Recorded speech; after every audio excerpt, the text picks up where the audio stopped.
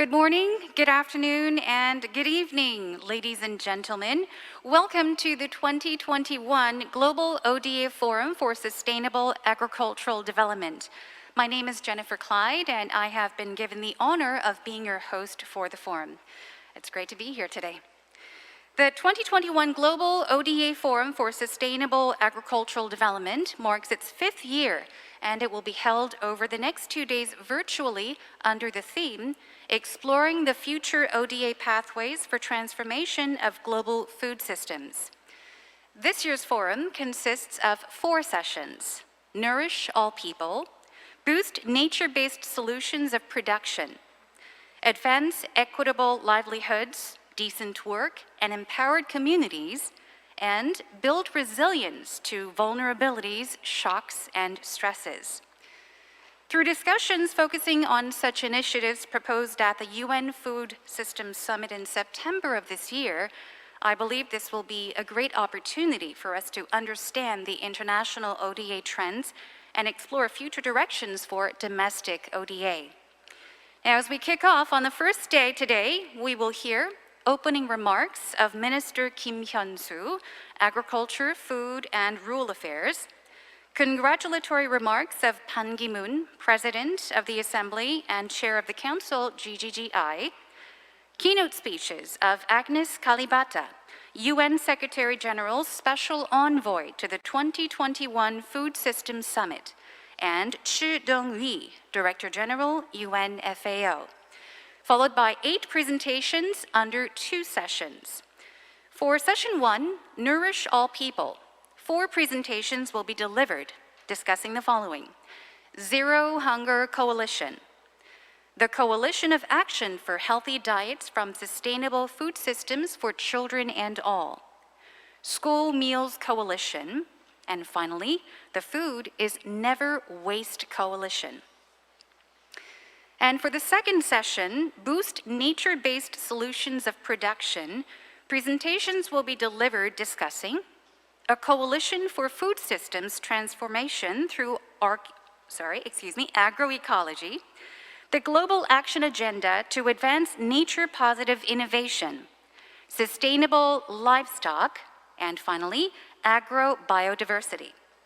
Then, without further ado, let us begin the opening ceremony of the 2021 Global ODA Forum for Sustainable Agricultural Development.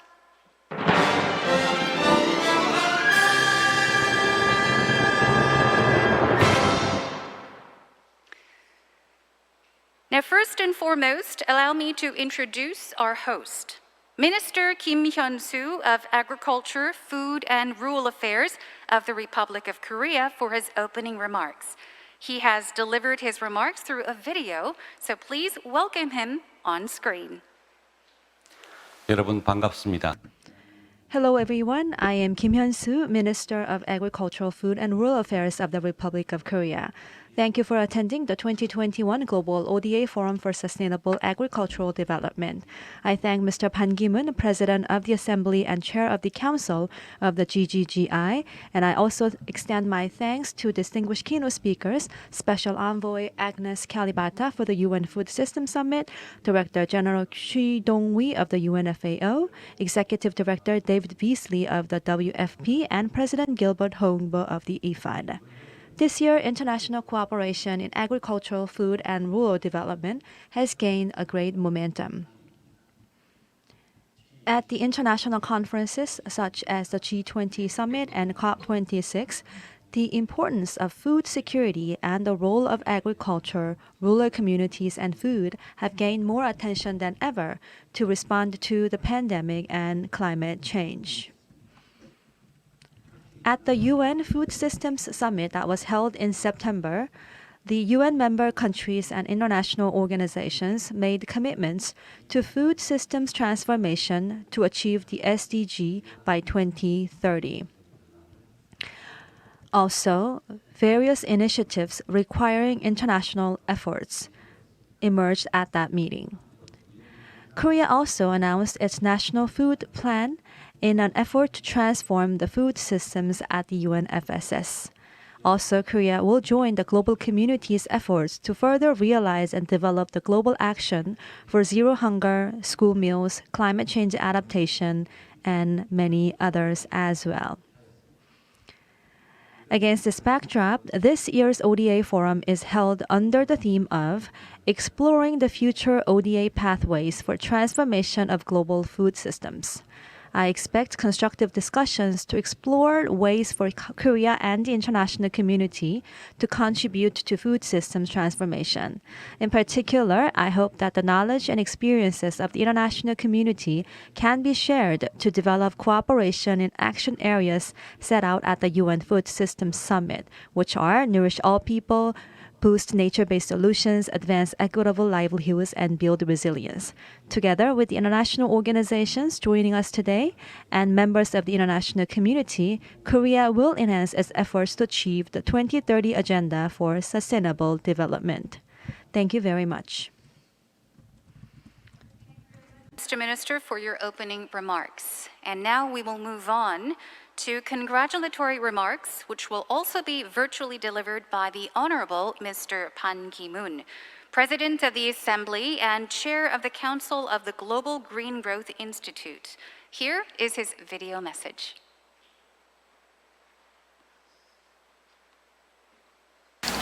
Your Excellency Kim Hyun-soo, Minister of Agriculture, Food and Rural Affairs of Korea, distinguished speakers and participants, ladies and gentlemen, although I cannot be with you in person, it is my great pleasure to congratulate the organizers and welcome all participants to this year's Global ODA Forum. I hope the events and discussions, which are organized into 4 sessions on the themes of nourishment, nature-based solutions, equitable lives, and resilience, will contribute to generating ideas and strategies for a more sustainable future for the global community. Korea's miracle on the Han, economic growth, and the continued prosperity today can sometimes make us forget how fortunate we are, how there are almost 1 billion people in the world who still suffer from hunger. As you may know, I was born during brutal colonial era and lived through the devastating Korean War. I know what it is like to suffer from poverty and hunger. Food, water, clean air. These are just a few of the most essential ingredients for life. My legacy as the 8th UN Secretary General is often characterized by the 2030 Agenda for Sustainable Development, SDGs, and the Paris Climate Change Agreement. As I started to lead the United Nations shortly after the start of the 21st century, I tried to connect great minds and to generate ideas so we can discover global solutions to the global problems of the 21st century. In this regard, as a former UN Secretary General, I am very pleased with the recent reclassification of Korea as a developed economy by the UN Conference on Trade and Development, UNCTAD. And as a Korean citizen, I am very proud that Korea, which was a desperate recipient of ODA when I was a young boy, is now a donor of ODA, not only in the fields of food and agriculture, but also in green growth and climate change.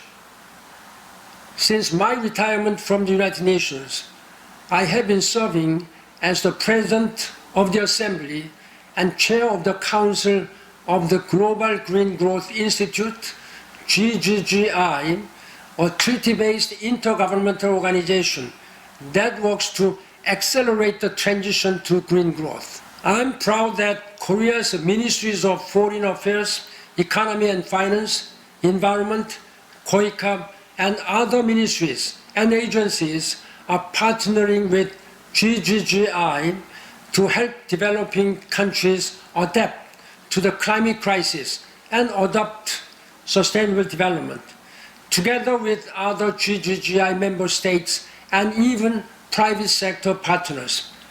And that is the key. We must all work together. Thanks to the United States and the many nations of the UN working together, Korea was able to rise from the ashes of war 70 years ago. I did not know then, as a schoolboy, that I would grow up to lead the United Nations one day. That saved my country, and calling on world leaders to work together. We need global solutions to the global problems, and I hope this forum can be the platform to work together and further improve ODA projects. Congratulations once again, and I wish you very successful events. Thank you. Thank you. Always a delight. Once again, thank you message to Mr. Pan Ki-moon for his congratulatory video message. And now for the keynote speech, please welcome Agnes Kalibata, UN Secretary General's Special Envoy to the 2021 Food Systems Summit. Here she is.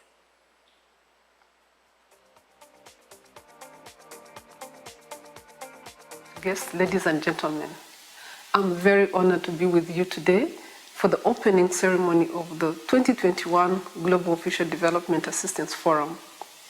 I would like to applaud and thank the Ministry of Agriculture, Food and Rural Affairs of the Republic of Korea for organizing this event and a much-needed contribution to the food systems transformation agenda. This is a very timely discussion since it will provide an avenue for building on the outcomes of the UN Food Systems Summit and continuing the momentum. The summit was a catalytic moment that brought together key stakeholders across the globe to give input and make commitments towards leveraging our food system to deliver on the 2030 agenda and to support countries to build back better and stronger after the COVID-19 pandemic. The summit delivered several outcomes. Most important, there was a clear paradigm shift in how we think about food. Food is not just about feeding people. It is about our planet and our economies as well. 5 areas of action were identified that, if implemented, will help us deliver a systemic approach to food. One of those areas that I must call out to your attention is the means of implementation. How we deliver on the other 4 areas will depend on how well we mobilize financing, how well we govern for the food system, and how well we innovate and use innovation to continue strengthening the food system. We must therefore move forward with action and investments that turn our ambition and commitments into results on the ground. What is at stake is very clear. Whether it's the number of people that go to bed hungry every night, or the number of people struggling with nutrition, or the environmental impact of our food system on climate and biodiversity, or whether it is the number of people and the economies that depend on our food system that are currently struggling. Working in silos or business as usual will not help us overcome these challenges. No single institution or country can do these things alone. That's why this forum is very important. The Global ODA Forum's readiness to support multi-stakeholder initiatives and delivery of international development cooperation and assistance is timely and strategic. I trust your discussions in this event will help advance several important priorities and ideas for ODA contribution to this agenda, but here are a few considerations as you start. Supporting developing countries to implement their national pathways for food systems transformation that address their priorities is going to be very critical. Encouraging private sector cooperation and public-private partnerships to leverage on technological expertise, knowledge, and investments. Promoting and supporting innovation as well as digital technologies for more sustainable food supply chains. Supporting science to policy and capacity building programs that educate stakeholders and promote investment programs across the 5 areas of action. Supporting climate mitigation, adaptation, and resilience efforts to reduce the impact of climate change on people and our food systems. Integrating health, environment, and social costs into present and future investments and financial decision-making to reflect the true cost of food to our health, our environment, and poverty indicators. Supporting coordination and accountability mechanisms that will ensure that we deliver on the 2030 agenda. I want to conclude on a note of appreciation. Many of you support the Food System Summit, and we are grateful because we demonstrated how we can come through together on issues of global importance despite challenges like the COVID-19 pandemic. Together, we helped 165 nations step forward with strong commitments, 107 of which were already written as national pathways. Together, we saw many partners identify coalitions and initiatives for collaboration. Clearly, there's no single answer that can transform our food system, and it's not going to be a walk in the park. But through evidence-based strategies that deliver solutions at local and regional level, we can join forces to drive towards the 2030 agenda. I hope you continue to pay attention to the food systems agenda, and I thank you for the work that you do in development. Thank you again. Thank you very much to Ms. Agnes Kalibata for the very thought-provoking speech. Continuing with the second virtual keynote speech, please join me in welcoming Mr. Chi Dong-ri, Director General of the Food and Agriculture Organization of the United Nations.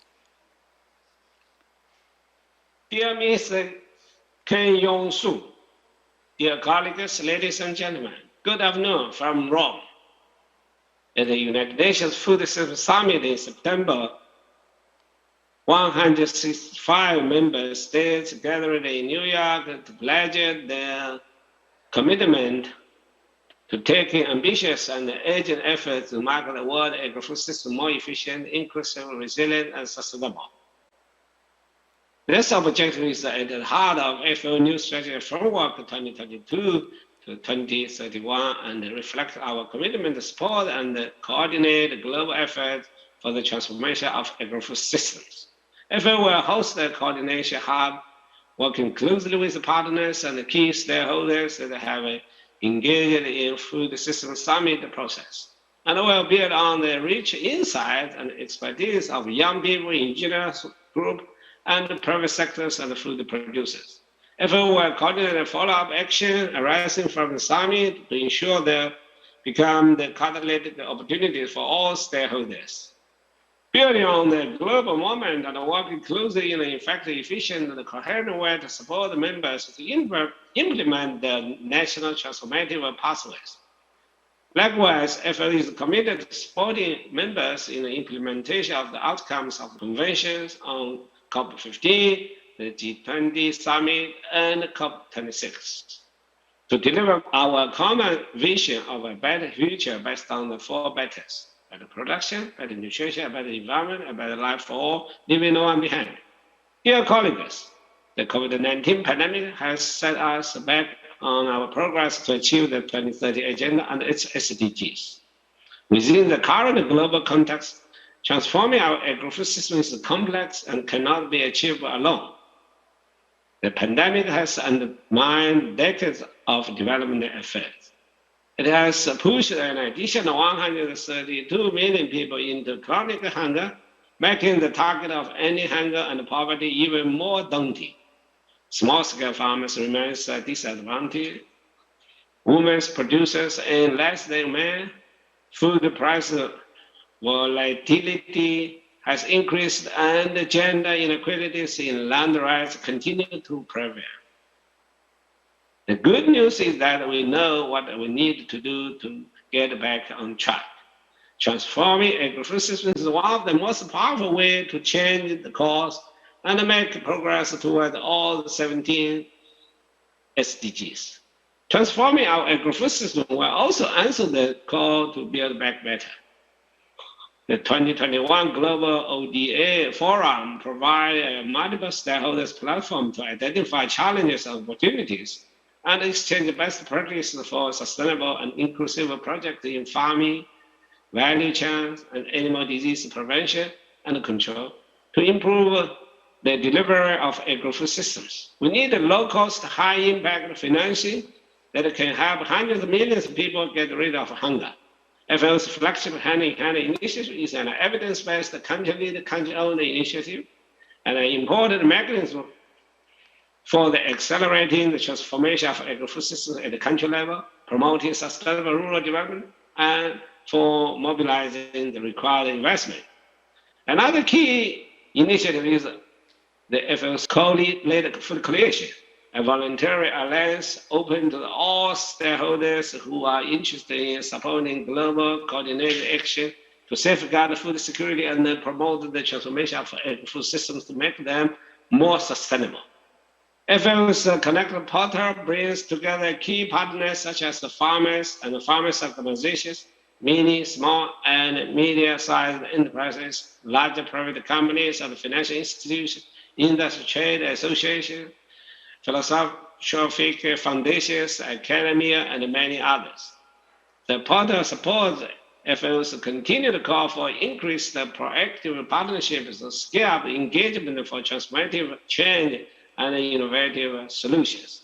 Dear friends, FAO appreciates the contribution by the Republic of Korea through the initiatives such as the Korea Green and Digital New Deal and the 2050 Net Zero target, as well as for sharing its expertise and development experience for more sustainable agriculture and rural development, such as smart farming, digital agriculture, free and transparent trade, local production for local consumption, and the transformation of energy use in the rural communities. Finally, I look forward to the 15th World Forestry Congress in May 2022 in Seoul, which will be a good opportunity for FAO members and the international communities to come together and work together for a better world. I wish the Global ODA Forum fruitful interventions. Thank you. Thank you very much. That was our second keynote speech delivered by Mr. Chi Dong-lee, Director General of the UN FAO. Now, as the only country in the world to have transformed from a recipient to an ODA donor nation, the Republic of Korea actively seeks to share its experience with developing nations in advancing their agriculture, as well as pursue various ODA projects. And to achieve the SDGs by 2030, a consensus is forming in the international community to transform food systems. So let us now view a video introducing the current direction of Korea's agricultural ODA projects and how the country seeks to achieve the SDGs in line with the international community. Let's take a look.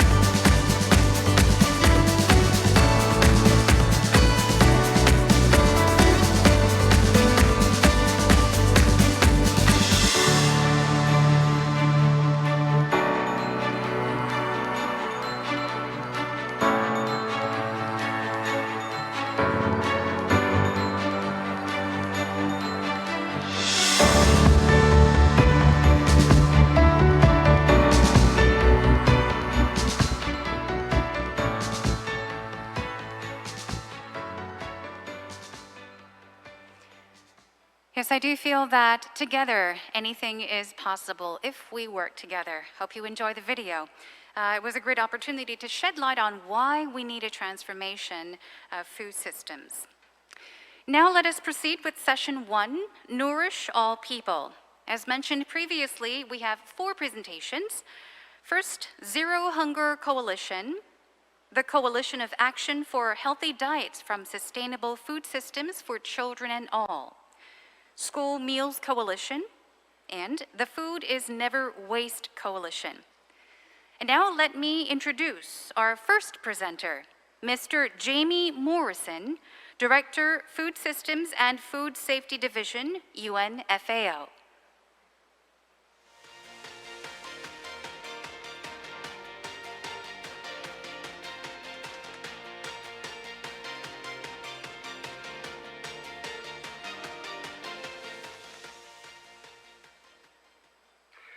Excellencies, ladies and gentlemen, good afternoon.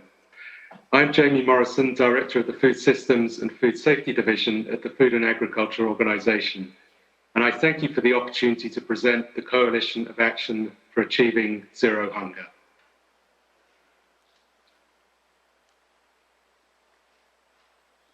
The Zero Hunger Coalition came together in recognition of the urgency of addressing the pervasive issue of hunger.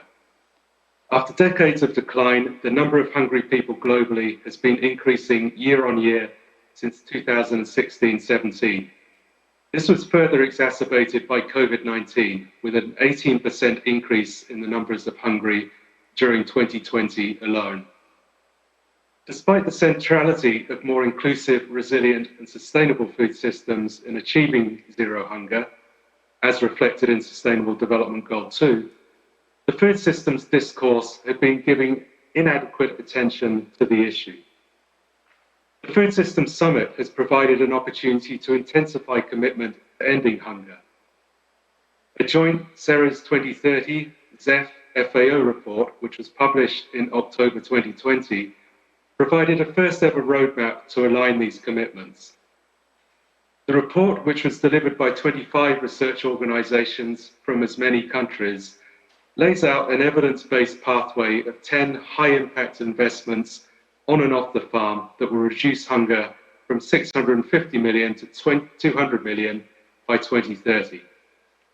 This confluence of the urgency of tackling the pervasive issue of hunger, the means provided by the Ceres 2030 roadmap, and the opportunity of the Food Systems Summit gave rise to the emerging Coalition of Action on Zero Hunger. The Zero Hunger Coalition was constructed around 4 main principles.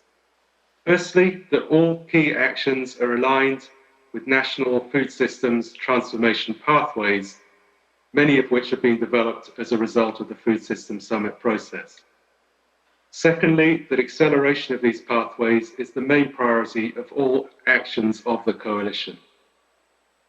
Thirdly, that all involved stakeholders seek to align their interventions with the 10 areas for investment which are defined during the major programme of work of the Ceres 2030 Consortium, which I'll touch on in a moment, which identified a set of investments that are achievable, affordable, and together will have a meaningful impact in reducing hunger. And fourthly, that the alignment of action is based on existing structures and initiatives that are being incorporated within this coalition. The Ceres 2030 report highlights 3 key areas for action, and each has priority areas for investment. So firstly, empowering the excluded, with investments to enable farmer participation in farmer organizations, investments in vocational programs, and in scaling up social protection programs. Secondly, on the farm, with investment in extension services, interventions to support economically viable sustainable practices, supporting the adoption of climate resilient crops, increasing research on water scarce regions, and improving the quantity and quality of livestock feed. And thirdly, food on the move. This refers to reducing post-harvest loss along the supply chain and investing in infrastructure and services to support small and medium-sized enterprises.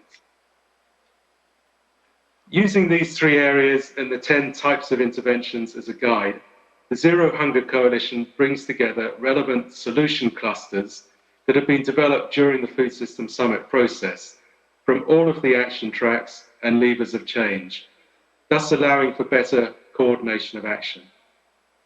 For example, under Empower the Excluded, the Coalition brings together solution clusters generated under action tracks 1 and 4, and also under the gender lever of change. For the Coalition, the design of the Coalition supplements these 3 areas with solutions that focus on promoting peace and preventing acute hunger. For example, the wasting reset and the commitments to the right to food. But also those solutions that seek to mobilize resources, such as the private sector Zero Hunger Pledge and the small and medium-sized enterprise financing. Reflecting priorities that have emerged from the many national dialogues, the Coalition will be systemic. It will link investments from farm to fork. The actions that it supports will generate co-benefits in addition to ending hunger. For example, helping to meet the Paris climate emission targets, and also seeking to double the income of more than 500 million food producers. The Coalition seeks to mobilize multi-stakeholder support from existing and new global level initiatives. Examples of these global initiatives can be seen in the bottom left of this slide and include the Food Coalition, which was just referred to by the FAO Director General, and which is reflected in the recent G20 declaration. It includes also the Wasting Reset, FAO's hand-in-hand initiative, the Global 50-50 Food Initiative, which reflects women's leadership in food systems, and the Zero Hunger Funds, amongst others. These initiatives need to be linked through to national level, working with and through the UN resident coordinators and the UN country teams, and aligned with UN cooperation frameworks. The role of national food systems conveners, which played such a key role during the Food System Summit process and in the development of national transformative pathways, will be critically important in ensuring that the coalitions deliver at the national level. The initial impetus for the coalition was generated through the leadership of Action Track 1 of the summit. And as we move to the post-summit implementation, the Rome-based agencies, FAO, WFP, and IFAD, are now discussing how best to take the coalition forward and to support the work to ensure that actions of the diverse partners that have expressed interest in the coalition are better aligned and coordinated for impactful investment in reducing hunger.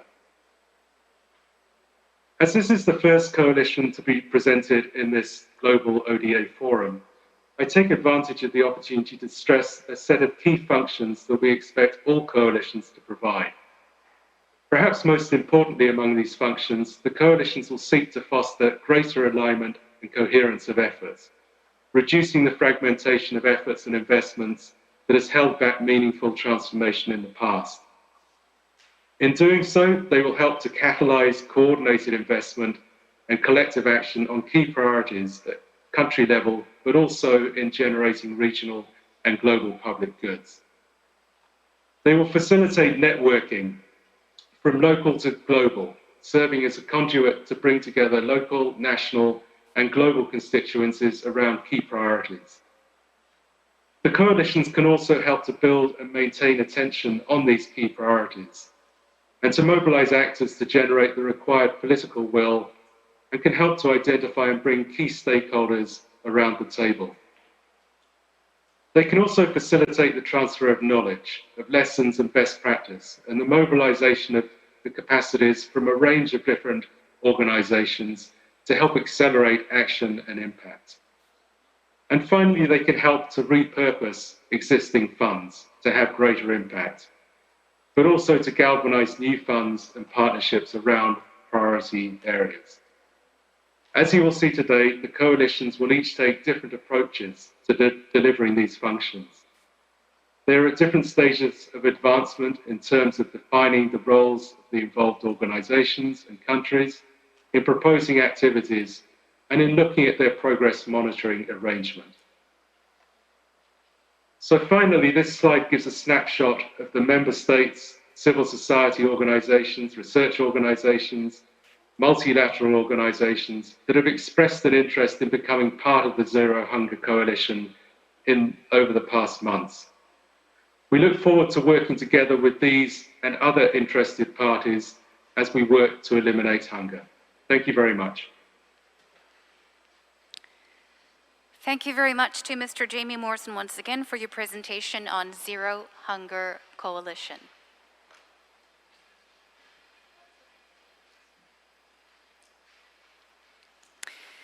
And for now, we will move on to our next subject, which also comes at a timely moment. To talk about School Meals Coalition, we welcome Ms. Carmen Burbano, Director of School-Based Programs, UNWFP.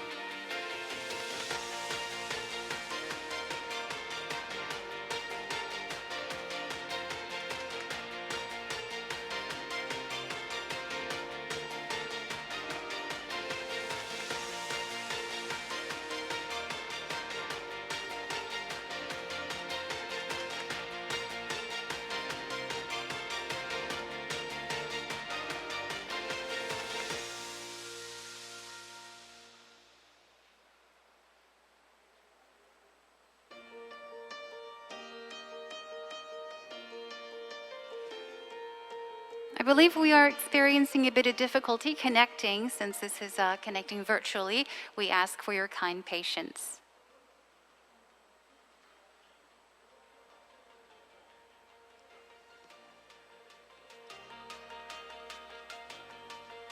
Hello? Hello, welcome. Hello. Yes, I can hear you fine.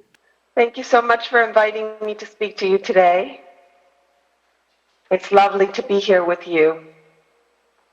I've been asked to represent the School Meals Coalition. My name is Carmen Burbano, and I work in the World Food Program. But I want to start by saying that I am here representing a group of countries that came together earlier this year in the belief that we all needed to work together to make sure that children received a healthy meal in school by 2030.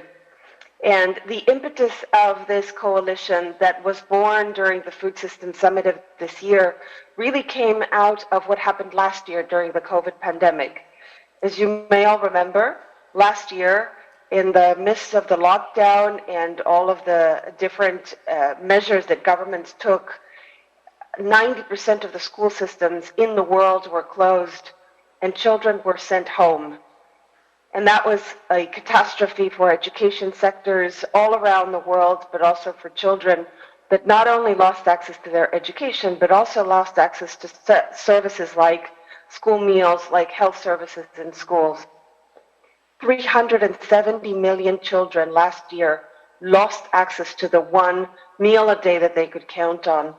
And this was a catastrophe of hunger and of education access all over the world. As 2020 progressed, governments did their best to pivot their programs to support providing food at home wherever they could. The World Food Program supported these governments to see if we could quickly make sure that the food that they had lost in school, that these children had access to that food at home while they were learning. And while all these efforts were made, an enormous amount of children were fed, it was clear that really nothing substituted for schools being open and for these programs being operational in all countries in the world. So by the time 2021 rolled around, a lot of countries felt, a lot of government leaders felt that they really needed to do something about this. And the idea of a coalition of governments was born in February of 2021. Led by Finland, which has the largest and best, I would say, program of school meals in Europe, but also by President Macron of France, countries got together earlier this year to really discuss what would be needed, what would it take to really ensure that governments had restored access to these programs for all children that lost them during the pandemic. And then they also decided that there was a second objective that they wanted to focus on, which was helping low-income countries reach 73 million children that had lost access to these programs even before the pandemic. So the second objective of the coalition, please don't show the slides. I am just speaking. Can you please stop sharing the slide?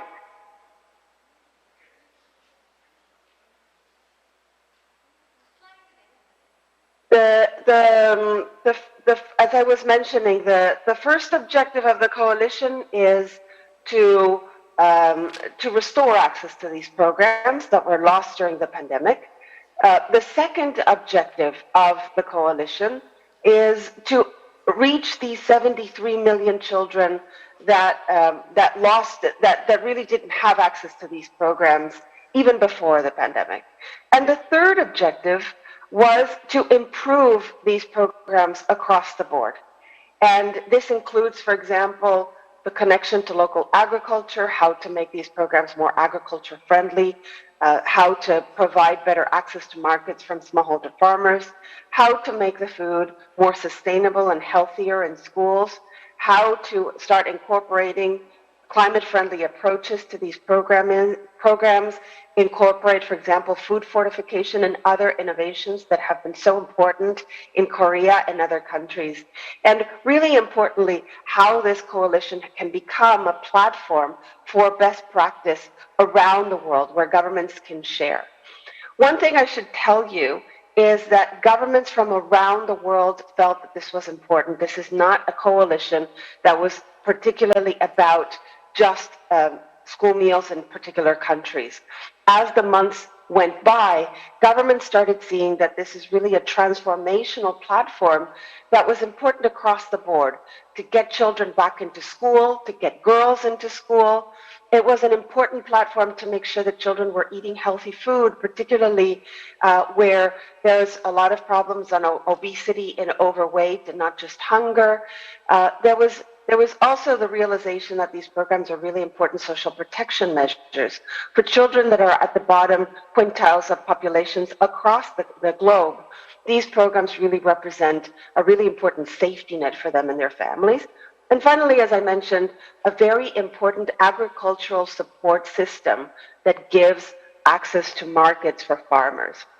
So now I'm going to show a few slides just to tell you which countries are part of the coalition. Let me just share my screen. And here to the left, you have, I hope, the 61 countries that have joined this coalition. It was the largest initiative launched at the Food Systems Summit. And as you can see, countries from Finland, France, the US, Sweden, Senegal, DRC, Egypt, in all parts of the world, including Latin America, countries like Brazil, like Argentina, like Chile, they all joined with the effort of improving their own domestic programming, but also supporting other countries that needed peer-to-peer best practice and other kinds of support. I should say also that 55 partners committed to supporting the coalition, and you have the names, and you can see just from this slide how huge the coalition is. The 5 major UN agencies have joined, including the UN World Food Programme, FAO, UNICEF, UNESCO, and WHO, but a myriad other NGOs, think tanks, academic partners, etc. And during the year, a number of declarations at the regional level started to support the coalition. The most recent one, and you have the 5 high-level declarations there in this slide, but I will just focus on the last one, which was the G20 declaration, which included a mention of the School Meals Coalition as a very important initiative that the biggest economies in the world are supporting. Now, I want to end by just one of the questions that we get is really what is in joining the coalition? What do we get out of it? Why is this important, etc. So first of all, in terms of joining the coalition, governments decided that they wanted to provide a statement of support, that they wanted to commit formally to joining this coalition. So this is what was decided, that there was going to be a declaration of commitment. So member states, for example, Korea or Sweden or Denmark, they have to consider signing a declaration of commitment. It's a 1-page document. Most of these, all of the countries, the 61 countries have signed this document, some at presidential level and others at ministerial level. And then partners sign a declaration of support. So that's the first very formal, let's say, way of joining the coalition. But really, why would somebody join? Why would a country join? Why would an organization join? The first thing would be because there's an opportunity to participate in the initiatives of the coalition. And there are 5 initiatives at the moment that have been launched, especially to support governments with their goals of improving their programs and scaling up their programs. The first initiative is a research consortium that is being led by the London School of Hygiene and Tropical Medicine. This initiative was launched earlier this year in May. It is probably the most established initiative of the coalition. And the objective of the research consortium is to bring together research institutes from around the world in the global north and global south to put together a research agenda to support decision makers with their programs at the country level. And by that, I mean ministers of finance, ministers of education, prime ministers and presidents that really want more evidence and better guidance to support them with their decisions of where to invest, how to design their school meals programs, how to make them better, how to improve their quality, etc. Countries that really want to learn what's happening in other countries and elsewhere can really learn and benefit from the work of the research consortium. As I was mentioning, this includes think tanks and universities like Harvard, like Ottawa University, Oxford University, IFPRI in Washington, and as I was mentioning, universities across the globe, including in China, in India, in South Africa, and others. Now, the second big initiative really has to do with supporting governments, especially low-income countries, afford these programs, have better domestic financing solutions. The initiative, the School Meals Coalition, is really not about mobilizing large quantities of international funding for these programs, although that is expected, but really to help low-income countries sustainably afford these programs. And the Global Education Commission, led by Gordon Brown, the Special Envoy to Education from the Secretary General, is leading a financing task force to support countries with better information about how can they sustainably afford these programs. Then Germany has announced, together with other countries, and it's exploring at the moment who will be co-leading this, a peer-to-peer community of best practice. And here this initiative is particularly meant for governments that join the coalition. They can share their innovations, their best practices, and support other countries with technical assistance. So this is really supposed to be a network to help countries get engaged with each other and share what they would like to share. And so, for example, in the Asia region, the issue of innovations around fortification is a really important best practice that we hope can be shared with other countries in Africa, in Europe, and in Latin America and elsewhere. The peer-to-peer community of best practice would be the place to do so. And then 2 more initiatives, one on monitoring and data, and another one on advocacy, are really rounding out the coalition in terms of how do we make sure that we have enough information around school meals globally that will be provided and reported on every 2 years. The coalition, as I mentioned, is growing. Although we have 61 countries that have now joined, there's always space for more, and we very much welcome the government of Korea's interest in this coalition. And given the enormous amount of technical know-how and best practice, we really encourage Korea and other countries to join this massive call to action for children around the world. Thank you very much. Yes, thank you very much for the thought-provoking presentation. Once again, thank you to Ms. Carmen Bourbano with her presentation on School Meals Coalition. We will go back to our second subject, which happens to be the Coalition of Action for Healthy Diets from Sustainable Food Systems for Children and All. Please welcome Ms. Nancy Jennings-Arbuto, Deputy Director, Food and Nutrition Division, UNFAO.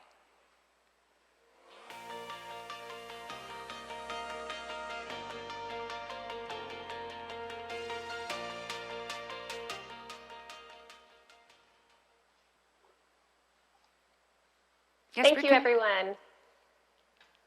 Good morning, good evening, good afternoon.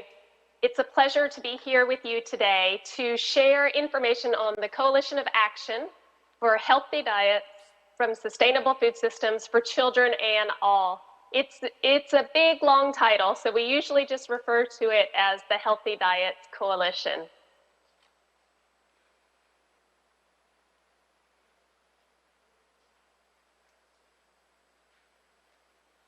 I'm here to discuss this coalition on behalf of all of the partners and the members and countries who are working on its development. So I'm here from FAO, but I'm really speaking on behalf of a large group of people who have come together in support of development of this coalition. And I'm going to be discussing the why, and the what, and the how of the Coalition for Healthy Diets.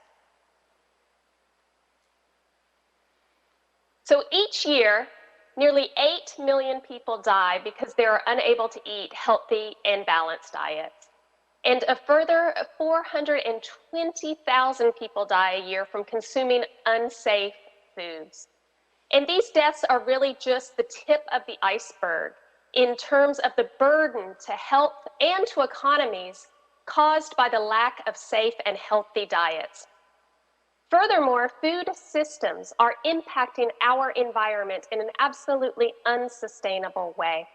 They account for 80% of fresh water consumption and contribute 20 to 30% of global greenhouse gas emissions and 70% of biodiversity loss, showing that our climate and our biodiversity targets will not be achieved without changes in our food systems, facilitated by shifting dietary patterns. So healthy diets from sustainable food systems have an enormous potential to power the SDGs, and they must be at the heart of food system transformation. And diets are perhaps the clearest link between human and planetary health. But 3 billion people cannot afford healthy diets. So it's much more than just the promotion of healthy diets. It's really a transformation that's needed. And that is why there was a strong call for the development of a broad coalition of stakeholders to align efforts at all levels across sectors for collective impact. So the focus of this coalition is on healthy diets, diets that are health promoting, that are disease preventing, healthy diets for today and for the future, meaning we need to focus on healthy diets and the sustainability of the food system. And with this holistic view, we find links and support from across the action tracks of the Food System Summit. So it's not only FAO from the UN system that's supporting, as I've already mentioned, we also count on the collaboration and the commitment from a number of other UN agencies, all listed here. There are also non-governmental organizations of the Global Alliance for Improved Nutrition, EAT, and the Worldwide Fund for Nature, as well as academic partners and research partners who have given critical thought leadership in initiating the coalition and continue to support it. And finally, of course, we've already identified strong linkages to other coalitions, again, from across all of the action tracks. So we're identifying those strong linkages with the School Meals Coalition that you just heard about, as well as Zero Hunger, Blue Foods, Agroecology, Living Incomes, Decent Work, and Food Loss and Waste. Well, that's the why. Why are we forming this coalition? Why do we think that it can be supportive of global SDGs? But now the what. What will this coalition do? The coalition has a wide scope by definition, and it forwards multiple entry points to diverse food systems actors, and it has broad support because of these multiple entry points. But how do we bring that all together for action? Well, one crucial element is that all actors and their commitments will shift food systems towards a shared vision. This is a vision of a world where all people are eating healthy diets from sustainable food systems. Healthy diets are available, affordable, and accessible to all, especially the most vulnerable to malnutrition, including women and children, and the elderly, and the traditionally marginalized communities, including minorities and indigenous peoples. Actions across the food systems will be catalyzed to increase the diversity of safe and nutritious foods in appropriate amounts for people's diets. Food systems will be catalyzed to produce foods using methods that support the climate, the soils, water, and biodiversity.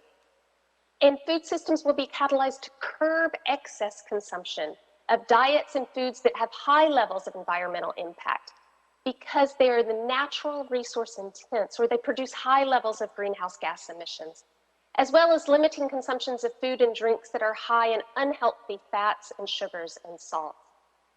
So the aim is that the healthy diets are available, they're affordable, and they're accessible to all, especially those most vulnerable.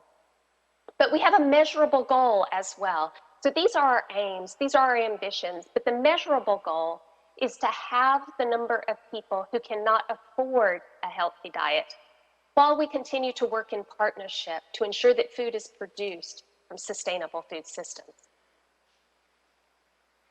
So there's already a tremendous amount of work, of course, a tremendous amount of activity that directly and indirectly affects healthy diets from sustainable food systems and are supportive of that vision that I mentioned.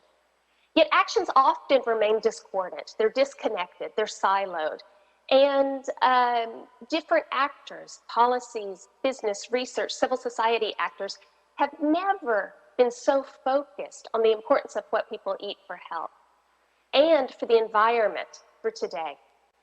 And we can use this moment to bring this multitude of activity together in order to have a multiplier effect so that we can really have that transformation that we desire. So the purpose and the added value of the coalition is to align, it's to mobilize, and it's to support action so that we can have a more impactful action by stakeholders across the food systems working towards that shared vision. So the coalition, we will align, mobilize, and support coherent action in three main areas. Supplying food, that is reorienting the food supply to focus on nutritional value while ensuring livelihoods of those working in the food supply chain and protecting the environment. Working in the food environments themselves, that's enhancing food environments to increase accessibility, affordability of healthy foods through actions such as capacity strengthening for retailers of nutritious foods, healthier food marketing, and food-sensitive urban planning. And finally, valuing food that's motivating, empowering, and enabling everyone, everywhere, to have the agency to acquire, prepare, and eat healthy diets produced in environmentally sustainable ways. And it will also align, mobilize, and support coherent action in enabling policies and practices in governance, and in business, and in financing, and in data. And these are across all of those areas of the food system mentioned before. That's the food supply, the food environment, and that valuing of food. So now, how will the coalition go about making this happen? Well, first off, the coalition and its governance will be built with the members. There are already 13 members who have stepped forward to work with the partners to co-create the how of the coalition. These include Brazil, Chile, Denmark, Ecuador, Ethiopia, Finland, Ghana, Nigeria, Norway, Slovenia, Sweden, Switzerland, and the United Arab Emirates. So you can hear by that list, it's different types of member states living in different contexts in different parts of the world, all coming forward to say, we want to be at the front to help shape this coalition. And we appreciate that commitment and that partnership. Now, there's an initial proposal for the governance of the coalition, and it's shown here, but it is a work in progress. It will, by design, be demand-driven and will align with the overall follow-up from the Food Systems Summit. And finally, it will be inclusive. All stakeholders from all contexts are able to participate in the coalition, provided they're taking action towards that shared vision, and that they abide to the specific principles of engagement of the coalition. So building on those national dialogues and country plans coming out of the Food Systems Summit preparation process, and even after the Food Systems Summit, the coalition proposes a point of departure for further co-creation of the coalition in 4 critical mechanisms for action. The first being, the coalition will support countries in mapping actions by multiple stakeholders, which influence the goal of healthy diets from sustainable food systems. What are stakeholders doing across food systems and to identify synergies and complementarities where we may not have known they existed? The coalition will provide an advisory service to support that alignment I've discussed before, to support strengthening and prioritization appropriate to a country context, including identifying what supportive action is needed from the global level. Third, the coalition will be a forum for peer-to-peer dialogue, open discussion, and mutual support towards that shared vision. And fourth and finally, the coalition will support mobilization of funds from public and private sectors for prioritized action, especially for those lower and middle income countries. So in conclusion, we continue to build and grow together and hope to have more members and partners joining our journey of enabling safe and healthy diets for all, for today and for generations, through the Coalition for Action of Healthy Diets from Sustainable Food Systems for Children and All, leaving no one behind. The core leadership group will continue to work with countries who have stepped forward to co-design the trajectory and the path of this coalition, including finalizing those principles of engagement. We envision a 6-month transition period as we move from this concept to action, and we encourage any interested stakeholder to reach out for further information and look forward towards a real member-driven, country-focused coalition that will set the tone to drive impact for the food system transformation we need to enable healthy diets for all, for today and for the future. Thank you very much. And thank you to Ms. Nancy Jennings-Aburto for your presentation on Healthy Diet Coalition. Last but not least, we will hear about the Food is Never Waste Coalition from Maximo Torero, Chief Economist, UNFAO, through this video. Let's take a look.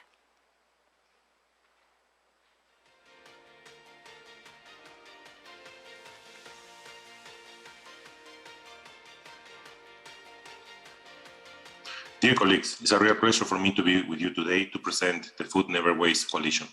Let me start by sharing my PowerPoint so that we can go through the different elements that we are looking at the Food is Never Waste Coalition. As you know, this is one of the coalitions that came as a result of the Food Systems Summit. But let me start first with looking at the global facts and figures. First, it's important to mention that 14% of the food value at $400 billion is lost on an annual basis between harvest and the retail market. As you know, losses go up to wholesale market included. Also, 17% of food production is wasted in households, food services, and retail. And this is the latest number reported by UNEP. So at the same time, food loss and waste account for approximately 10% of the global greenhouse gas emissions. So this is a huge challenge. We live in a world where we have enormous food insecurity. Close to 811 million people today, up to 111 million people today are facing chronic undernourishment. This number has been exacerbated by 161 more million people because of COVID-19. And despite this, we keep losing around 14% of the food and 17% being wasted. At the same time, we see a significant increase in moderate or severe food insecurity, which affects more than 30% of the world population. What this means, both undernourishment and overnutrition. So undernourishment, chronic undernourishment, as reported in the left graph, but also overnutrition and obesity. So we have a huge challenge, no? We have significant increase in undernourishment, chronic undernourishment, increase in overweight and obesity, and also healthy diets are out of reach for 3 billion people. How we can face this situation with a situation where we are not using our food in the best possible way, and we are losing and wasting so much food. The impact of this also affects the 3 dimensions of sustainability: the environmental dimension, the economic dimension, and the social dimension. The environmental dimension, because as I mentioned, food loss and waste impact the environment for resources used to produce food and from the generation of greenhouse gas emissions. So it's not only the 10% on greenhouse gas emissions, but it's also the use of water, land, and soil, which is being wasted because of food loss and waste. Also, food loss and waste induce economic losses and reduce returns on investment to farmers because they don't get all the revenues of what they are producing. And that's what we need to change. For sure, it could be that farmers will face lower prices if there is more supply of food. But again, if farmers focus on standards and quality, that could also benefit them and increase their revenues. And finally, food loss and waste impede the development and hinder social progress because we are not moving farmers out of poverty and they are facing significant challenges to be able to access to markets. So this 3-dimensionality on this system approach, the agri-food system approach, is central to this coalition. Now, we have been doing reviews through the scientific group of the Food System Summit, and we found that food loss and waste is a triple win. First, it increased access to healthy diets. Second, it makes efficient use of our natural resources. And third, it reduces the impact on the environment. In the table in the right-hand side, you will see in green where we have positive synergies, in red where we have trade-offs or negative synergies. In the case of the first line, for example, reducing waste and overconsumption, the only case where we have a potential trade-off is in the smallholder income. And that is because what I referred before, that if there is more local supply, farmers could lower their prices. But again, a solution to this is for farmers to improve quality standards and differentiate their product and therefore get higher revenues. But apart from that, if we look at the reducing food losses, all of them are green. So clearly comparing to other types of interventions like protection and relocation of resources, or increasing agricultural productivity, or adopting sustainable diets, the case of food loss and waste is this triple win, which makes it one of the win-win situations for interventions and where we can make a real difference to the hungry people in the world. Also, reducing food loss and waste as a result of this has been very high in the agenda of the countries. When we analyze through artificial intelligence and doing test scrapping technologies, all the different national pathway documents that were developed as part of the Food System Summit, we have analyzed 105 of them. And 78 of the 105 include the importance of food loss and waste reduction in their national pathways of transformation for the Agri-Food System Summit. The 78 countries link food loss and waste reduction to addressing food security, food safety, and environmental sustainability concerns. So countries really understand this triple win, and they are asking for a change. And that's where we have to work together with the coalition and with the follow-up of the summit to be able to make these important differences. Now, what is the economic case of reducing food loss? Food loss reduction may improve productivity and thus contribute to economic growth. Clearly, we will be using, and farmers will be using the resources in a more effective way, because the numerator, the amount they produce, will be higher than the denominator, the total area or the total inputs they're using. So clearly, productivity can increase. Again, there could be a negative correlate with the prices, but that will depend on how much products are being differentiated. Secondly, it will improve food security or the nutrition status of the most food insecure. We know today 3 billion people don't have access to healthy diets. So we need to make something different to improve this, and we need to increase the availability, especially of high-value commodities, where the losses and the waste is the highest. We are talking of 30 or more % in many countries of high-value commodities losses and waste. So that's where we can improve food security, because we will increase the availability of high-value commodities because of the reduction of food loss and waste. And finally, it will help to mitigate the negative environmental impacts of losses in terms of greenhouse gas emissions and pressure on land and water resources. The strategic partners of the coalition are the UN member states. Up to now, we have the USA, Brazil, Indonesia, Italy, Ecuador, Australia, Denmark, and others, and also further potential members of key regional organizations. The G7, the G20 is also pursuing, through the Matera Declaration, reduction in losses. It already existed a platform that was developed in the G20 Turkey, and there will be a follow-up also in the G20 of Indonesia. And over 30 member states, including UK, Netherlands, Canada, and Chile. UN agencies and IFIs will be central: FAO, UNEP, the World Bank, regional development banks, civil society through WRI, RAP, WWF, Global Food Bank Network, academia and think tank research centers like Wageningen University, and of course the CIR.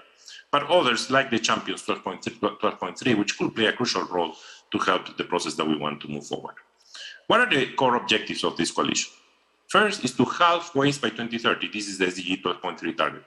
But also to reduce food losses, which there is not a concrete target, but we are arguing it should be reduced in 25%. And why 25% and not 50%?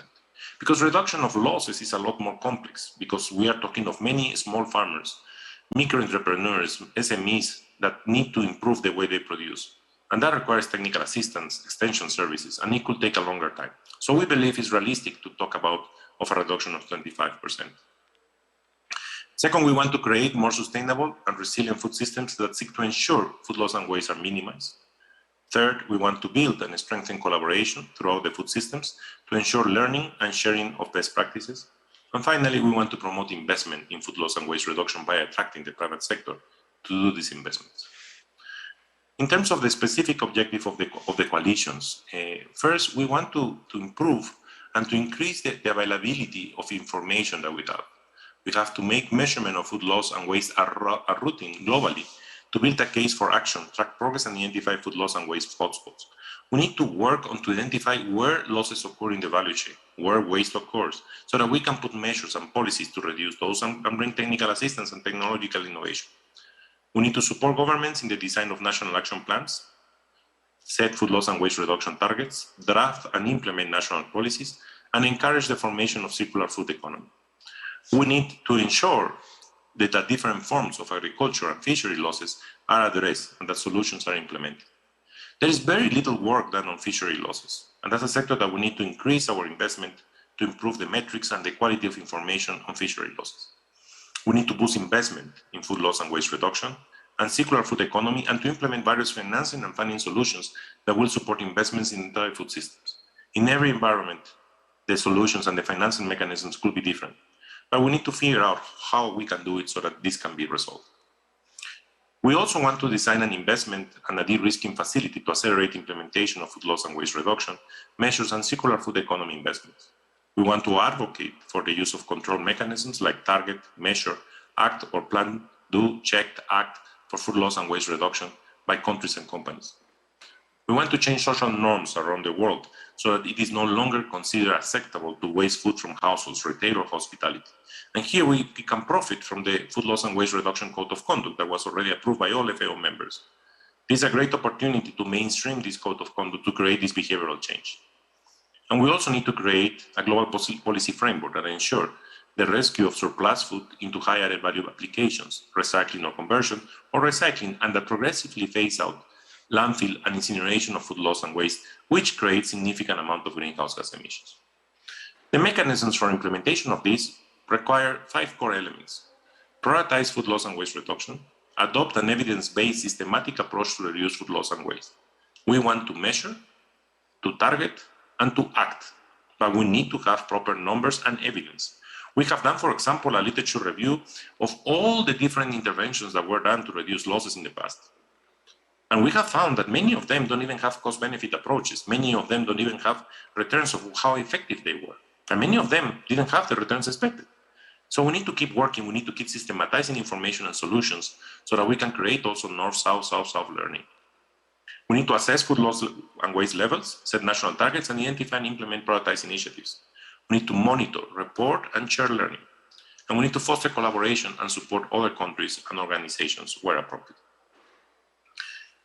The mechanisms for report and sharing can use existing initiatives and coalitions and platforms to provide mechanisms for reporting and sharing what we have done.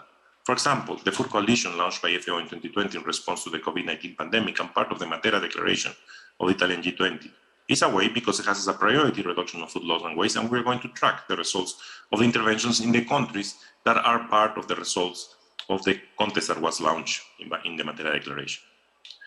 We also have the FAO-hosted G20 Technical Platform on Food Loss and Waste together with IFPRI.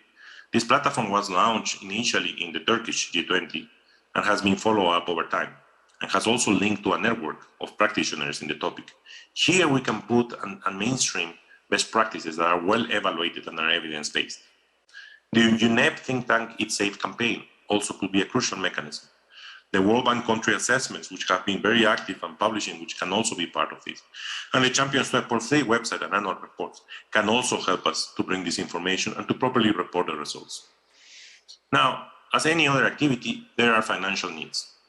And the order of magnitudes that we need for having food loss and waste, cutting food loss in the years up to 2030 by 25% is of the order of $5 billion of public sector investment and multiple of this amount in private sector investment. So it's a complex issue, and these are preliminary numbers. We need to keep working and fine-tuning depending on the transformation pathways and depending on what are the problems in each country, in each value chain, and where the hotspots of losses are. We need to be careful to use the numbers properly, and we need to be careful for each case and for each intervention that we bring up to solve a concrete problem of a country, not to do generic things. To target countries and resolve their problem, we need to have a cost-benefit analysis. For sure, there are global issues that we need to take into account, but it's important to understand how we can bring these best solutions to the problems being faced. It's not just putting cooling facilities, for example, to assure the bigger duration of the commodity. It's also to target how to allocate them and where it will be more effective to have them so that farmers can access to them. And also to have the institutionality behind. What are the mechanisms, how we can use warehouse receipt systems, normally using staples and high-value commodities, creating linkage to the financial market. So it's a complex problem that we're trying to resolve. But we need to act and we need to start now. Let me just finalize in an overview of what is this coalition. We want to plan and control. We want to work with country diagnostics, targets and action plan, as I mentioned. Our focus is to start to work with the countries. We need to look at the food systems as a whole, the agri-food systems. We need to look at the production side, the pre-harvest, the harvest and the post-harvest losses, and the distribution, the marketing, and the processing, and also, of course, the consumer side for waste. We need to look at logistics. We need to bring the circular economy and look at the demand and see how we can change behavior. That's the only way we will reduce, and food will never be waste. But at the same time, we have to have enabling factors, investments, finance and funding, organizational and institutional innovation, code of conduct of reduction of food loss and waste, and other institutional innovations at the consumer level, for example, to reduce and to change behavior and to provide the proper incentives to change the behavior, and policy implementation. This is the only way we will have the impact that we are aiming to, and the triple win we are aiming to, increasing in productivity, increasing in the efficiency of the use of our natural resources, and reduction of greenhouse gas emissions. Thank you very much for your time, and it was a pleasure to be with you today. And I hope what I have presented today is of use for this conference. Yes, and that was Mr. Maximo Torero on Food is Never Waste. Thank you again to all four presenters for your very valuable insights. Now, we will move on to the panel discussion for session 1.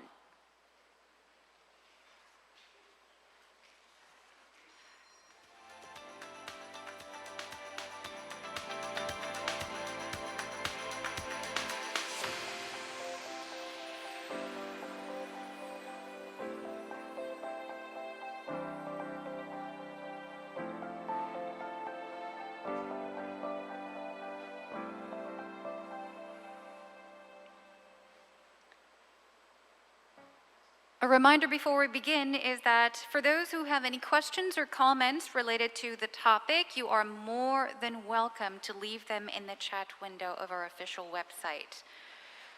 Then first, please let me welcome our moderator, Research Director Ho Jang of the Center for International Agricultural Partnership, Korea Rural Economic Institute. And our panelists, Director Marian Yoon, UNWFP Seoul Global Office, Director Kim Sun-hee, Department of Strategy and Research, Korea Foundation for International Healthcare, Director Cho Jang-myung, SDG's Program Management Team of KOICA. And three of our presenters are still with us despite the late hours in their respective countries, so thank you very much once again.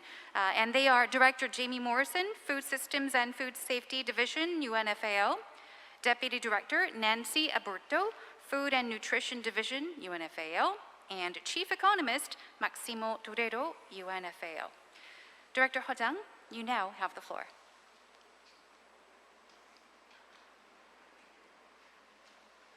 Thank you very much. My name is Jang Ho. I'm the Research Director of the Korea Rural Economic Institute. And good morning, good afternoon, good evening in the world. And from now on, we'd like to start our discussion session for the first session of today. This is so far there have been 4 presentations from 4 different coalitions or initiatives. The Zero Hunger, the Healthy Diets, School Meals, and Food is Never Waste. So, so from now on, I'd like to introduce 3 panelists, but one of our panelists is now, will be on the screen. And because we are a little bit ahead of our schedule, so maybe she's going to come a little bit later, but we'd like to start from now on with 2 panelists in the beginning. So the first discussant is Marian Yoon. She's the director of UNWFP Seoul Global Office, and that's the next discussant is Ms. Kim Sun-hee. She's Director of Department of Strategy and Research. Oh, no, sorry, she's the last one. So the second discussant is Cho Jong-myung. She is the Director of SDG Program Management Team of KOICA, Korea International Cooperation Agency. And the last discussant is Ms. Kim Sun-hee. She's Director of Department of Strategy and Research. She belongs to Korea Foundation for International Healthcare. So that's the order of the discussion today. And after we hear the comments, and maybe they are raising some questions to the presenters, and after their comments and questions, each presenter will give the answer or some responses, and then maybe if we have some time, then we can go to the second round of comments or questions and answer and response. Also, we are having some questions on the line, and if we have further more time, then you can try to pick up some questions and try to give some answers to the questions that was raised on the screen. All right, I'd like to ask, without further ado, I'd like to ask Marian Yoon to discuss about the presentation. Marian? Thank you very much, Dr. Ho, and good afternoon to everybody joining from Korea, and good morning to those joining from Rome. And I'd like to really thank the 4 presenters who gave excellent presentations on the 4 coalitions that make up the Food System Summit's first action track, Nourish All People. I think we can all agree that the actions that seek to ensure access to safe and nutritious food for all are broad, but they also converge. And in many ways, they have to work in integrated manner and through integrated programs that strengthen different systems through different synergies and collaborations, because nothing that we do, none of these actions really exist alone. coming from the World Food Program, this is particularly true in many of the programs that we are implementing in currently 88 countries around the world. And we don't have time to speak about all of these different programs and different ways that WFP is working with governments and partners to address food insecurity and food security and nutrition issues around the world. But I'd like just to use this opportunity to perhaps speak a little bit more about the school meals program on the back of the presentation we heard from Director Carmen Burbano from Rome, really around the coalition, the School Meals Coalition, that seeks to improve the quality and expand the scale of school meal programs globally and in an effort to make it more transformative. School Meals program is just one of many programs that WFP is supporting around the world, but it is what can often be called a flagship program, and it is for sure the world's most widely used safety net. This, I think, is because school meals programs not only provide students with food and nutrition, they also increase class enrollment, the programs sustain school attendance, and improve overall school performance. So all around the world, benefits of school feeding on children and adolescents are well documented, they are well understood. These programs, when delivered properly, alleviate hunger, they reduce micronutrient deficiency and anemia. It can prevent overweight and obesity. It improves school enrollment and attendance, as I mentioned already. It increases cognitive and academic performance and demonstrably contributes to gender equity when it comes to access to education. School meals also contribute to children's protection in fragile contexts and in emergencies, and this is where WFP does a lot of work as well. Worryingly, since the COVID-19 pandemic hit, we have heard that hundreds of millions of children have missed school meals because of school closure. And while there are impressive efforts being made to sustain or resume these programs, the reality is that, as Carmen has already indicated, over 70 million children are still in urgent attention, are still in need of urgent attention and support, especially in countries, in countries that are in conflict or dealing with crises. School meal programs can also stabilize communities. They can help restore a sense of normality and stability for the most vulnerable children, and keeping children in schools can protect them against physical abuse and other risks like child or early marriage and child labor. For the World Food Program, school meals programs are not only a platform to reach communities, but also to transform national systems in relations to food, education, social protection, and health. So it really touches on multiple sectors. And they are a key long-term investment in millions of people's futures, in reducing hunger across the globe, and also in strengthening local economies. This is because, as we've also heard, school meal programs can serve as a springboard for food system transformation, while simultaneously improving the quality of education. Where possible, and depending on the national and local markets and food systems, locally grown food can be a nutritious, healthy, and efficient way to provide school children with a daily meal, while at the same time improving opportunities for smallholder farmers. Smallholder farmers who make up the vast majority of the people who WFP provides assistance through in a variety of its programs. So the World Food Programme's homegrown school feeding initiative, for instance, is such an approach that tries to link school feeding programs with local smallholder farmers to provide millions of school children with food that is safe, diverse, nutritious, and above all, local. And this concept is really at the nexus of human capital development, local agriculture, and rural food systems transformation. It really seeks to strengthen the linkages between nutrition, agriculture, and social protection, and therefore it contributes to the achievements of a number of different SDGs.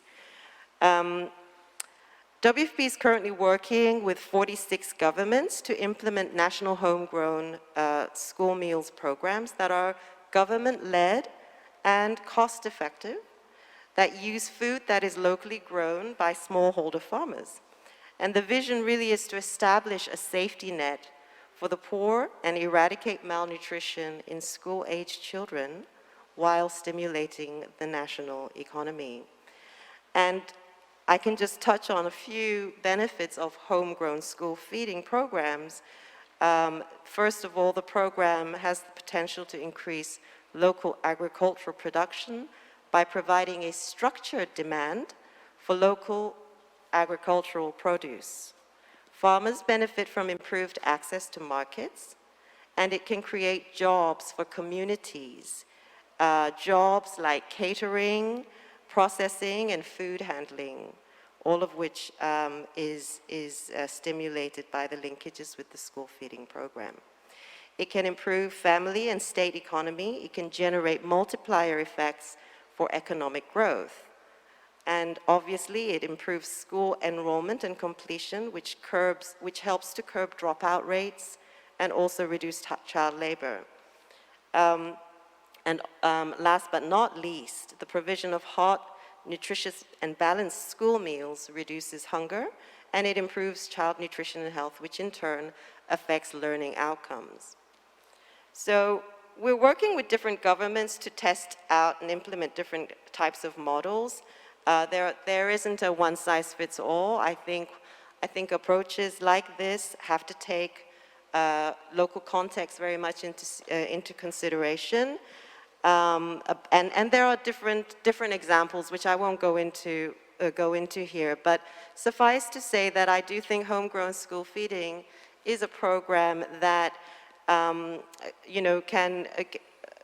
can really leverage the benefits and the opportunities of programs like this. Are evidenced in the many successes we can see around the world. And just before I close, here in South Korea, school meals programs, were first served in the 50s, but really it became a universal program really in the past decade. Having said that, already there are some outstanding examples of how locally driven models of school meals programs that are, for example, based on direct contracts with locally driven local food markets, such as it's called Olbon project, run by the Seoul City School Meals Distribution System, has been successfully generating nutritional, social, and economic benefits, including reduced household burden, value-added economic effects, and increased employment opportunities. So I think just on the back of what Carmen was also saying about the coalition, this is a chance for countries like the Republic of Korea, who have a vast amount of knowledge and experience, not only in the school meals program, but really in linking it to local food systems and understanding the various value chains and the actors that need to be a part of that system. I think the contributions of the Republic of Korea could be quite significant. Also, as a shining example of development, inclusive and sustainable rural development remains a key priority for the government's agriculture strategy, and as well as expanded market access for sustainable production, promoting resilience to climate change in rural production systems, scaling up innovative ICT, high-tech systems and machinery, smart farms, etc., I really do think that there is quite a robust array of contributions that we could look forward to from the Republic of Korea, both specifically for the school meals program through the coalition and for the broader initiatives under the Food Systems Summit. Thank you very much. Thank you, Marian. Marian actually covered a lot of topics, including not only just school meals, but she also mentioned about the role of Korean government in many aspects. So yeah, that's very informative discussion. So now we'd like to move on to the next discussant, and she's the director of KOICA, Jo Jung-myung. I think many of you are already familiar about the KOICA, Korea International Cooperation Agency. It is the government agency which covers the grant project in terms of the ODA. So I'd like to invite Jo to give her comments about the presentations. Thank you, Dr. Ha. Hello, my name is Jung-myung Jo, Director of SDG Program Management of KOICA. First of all, it is a great pleasure to be a part of this Global ODA Forum for Agricultural Development. I'd like to extend a great thanks to all presenters who have shared their valuable experiences. We believe that it is never enough to emphasize the importance and the value of a global coalition, especially given the COVID-19 context where we have more complex and wide range of problems with limited resources. It is worth noting that global coalition that we covered earlier related to food system embrace comprehensive cycle of whole food system from production, delivery and to consumption. And also it covers not only in terms of quantity, but also in terms of quality. I'd like to take this opportunity to first share what we do, what KOICA do in terms of agriculture and rural development, and perhaps explore possibilities where we can make some cross efforts with other international development partners. So for those who may not know or who may not be familiar with KOICA, KOICA is one of the largest ODA grant agencies under Korean government. So we have been active since 1991, and for now we have country offices in 44 our partner countries. So as a grant agency, we also acknowledge the importance of the food system, and annually we have been putting our resources, 10% of our resources, 10% of the total resources to agriculture and rural development sector. So cumulatively speaking, from 1991 to 2019, we have been putting $0.84 billion to this sector. And we are under in terms of policy and strategy, we have 12 midterm sectoral strategies in which we provide main programs and performance indicators in order to better manage our performance, as well as align our efforts and programs with SDG goals. So under agriculture and rural development sector, we have three main programs, which I will be explaining soon. And also, the food system related projects are also covered in health and education sectors as well. For example, through the school meals or health center based nutrition programs. So This year, we have updated our 5-year sectoral strategies. Well, our mission for agriculture and rural development strategy is to contribute to national growth and stability by helping rural residents proactively lead a regional development, promote the agricultural industry by helping to raise agricultural productivity and incomes, and develop rural areas through improved basic infrastructure. So what we do is not only technical assistance or capacity building programs, we also do provide some infrastructure as well. Under this mission, we have 3 main programs for this sector, which is first is the sustainable growth of agriculture, forestry, and fishery production, and expanding market access. And second is the inclusive and sustainable rural development. And third is conservation of rural production system and natural resources against climate change. So in the last 5 years, we have been covering nutrition-related projects in Program 1 and Program 2, which are increasing production, also strengthening value chain. In the last 5 years, 52% of our whole project was related to either increasing productivity or strengthening value chain. And that is in money value, it is about $0.1 billion US. So now having these 3 main programs, it does not mean that we only support those 3 programs, but for strategic reasons, we would like to focus more on these 3 areas. In regards to nutrition, we also support, as I mentioned earlier, we also support school meal programs, as well as health center-based nutrition programs in education and health sector.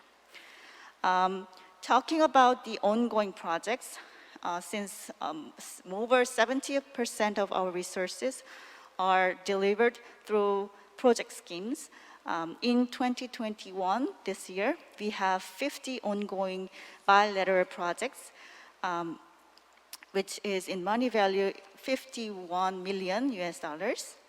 And we have these 50 projects in 22 countries. And of which these 50 projects, 22 projects are related to production and value chain, and 1 project is about climate change adaptation. And in all this production and value chain related projects, we also have some small-scale capacity building activities or food programs for vulnerable groups as a social safety measure. So we either directly support nutrition projects or we try to create some impacts over increasing production or strengthening value chain, which will ultimately contribute to enhancing nutrition in our partner countries. And besides that, in health sector, we have now ongoing 4 projects directly related to nutrition sector. So looking forward, although COICA is not currently very active in previously mentioned global coalition, we are open for collaboration. And since we are working on in terms of projects, on a project-based level, we are already working with other international partners such as FAO, UNDP, or WFP.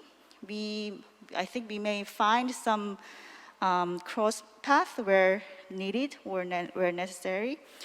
And for COICA, since as it was mentioned earlier by Marian Yoon, agricultural sector is very multi-sector. It is also related to eradication of poverty, or it can be a part of school meal program, can be a part of reducing inequality issues, and also global food system is directly affected by climate change issues. So, and also this value chain can contribute to economic and social development of our partner countries. So it's very multi-sector, and what we aim within COICA is also that we try to design a multi-sector projects. For example, the projects that we are going to implement in next year, 2022, more than half of the projects are multi-sector projects. So we believe that not only including one sector might not be, strong enough or how would say, embracive enough to tackle the global issues. All the different expertise might have to join the efforts to properly tackle the challenges. So the multi-sectoral approach is a quite important part of our strategy, and agriculture and rural development sector could be a best example for multi-sector approach. So, and also we are mainly operative based on projects because more than 70% of our resources are dispersed through project schemes, but we are also open to developing different modalities that are new to COICA but not new to other partners. And also recently we also actually created a new department for developing new modalities, ODA implementation modalities within COICA. So we are very open for various sectors and very different forms of implementation. So I think today I have learned a lot what's going on globally in terms of global food system, and all the school meals and the zero waste on consumption, all these different and very valuable experiences could be a good lessons learned for COICA to develop a new programs. I'm very looking forward to learning more about what's going on globally in the following sessions, and I will, hand over the floor to the to Chair. Thank you. Thank you very much, Director Cho. Director Cho spent a lot of her time to introduce the activities of COICA.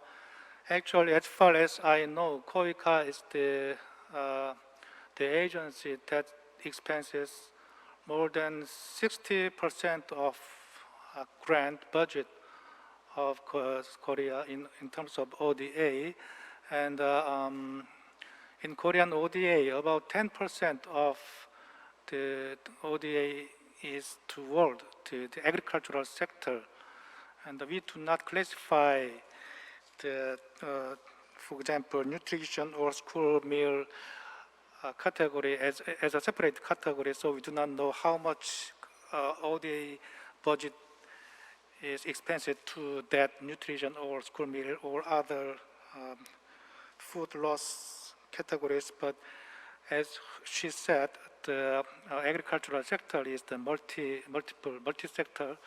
So when we look at the size of the agricultural ODA, then maybe you can know how seriously the Korean government is looking at these issues, food system issues. Also, and we have another panelist, Ms. Sune Kim, and I'm afraid if she is available now on the screen. Otherwise, I'd like to invite the presenters for their responses to the discussions from the panelists, and then we can come back to the third discussant. Professor, Dr. Her, are you okay to hear me? Oh yeah, okay. Okay. Yeah, you just came in. Is it okay to start the discussion because you just came in? Is it okay? It's okay. All right. All right, go ahead. Okay. Thank you for the chairperson, Dr. Her. I'm Sunhae Kim, Korea Foundation for International Healthcare, COFI. I'm very sorry for being online discussion today. First of all, congratulations on this 2021 Global ODA Forum today. Before discussion, I would like to briefly introduce COFI to all. The COFI, Korea Foundation for International Healthcare, is a public agency under the Ministry of Health and Welfare of ROK to work for official development assistance programs specialized in health sector in developing countries and other health programs for DPRK, overseas Koreans, migrant workers in Korea, and capacity building program on KDRT, Korea Disaster Relief Team, in medical emergency settings. Therefore, COFI has been implementing healthcare projects in Asia and Africa, which includes maternal, neonates, and child health system strengthening, disease-specific programs such as tuberculosis or infectious disease, and non-communicable disease as well. Additionally, capacity building for the healthcare professionals entitled Dr. Ri Jong-wook Fellowship Program, who was the sixth Director General of the WHO, the first head of UN agency in Korea. Now, I'll move on my discussion. In general, when it comes to discuss health issues in relation to nutrition, we usually consider primarily malnutrition or nutritional deficiency or insufficiencies. During presentations, globally, number of undernourished or malnutrition people show inequity in regions. From the presentation, SOPHI 2021 data shows that undernourished people was decreased since 2005 to 2019. However, number of undernourished people was increased in 2020, which is mainly due to COVID-19 pandemic. We should pay attention to the vulnerable population within country as well as across the globe. According to the UN report, July this year, pandemic year last year marked by spike in world hunger, which had started increasing trend since mid-2010. Last year, hunger shot up in both absolute and proportional terms. For example, 8.4% in 2019, but 9.9% of all population are estimated to have been undernourished in 2020. So more than half of all undernourished people live in Asia, more than a third in Africa, and a small proportion in Latin America and the Caribbean. But the sharpest rise, that is 21% of population is hunger, was in Africa, where the estimated prevalence of undernourishment is more than double that of any other region. That is the problem, and that is the inequity problem as well. So malnutrition persistent in children in 2020, over 49 million under fives are estimated to have been stunted or too short for their age. More than 45 million children wasted, and nearly 39 million children are overweighted. It's double burden. So all of full 3 billion adults and children remained locked out of healthy diets, as presented before, largely due to excessive cost. Nearly a third of women are of reproductive age suffer from anemia as well. So we should consider like these action plans.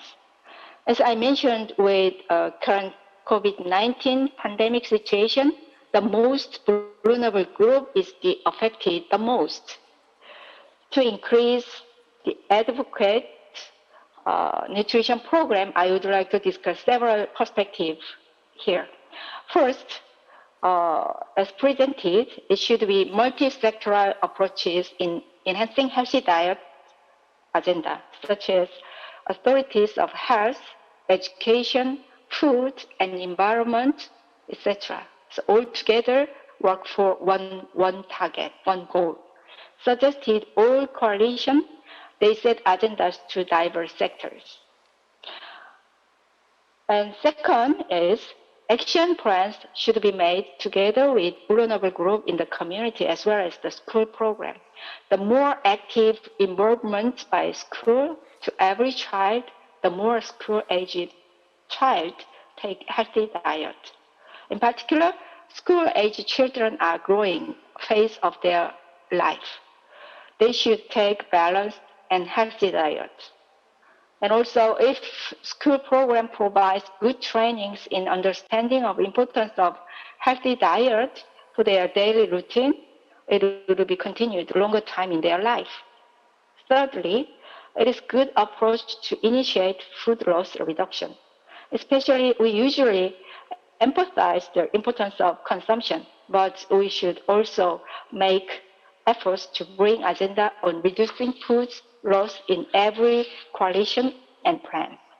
Food system is very close to environmental system. We should always consider environmental diversity and change each step from farming to waste in food life cycle.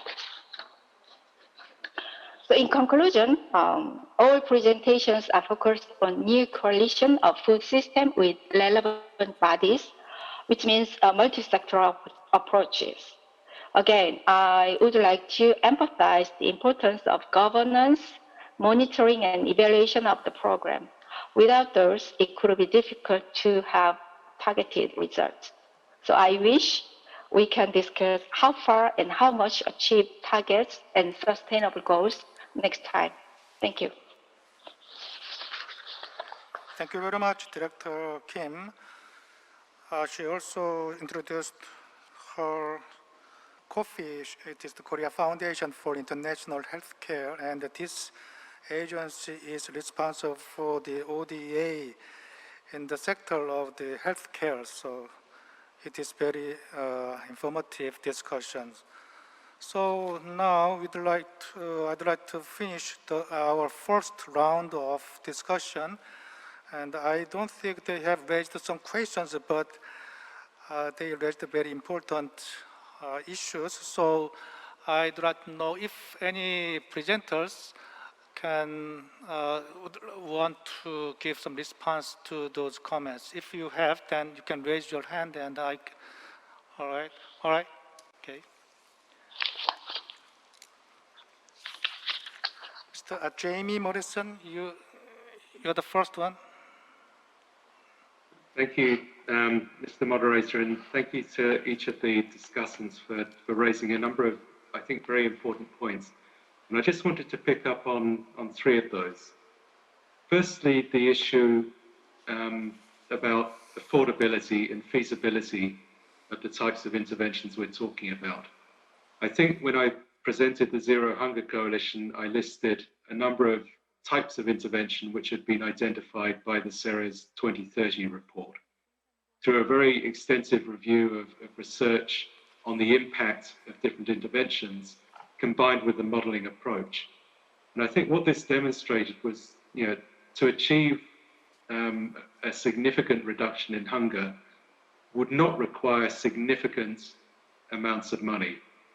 Today we spend collectively about $12 billion per year of ODA on food security and nutrition. This would need to double to about 26 billion per year. That's not unachievable, it's affordable. Of course, it would need to be supplemented by similar amounts mobilized in low and middle income countries and by spurring private sector investment. But as we've seen over the last couple of years with the COVID pandemic, responses are possible, and this is way within the bounds of affordability. So I think that's the first point, that we're not talking about interventions which are unfeasible. It's interventions which we know about and which we can do better by aligning our actions. And this is really what the coalitions are about, ensuring that we align our actions in achievement of these different targets. And that was the second point I wanted to pick up on. The third, I think, important point made by a number of discussants was the need to take a systemic approach. We can look, for example, at reducing hunger, putting a significant focus on productivity increase. But I think what's new through the work we will do through the coalition is that the actions that are taken will also consider and ensure that they are designed in such a way as to not to cause negative impacts on the natural resource environment, as we've seen in the past, but also to look at ensuring greater levels of inclusivity by increasing the returns to those actors within the food system who in many countries are still underpaid, under-remunerated, and below the poverty line. So I think a number of important aspects has come out in this discussion, and if we as coalitions can start to work in a different way to address some of these issues, I think there will be progress, as our last panelist asked for, even within the next 2 years. Thank you. Thank you, Jamie. Actually, this forum is the Global ODA Forum for Sustainable Agricultural Development, and the main theme is exploring the future ODA pathways for transformation of global food systems. So the ODA Official Development Assistance is the wonderful, excellent platform for the discussion of the transformation of the global food systems. So from this forum, we'd like to find the ways to connect between the food system, global food system, and the ODA, and that is one of our objectives of this forum. Before moving on to the next presenter's response, I'd like to have some announcement. After this the session, we'd like to have some group photo session. So, so don't go away before I declare the end of the session. We'd like to have the group photo session. So, so who is going to be the next one to? Okay, Nancy Jennings Abuto. So, yeah, the floor is yours. Thank you, Mr. Moderator, and thank you to all of the panelists. I reflected on the remarks and had 4 different points that came out to me, and actually my first one was the same as what Jamie has highlighted in the last one, that importance of the holistic multi-sectorial approach, and I think that really came out particularly in Dr. Cho's remarks from COICA, in the work that they've been doing already in this regard, and how can we leverage some of the examples such as those highlighted today. And the coalitions are a place where we can learn from those examples and build upon those. And I think that different coalitions have noted the peer-to-peer aspect of bringing together stakeholders that can have a facilitated, efficient, and effective way of communicating, so that we're ensuring that we're magnifying those good practices. But then building on that, Director Kim highlighted that it's not only within the agriculture sector that's so important, it's also linking to this, not only within the food system, actually, in the agriculture system, but linking to the health system, linking to the education system. So it's a systems of systems thinking as well. So as we start to bring together an innovative mindset that takes us across sectors, we're also starting to think across systems. And I think that that's also highlighted again in the coalition thinking, as well as many of the coalitions, those that I've been involved in for sure, have been thinking how we link with one another in that in that way. And clearly, the example of the schools coalition is one where, by definition, it's linking the education system to the food system. So I appreciate that also systems of systems thinking.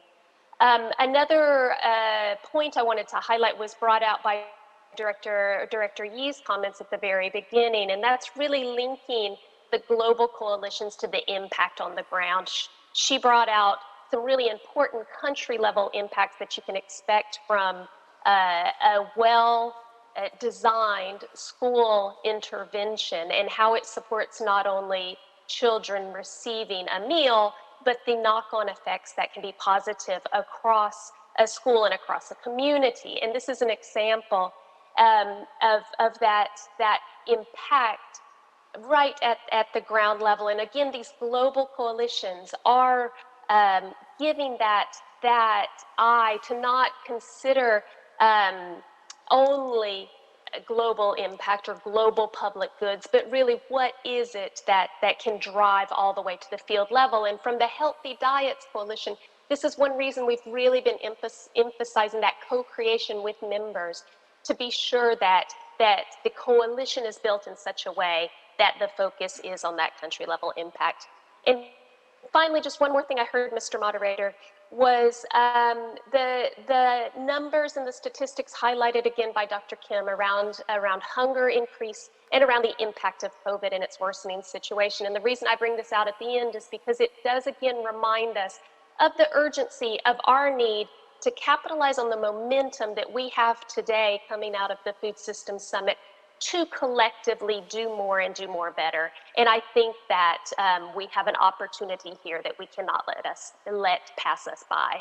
So I appreciate the opportunity today, and thank you, Mr. Moderator. Thank you, Nancy. As you talked, the agricultural sector is I think, the basic sector that is closely linked with the other sector also, for example, health, education, nutrition, and everything. So it is very important that when I talk with the Korean government, talk about the Korean government, the Korean Mafra can be the leader of the Korean in discussing about the food system transformation. So, Carmen Bobeno, do you have something to add and respond to the comments? Thank you very much, Mr. Moderator, and thank you for this excellent discussion and panel. At this point, it's a little hard to comment last because, of course, a lot of the reflections are very much similar to my own thoughts as I was listening to the session. Perhaps to add a few issues. One is, it's quite evident, as we knew from the Food Systems Summit process, how complementary each of the coalitions that were discussed in this first panel are, and how connected they are, because inevitably these coalitions were born out of a discussion around better, more nutritious diets, access to better food, livelihoods of farmers, etc. And as the Food Systems Summit process continued during the year, a lot of these solutions kind of blended together. So the coalitions, you've seen right today the presentations that we've made, both how distinct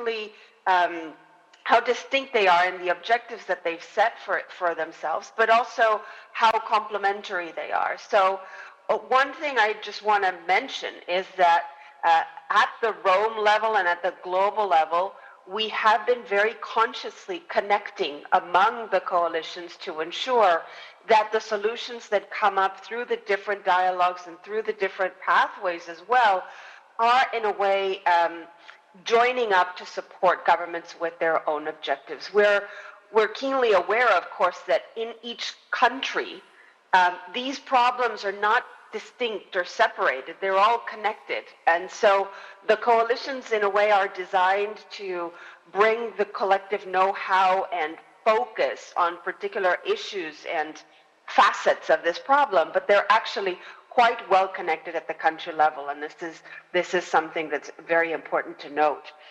The other element, as you mentioned, Mr. Moderator, this is an ODA forum. So one thing that we have done quite a lot in the School Meals Coalition is reflect on what is the role of developed countries in these platforms, in these coalitions.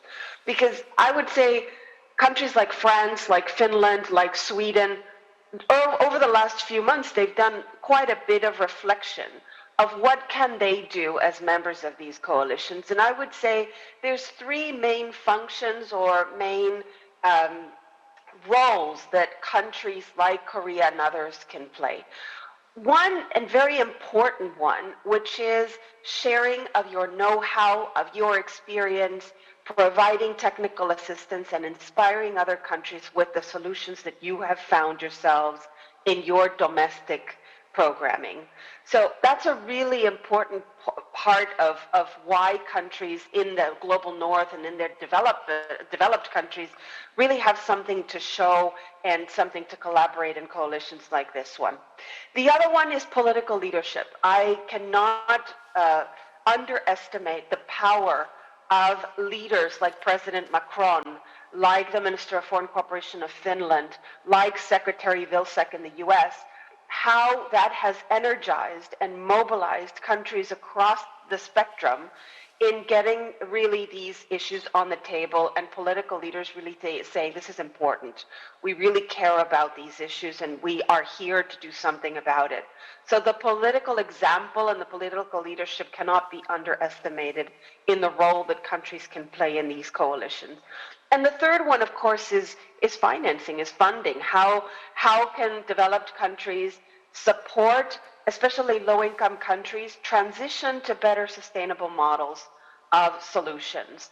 And here I just want to say that the transition to sustainability in low-income countries is possible. In the school meals world, we've seen countries like Kenya, like Nepal, like Bangladesh, like Tanzania transition to sustainable models of school meals that are financed by the government, that are sustained by the government over a period of years. And really is the support of countries that are further ahead in that path that support these countries walk through that transition over a period of years. I want to say that it's not by coincidence that I put funding and financing last, because I do think that there are other ways of engaging where donors and developed countries really have a leadership role and a very important role in the discussions that we're having. And finally, just to say, the coalitions like the School Meals Coalition, for example, which is, I would say, the most concrete of the solutions that came out of the summit, at least until now, really are focusing on systems approaches, platforms that really bring different sectors together, but really action-oriented, solutions-oriented, so that countries can see how can we move forward on a particular investment, on a particular program and policy area where a lot of the sectors converge. So I would say it's broad systems thinking, but with a very ambitious action-oriented approach, solution-oriented approach to countries. And I believe a lot of the coalitions that presented here today have that dual mandate of providing concrete solutions while at the same time thinking about complex systems at the same time. Thank you, Mr. Moderator. Thank you very much, Carmen. Actually, I have in my mind something to raise for our further discussion, that is the role of the government of Korea. That is, as you know, the Korea has been developed from the recipient countries to the donor country in just a very short period of time. So they say that Korea is the only country that transformed itself from the recipient to donor countries.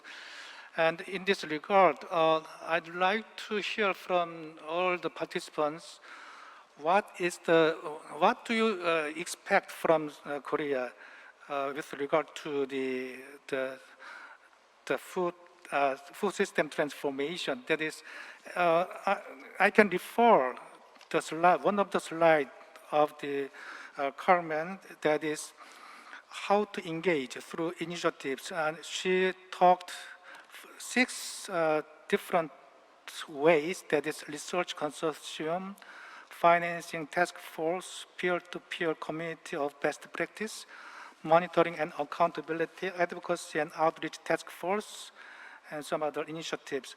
So maybe not only just the KOICA, but also the MAFAR, Korean Ministry of Agriculture, also tries to increase its budget and is also tries to transfer its the knowledge and experience of the Korean policy experiences to other countries. So those are just the examples. So I'd like to hear from the participants, especially the presenters, what kind of specific roles you expect from the Korean government through this food system summit and for the next works. So that is actually my concern, and if we because we have some more time, so I think we can have a time to discuss about that issue also. Is there anybody to respond to my my question?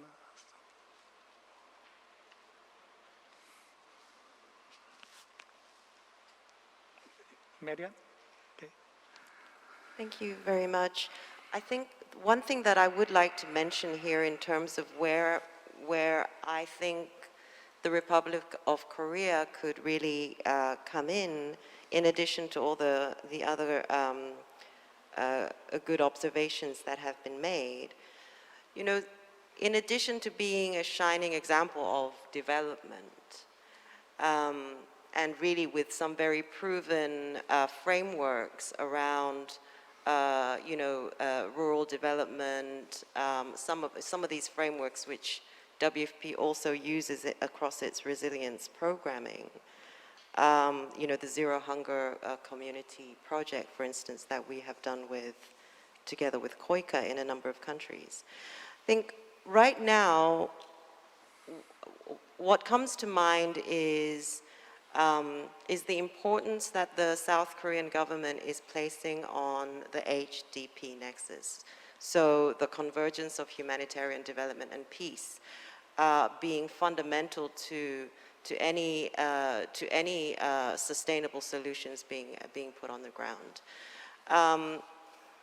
You know, it is an ambitious strategy put forward by the government, and it really you know, addresses the core of what organizations like the World Food Program are trying to do out there, really in building and working across systems and really with national governments in kind of integrating different projects, different programs that can address immediate issues, but really kind of address the longer term and sustainable, the question of sustainability.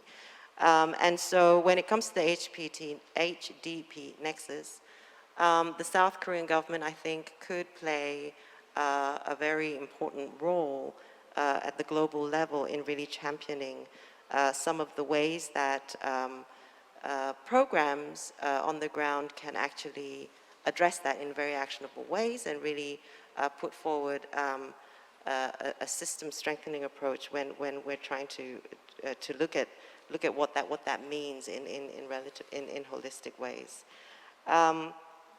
Another thing that I do think the government of South Korea can really do when it comes to food systems issues is look at, you know, advocacy and being a champion for some of the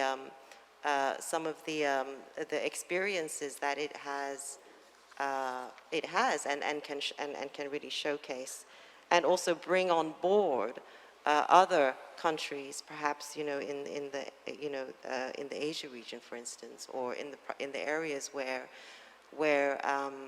the Republic of Korea is very active.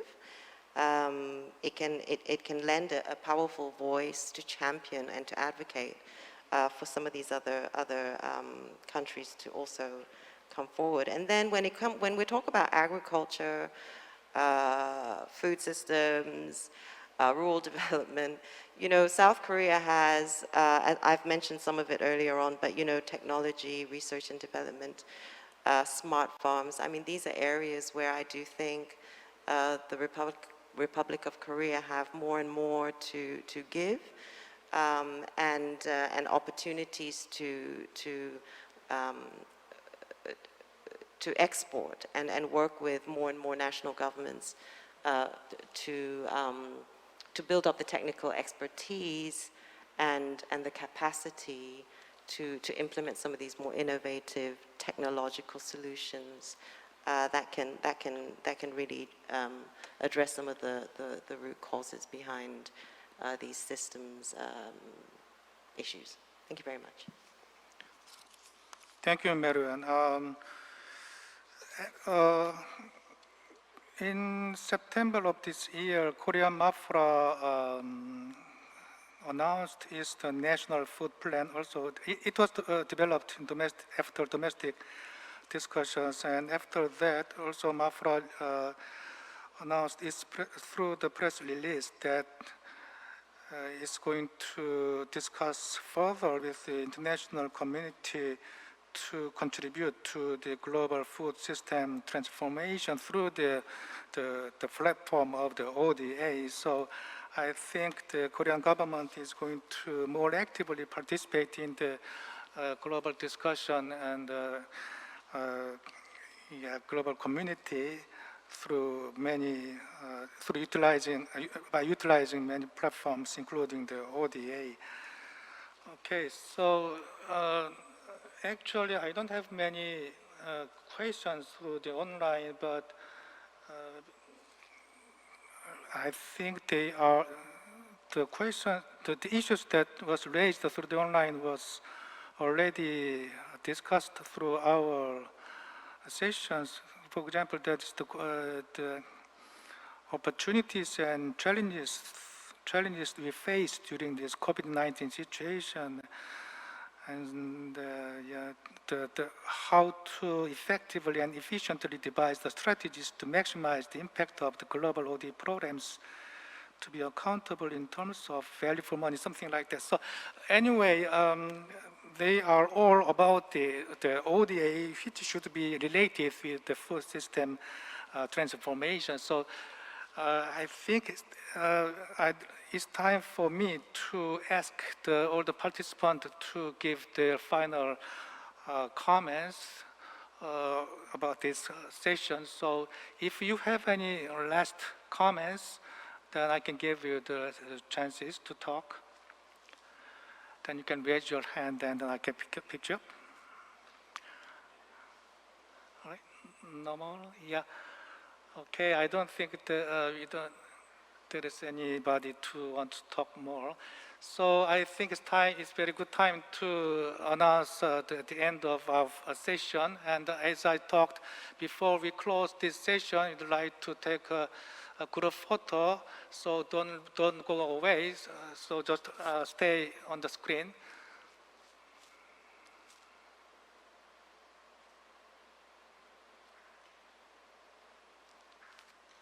Okay, thank you. Just stay and have a big smile, even though we cannot give you have a smile face.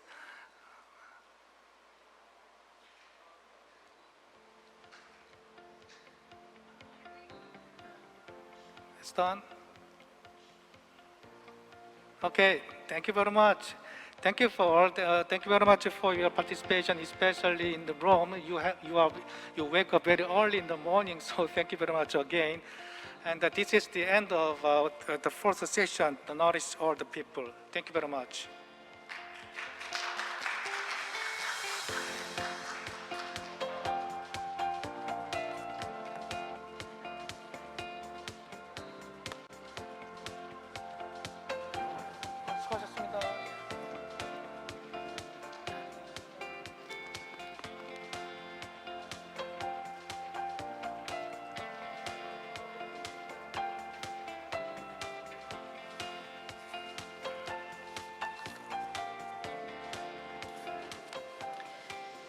We will have a brief break. So following a short break, we will resume with session 2, Boost Nature-Based Solutions of Production at approximately 4:20, between 4:10 to 4:20. I will be back to inform you of the exact time of when we will resume. The live events will continue until the end of the forum, so please, we ask for your active participation and interest. Please enjoy the break, and we'll see you after a few minutes. Thank you.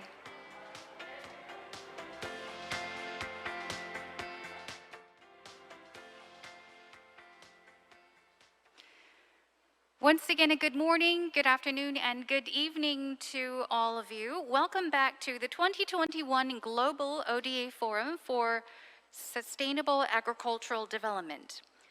This year's Global ODA Forum is jointly held by the Ministry of Agriculture, Food and Rural Affairs in cooperation with various organizations such as COICA, EDCF, and COPIA. It is being held under the theme, Exploring the Future ODA Pathways for Transformation of Global Food Systems. Now we would like to begin session 2 on Boost Nature-Based Solutions of Production. And we will hear presentations on a coalition for food systems transformation through agroecology, the global action agenda to advance nature-positive innovation, sustainable livestock, and agrobiodiversity. Now, please welcome Dr. Émile Frison, panel member of IPESFU, to start us off with the first presentation.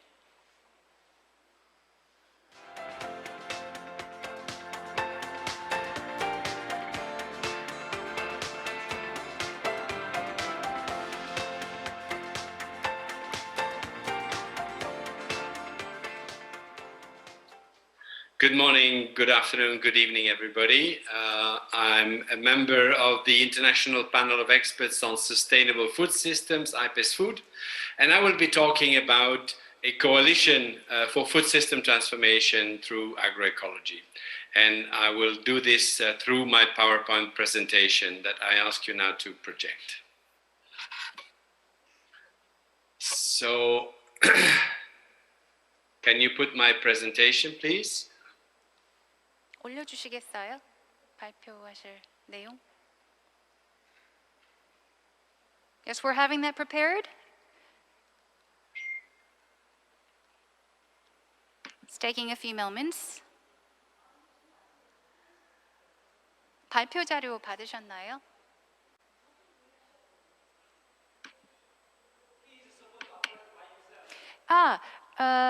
Do you have the presentation? Okay, I see.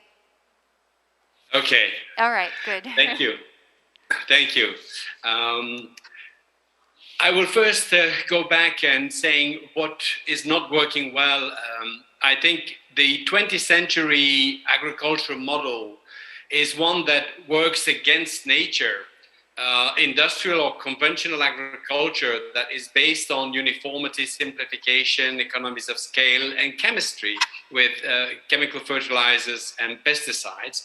And this has led to land degradation, loss of carbon in the soil, loss of biodiversity, and destruction of life in the soil.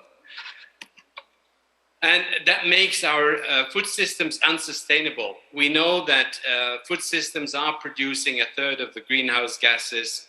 It's making us vulnerable to climate change, and it's also responsible for 80% of biodiversity losses. So we really need a transformational change in these systems. And whether we start from underperforming subsistence agriculture in developing countries or from unsustainable industrial agriculture, we need to converge towards sustainable, diversified agroecological farming. And there's been a huge number of major reports in the last few years that are calling for this transformational change, and that are saying that just increasing the efficiency of the current model is not going to be sufficient. We need that transformation. And that requires a different paradigm, one that is based on diversity to create resilience, and one that aims to integrate into a single approach objectives to be met simultaneously: economic, environmental, climate mitigation and adaptation, health, social and cultural objectives. This is based on agroecology, and there's a lot of misconceptions about agroecology. But now, since 2019, we have 13 principles of agroecology that were developed by the high-level panel of experts of the Committee on World Food Security. And these really include a lot of the description of what agroecology is about. It's about economic diversification, about synergies, about more biodiversity, animal health, soil health. It's about input reduction, recycling, participation, fairness, land and natural resource governance, connectivity, social values and diets, and co-creation of knowledge. So this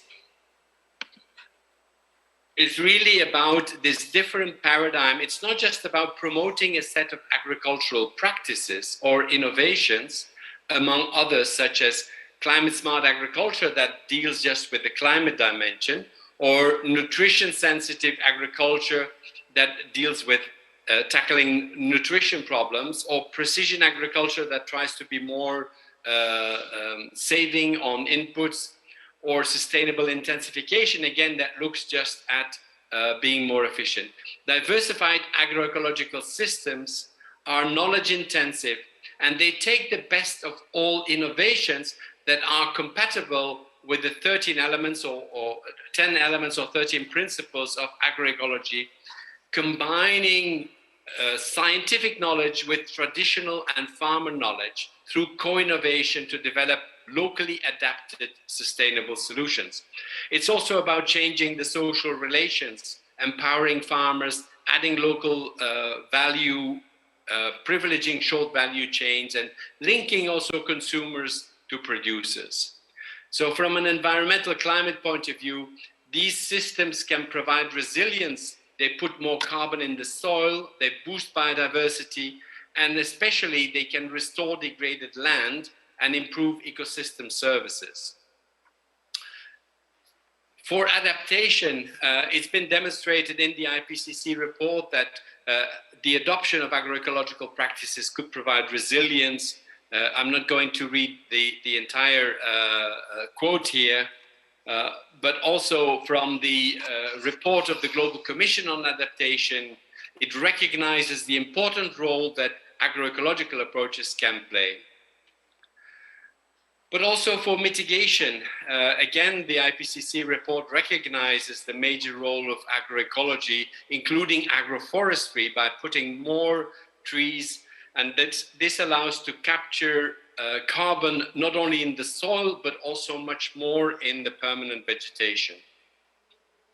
There are now large-scale examples where here, this picture about farmer-managed natural regeneration in the Sahel, which has shown the tremendous potential not only to fix carbon in the soil and in the trees, but also to make agriculture possible again where it had been abandoned because of land degradation. So we need transformation at scale, and that is already happening. I just gave the example in the Sahel, but also in Andhra Pradesh, more than 750,000 farmers are now practicing since several years natural farming. This is the name that is given there to agroecology, and has shown an average of 20% increase in productivity and 50% increase in net income. In West Africa, the Alliance for Agroecology in West Africa is now bringing together 70 organizations with demonstrating practical evidence. Large-scale regional farmer organizations such as ROPA in West Africa or AFA in Asia are adopting agroecology in their strategy. And also national policies are put in place in an increasing number of countries around the world. So creating these sustainable diversified systems is really very important to address simultaneously these economic, environmental, climate, health, nutrition, and social objectives. But that will require supporting the transition, supporting farmers during the conversion. We must really take a look at true cost accounting. A lot of the externalities of unsustainable practices are not taken into consideration in the price of foods. So we must find ways to either tax unsustainable practices or subsidize sustainable practices, but also facilitate access to land for young farmers that want to start sustainable, diversified agroecological farming, and also support the development of short value chain linking consumers to producers. This transition is already underway. It's not that we have to invent something new. There are numerous examples, as I mentioned, but this requires not only changes in production practices, as I mentioned, but also changes in knowledge generation and transmission through participatory, transdisciplinary research and co-innovation, changes in social and economic relations, and changes in institutional framework to empower the participation of all actors in the food system. And there are different reports, including one from IPES Food, that is showing what has already been done and demonstrating case studies. So as part of the Food System Summit, a major outcome of this summit has been the creation of a coalition on agroecology. This now counts 27 countries, of which 13 from Africa, 6 from Europe, 5 from Asia, 3 from Latin America, but several other countries are in the process of joining the coalition as well. Together with 36 organizations, of which 5 UN organizations, FAO, IFAD, WFP, UNDP, UNEP, but also farmer organizations, research and civil society organizations, indigenous peoples organizations, and philanthropic organizations. So we really have a diversity of stakeholders that want to work together to make this paradigm shift and to make this transformation possible. The Agroecology Coalition aims at implementing the policy recommendations of the Committee on World Food Security on agroecological and other innovative approaches.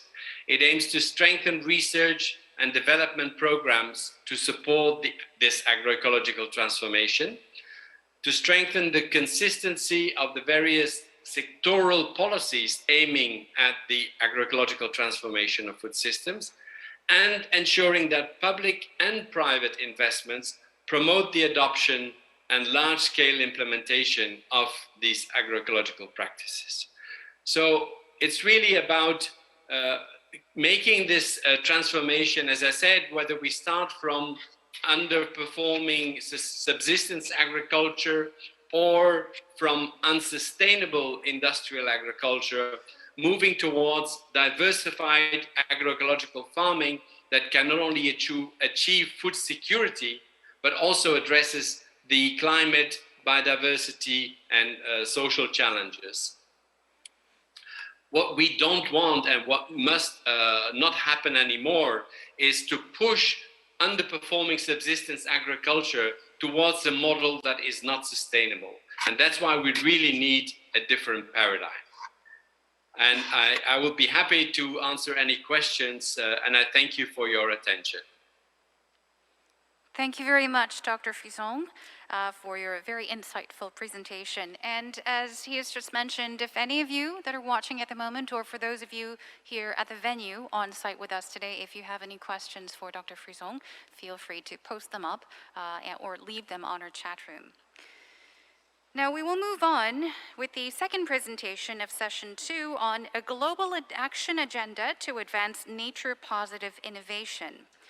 And for this, we have Danush Dinesh, Head of Partnerships and Outreach, CGIAR, Research Program Climate Change, Agriculture, and Food Security.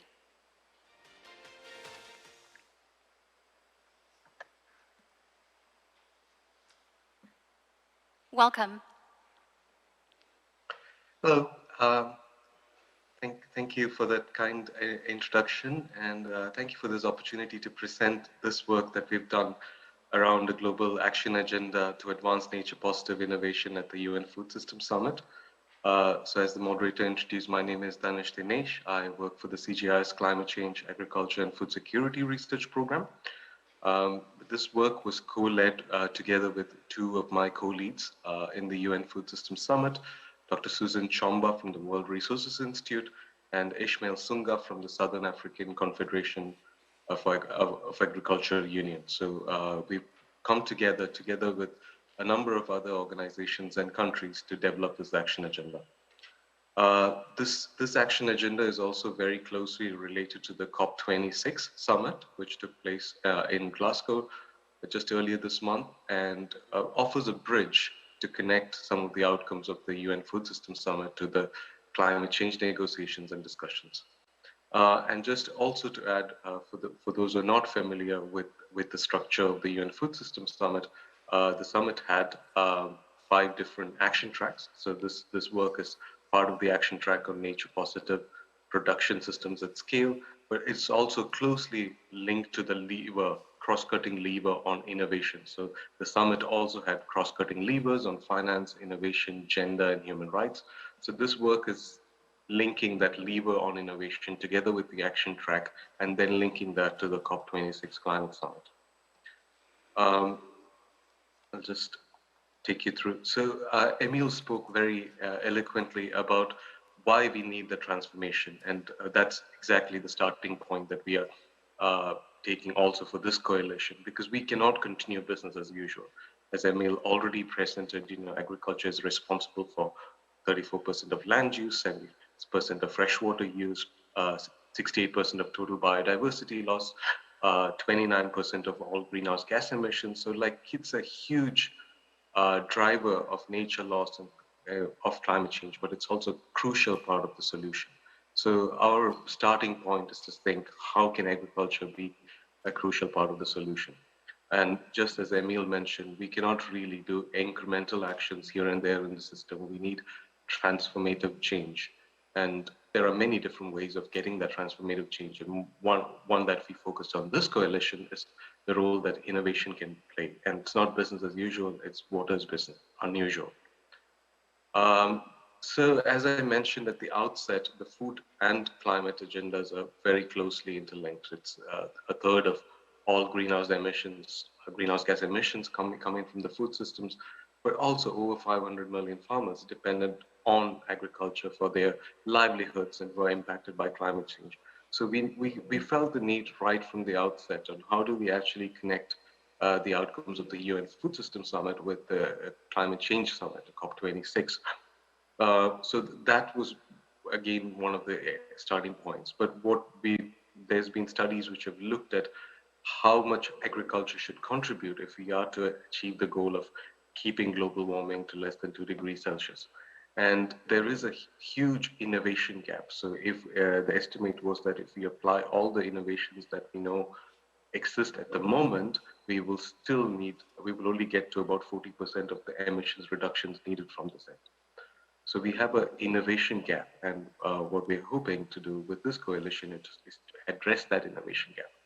And this is not just for mitigation, that's one starting point, but it's also for adaptation to climate change, building long-term resilience, and it's also in terms of stopping nature loss. So as I mentioned to you, we were structured within the summit architecture under boosting nature positive production, but linking to the innovation lever of the summit, as well as the COP26. And we had a number of different organizations who were involved in this coalition as well. So among member states, these are the member states who have been engaged, as well as you can see the non-state actors engaged in the cluster, which is also quite diverse, from UN agencies through to civil society organizations, intergovernmental organizations. They've all been providing input and helping shape this coalition. But really, what is it all about, and what is it going to get done? So there are 3 key efforts to take this work forward. So one is this climate shot global action agenda for innovation in agriculture. So this is an outcome of the COP26 process. So under the UK's presidency, there were two important action agendas which were announced at COP26 2 weeks ago in Glasgow, and one is this global action agenda for innovation in agriculture.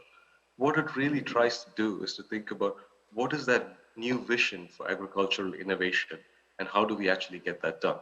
So we did a study together with the Commission on Sustainable Agriculture and Intensification, and we found that about $50 to $70 billion are spent in agricultural innovation just in the global south. And of all this money, only 7% goes towards climate change and environmental objectives.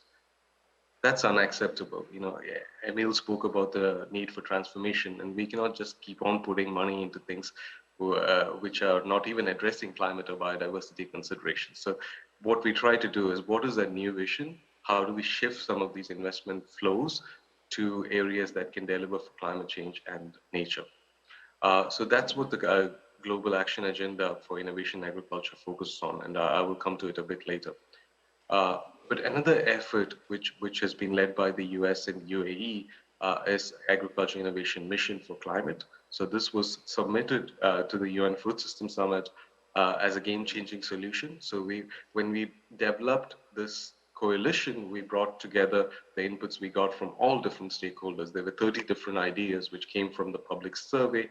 We brought it all together under this umbrella, and including this work for Aim for Climate, which many countries have joined now, and also received a really impressive launch at COP26.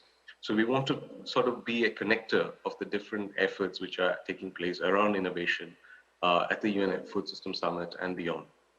And the third key initiative I wanted to highlight is this initiative to reach 100 million farmers by the end of this decade with net zero nature positive practices and technologies.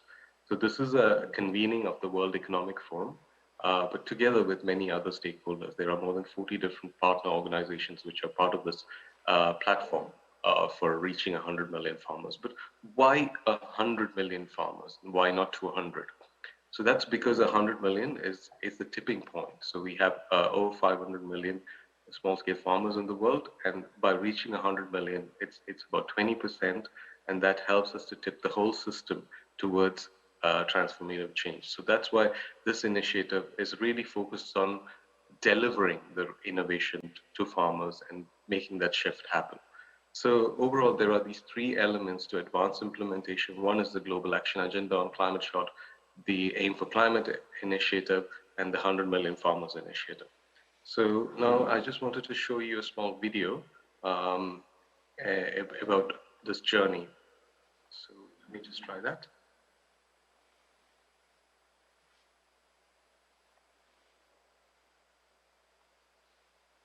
We're facing nothing less than a climate crisis.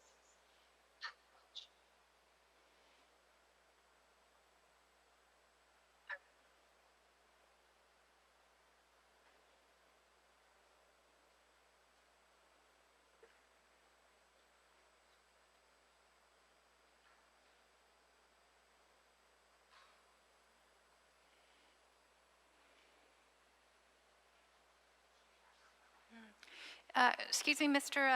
Danush, are you getting any sound? Because we're not getting any sound here. Oh, yes, I am. Sorry, we had tested this, so I assumed it would work. All right, we could try again. No rush. We could try it again. If not, your colleagues do have the link, so it can also be played at your end. Shall I just play it again? Does that work? No, it's not working. Do we have the link? 링크가 있나요? 우리 쪽에? 링크가 혹시 있으면 이쪽에서 틀어주실 수 있나요?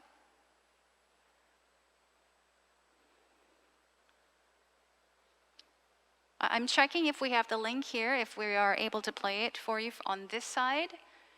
I'm waiting for an answer.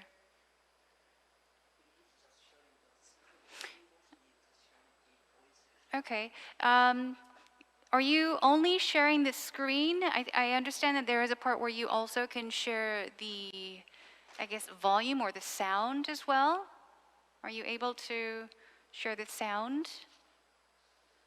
Yeah, I'm sharing that as was tested. Okay, so you're sharing the sound, but we're not getting any sound here. Okay. That's okay. So maybe what I can do is I can just move on with the presentation. Maybe in that time, if your colleagues are able to access the link again and we can show it at the end, that would be great. All right, so if the link works here, we will let you know. Okay, thank you so much. Apologies for that to those who are watching. But essentially, as I introduced those three different initiatives, and this video was a 2-minute clip which was intended to show what this climate short global action agenda for innovation in agriculture is. So which has over 170 different partner organizations backing it, including 18 supporting countries. So we were just hoping to show you what it actually meant. We're facing So I will just move on to my next slide. So there are 4 key objectives as part of this global action agenda. So one is, as I mentioned, we looked at how much money we are investing in agriculture research innovation, and this is quite significant. It's about $50 to $70 billion just in the global south, but it's actually not enough. So we did a study again with the Commission on Sustainable Agriculture Intensification, and we found that there is an investment gap in agriculture research and innovation. So that's about $15 billion a year that needs additional, that means additional investment that's needed if we are to step up to the challenge of climate change and biodiversity loss. But where does this money go? So that's the second question. So this cannot go into the same old. Like there is a saying, we cannot solve the problems that we face with the same thinking that caused them. So we cannot put additional money into the same efforts which have caused part of the problem. So it's actually moving away from those systems which are the cause of the problem to ensuring that at least a third of the total investment, so new money as well as all the money that's currently being spent, of which only 7% goes to climate and environmental objectives, we want to shift at least a third of agriculture and research investment, innovation investments to deliver demand-driven solutions for food systems. So focused on really the nature and climate change challenges. The third aspect is really about how do we get to scale. And I work at a research organization, and we work with many different research organizations, and we know that a lot of the research and innovation that we do, it actually doesn't make it to the farmers. There is a real issue in terms of getting what is tested and what we know that works to actually farmers at scale.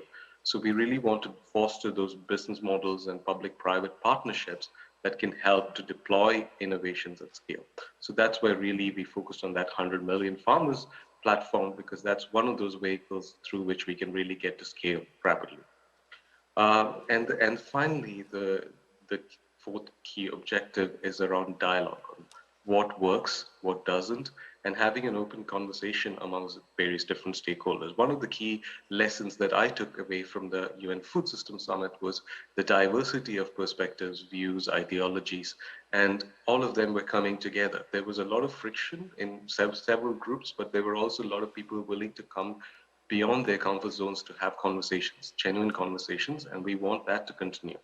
So that's one of the key objectives. So how can we foster that evidence-based dialogue amongst multiple stakeholder groups?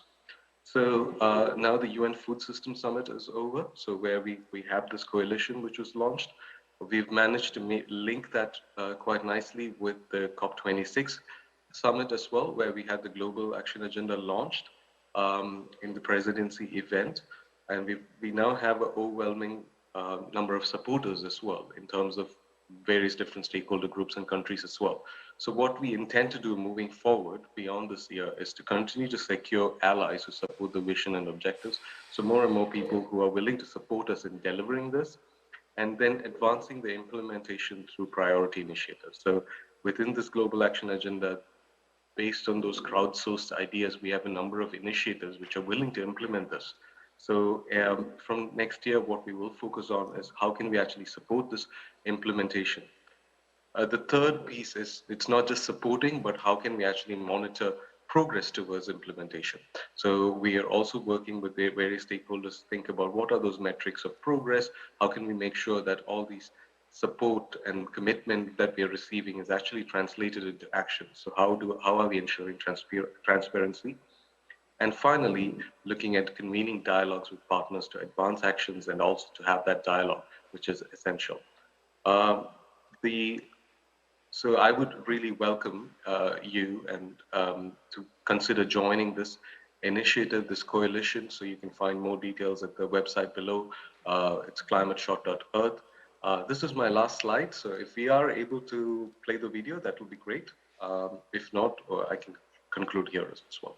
Well, it is unfortunate that we are not able to share the video clip that you had for us with our audience and participants, but we'd like to thank you once again for your presentation. Thank you. You're welcome. Now, the following presentation will be our third on sustainable livestock, and it will be delivered by Rory Peter, Executive Director, Global Roundtable for Sustainable Beef.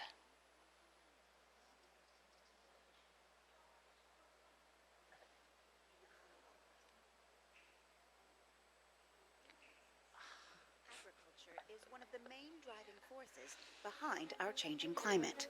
Our global food systems, all the way from farm to fork, produce around a quarter of all greenhouse gas emissions.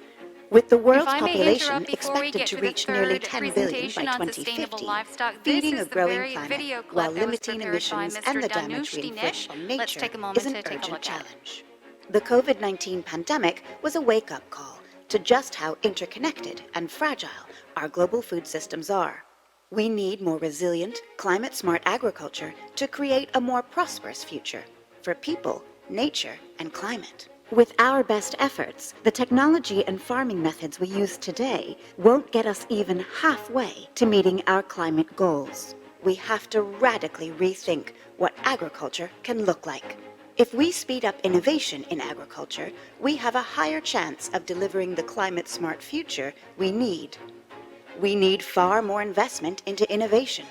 We need creative, new partnerships between governments and the private sector. And we need better evidence of what works, where, and how. Enter Climate Shot, the agricultural innovation race to save the planet. This is a campaign to transform agricultural innovation for people, nature, and climate. The goal is to accelerate innovation in agriculture around the world. This will improve agricultural productivity and provide better livelihoods for farmers around the world. It will make farmers more resilient, especially women, youth, and marginalized groups that work in agriculture. It will reduce greenhouse gas emissions, increase biodiversity, improve soil health, and better conserve scarce water. We're calling on governments, funding and research organizations, business leaders, SMEs, impact investors, community groups, and youth leaders to ally with the Climate Shot campaign. And we're calling on you, climate champions, to share your stories of innovation in agriculture. Will you help us reach our Climate Shot? Explore climateshot.earth to find out more. Welcome back, everyone. That was a video clip that was to be delivered by Mr. Danush Dinesh. Once again, that was a campaign for Climate Shot. Now, we will move on to the third presentation. Once again, as a reminder, it will be on sustainable livestock, delivered by Rory Peter, Executive Director, Global Roundtable for Sustainable Beef.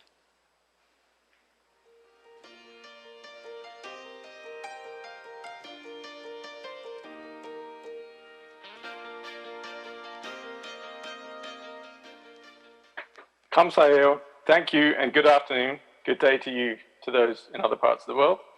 Thanks for inviting me to speak here on behalf of the Sustainable Livestock Coalition.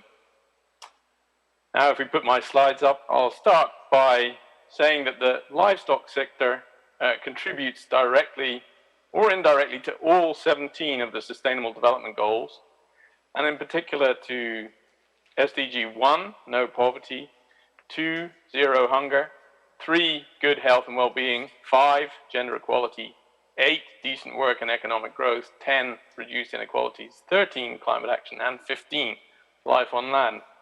And of course, there are complex interactions between them. In addition, Over 1 billion people around the world, including 600 million of the world's poor, depend upon the livestock sector for their livelihoods. And the majority of the world's food-producing land can only support livestock production.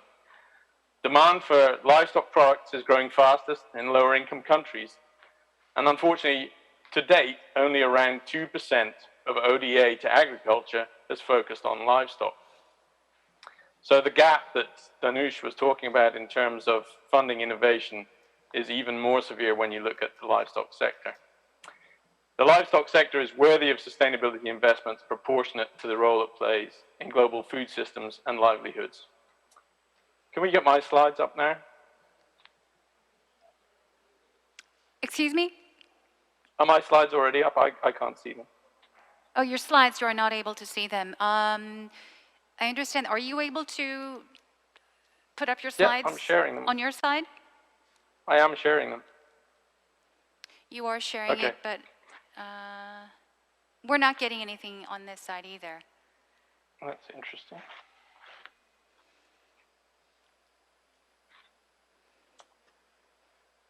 I apologize for that. My mistake. No problem at all. Here we go. Hopefully you can now see them. I think we're getting something. There we go. Excellent. Yes. Apologies for that. I thought that was going to happen automatically when I asked for it. Anyway, useful background to this sector is the FAO report on world livestock, transforming the livestock sector through the Sustainable Development Goals. And it reviews how the livestock sector contributes to each of the SDGs. So I'm representing the livestock organizations that were involved in Action Track 3 of the UN Food System Summit, boosting nature-positive production. And within that action track, there are 3 closely interlinked areas: protecting natural ecosystems, managing existing food systems sustainably, and restore degraded ecosystems. So sustainable livestock came out of the second of those, manage existing food systems sustainably. And 2 components of the cluster from the Sustainable Livestock Coalition are scaling best practices and technology and grazing for soil, climate, and people, which also relates to a solution in the Restore Degraded Ecosystems action area on specifically restoring grasslands, shrublands, and savannas through extensive livestock-based food systems.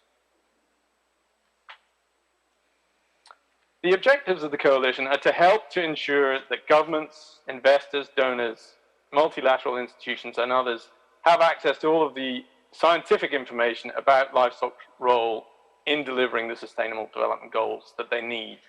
This naturally includes the very important role that animal source foods play in human nutrition, and that livestock play in livelihoods, in upcycling and recycling nutrients, utilizing areas unsuitable for producing human edible crops, and livestock's complementary role in crop production systems through manure, recycling byproducts, traction, etc.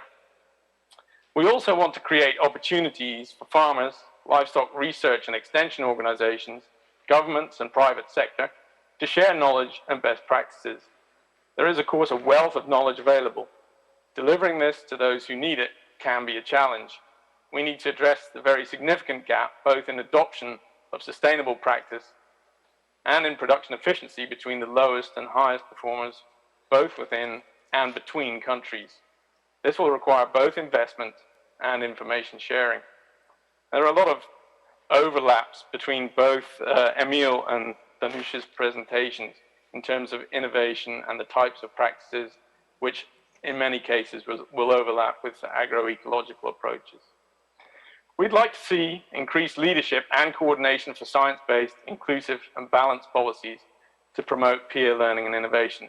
Cohesive messaging to ensure that science is the foundation for innovation has never been more important than now in an era where false narratives can spread faster than they can be combated.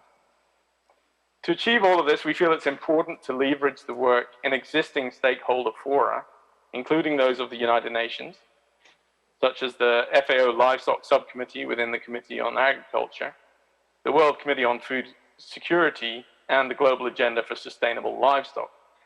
as well as those beyond the UN system that also contribute to sustainable livestock systems. These exist for all of the main livestock species, as well as for regenerative agriculture and livestock management approaches. So the organizations on this slide were involved in putting this coalition together, and I'll just list them because not all of the logos are clear, but the International Center for Tropical Agriculture, Global Dairy Platform, the International Dairy Federation, the Global Roundtable for Sustainable Beef, Health for Animals, the International Feed Industry Federation, the International Egg Council, the International Poultry Council, the International Livestock Research Institute, the International Meat Secretariat, the Savory Institute, and the World Farmers Organization. So we all came together to propose this coalition, and together we represent a significant proportion of the world's livestock producers, along with companies, academic and civil society organizations striving to ensure that sustainable livestock production remains an integral part of a thriving food system. In addition, through the Inter-American Institute on Cooperation in Agriculture, we've been able to approach most of the countries throughout the Americas, and we're expecting countries from the Americas, as well as livestock-dependent economies in Africa, Asia, and elsewhere, to be part of this coalition. Conversations are taking place with member states around the world, and we encourage all member states that currently participate in the COAG Subcommittee on Livestock to be involved in this coalition, as greater collaboration and exchange will support the work of the subcommittee in achieving its objectives, as well as all of your country's objectives. To refer back to FAO's report on transforming the sector through the Sustainable Development Goals, it's clear that the complex interactions involved in achieving the goals are an ambitious task, and that demands an integrated and holistic approach with member states, farmer organizations, and industry associations collaborating with each other globally. I'll now take a just slightly more detailed look at the two parts of the coalition. The first being scaling best practices and technology, securing a future for sustainable livestock. We need to utilize the diversity that exists. Livestock is produced in a huge range of environments and systems, from the edge of the Arctic to the edge of the Sahara, from both high technology and high input systems to indigenous and pastoral and local small-scale systems. There are dozens of farmed animal species and at least 7,000 breeds adapted to specific local needs and circumstances. Feed resources make use of a huge range of materials, mostly which are inedible to humans. So in this way, the livestock sector can produce a vast range of foods and services in a very wide range of environments. Currently, only a very small share of this diversity is widely utilized, but it's a valuable resource pool for adaptive solutions. And going forward, we're going to need all of that diversity to make sure we can cope with the coming challenges. As Danush was saying, we need to accelerate innovation through better and more appropriate technologies and techniques. So not all of this is fancy new technologies. It may well be techniques that have been used in the past or are still being used in some places and need to be remembered or more widely adopted. Through doing this, we can contribute to improved human nutrition with a lower environmental footprint. We can build on the enormous progress already made in areas such as genetics, feed additives to reduce methane emissions from ruminants, for example, circular resource flows, biodiversity protection, production efficiencies, precision livestock farming, as well as data sciences. There are a very wide range of things that we can do, and as I said, not all depending entirely on modern or new technologies. Many of them could be traditional or ages old. Livestock can provide almost half of our global protein requirements while staying within key planetary boundaries. Future innovations could increase this share. Livestock proteins are of high quality and, in many cases, as or more affordable than plant-based proteins. To accelerate the pace, scale, and rollout of such innovation and adoption of practices, more and better financing facilities need to be created. A fair financial share of this value chain needs to reach the farming community to ensure economic viability for farmers and others in the chain. In terms of measurement and accounting, we need to enable innovation and finance to improve the measurements that we use to demonstrate performance, compliance with regulation, or in global trade arrangements, and in consumer engagement. It's critical that we strengthen tools for monitoring, modeling, reporting, and verification systems that help us understand our use of planetary resources and take better account of circular material flows, biodiversity services, human nutrition, efficiency, and livelihoods. We need more complete and more robust accounting to help all stakeholders, but especially consumers and investors, to properly evaluate and assess the values provided by livestock and make their decisions accordingly. And finally, farmer and producer-oriented evidence-based roadmaps. We need strategies to be developed in their regional context to generate appropriate action on the ground and aim for nature-positive, or at the very least, nature-neutral production within planetary boundaries. In such processes, key stakeholders from farming, science, government, business, civil society, and consumers outline pathways for their priority livestock types and systems, set goals, and prioritize where and how innovation is best applied, and what to promote or reduce. The chosen pathways should respond to comparative advantages of geography, human skills, agribusiness structures, and local demands. These roadmaps need to include appropriate accounting tools, financing, and governance mechanisms. On the grazing for soil, climate, and people action area, where we're talking about restoring ecosystems, mitigating climate change, and enhancing food security, again, we need to build on context-relevant diversity. So that means recognizing, reclaiming, adapting to, and utilizing the full diversity of livestock products and production systems around the world, including integrated crop livestock, silvopastoral and rangeland pastoral, as well as smallholder, indigenous, and regenerative agricultural systems. We need to accelerate innovation in this area, which means innovation in livestock grazing systems, which has brought enormous progress in the circularity of resource flows, in protecting biodiversity, increasing production efficiency, reducing greenhouse gas emissions, increasing carbon sequestration, and restoring soil health, while adding to the quality of foods and the services provided. Here again, we need to enhance financing through enabling innovation and novel finance mechanisms so that we can improve accounting systems in global trade arrangements and market and consumer engagement. I mean, a possible way to think of that in terms of regenerative agriculture is certainly the more widespread adoption of payments for environmental services such as carbon sequestration. And we need to enable producers to lead to action on the ground. Farmer-driven and regionally appropriate strategies need to be enabled and developed for nature-positive production within planetary boundaries. These can be inspired by similar strategies which have already been implemented in several countries. As in the previous solution, appropriate accounting tools, financing, and governance mechanisms should be specified in these roadmaps. And just as a final slide, some of the materials I've mentioned, the food systems community has the information around the Sustainable Livestock Coalition, and you can also find the information around the Grasslands and Savannah Coalition there. On FAO's website, you can find their report on transforming the livestock sector through the SDGs as a PDF available online.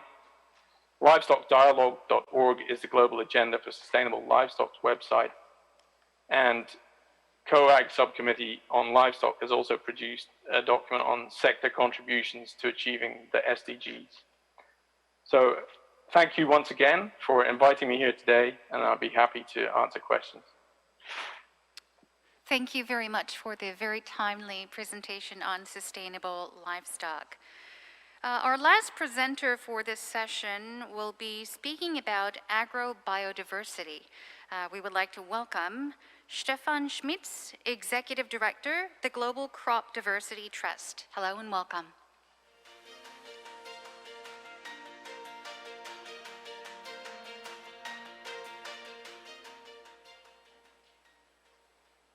Yes. Hello, everybody, dear colleagues, ladies and gentlemen. Great pleasure. Thank you for giving me the opportunity to share basic ideas around agrobiodiversity today with you.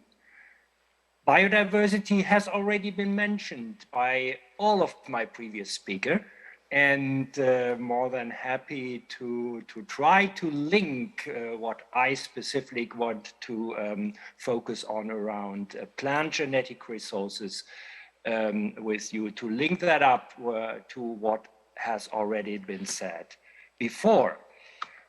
The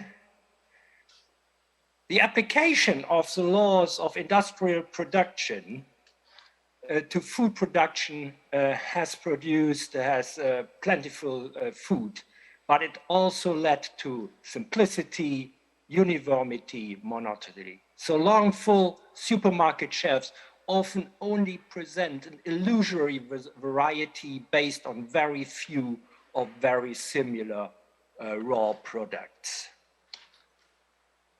Food systems are often highly subsidized and have developed in a direction that's failing many, making others sick, and destroying the planet. More diversity must be at the heart of a long overdue food systems transformation and is key to a lot of specific items. And I think that that came out of all the presentations by the previous speakers.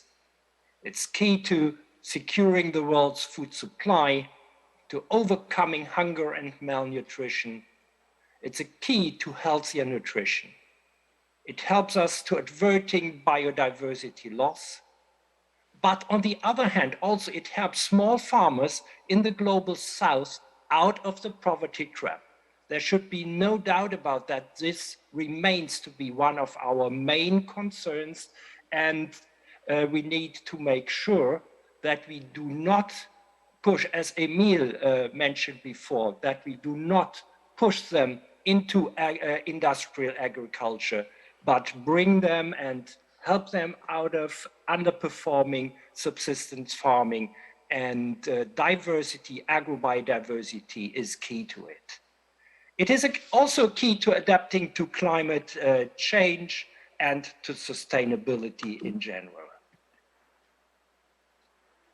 As with biodiversity as a whole, agrobiodiversity occurs at three different levels.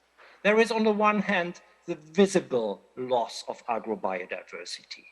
It's around the destruction of agroecosystems, and there is a decline in the number of species.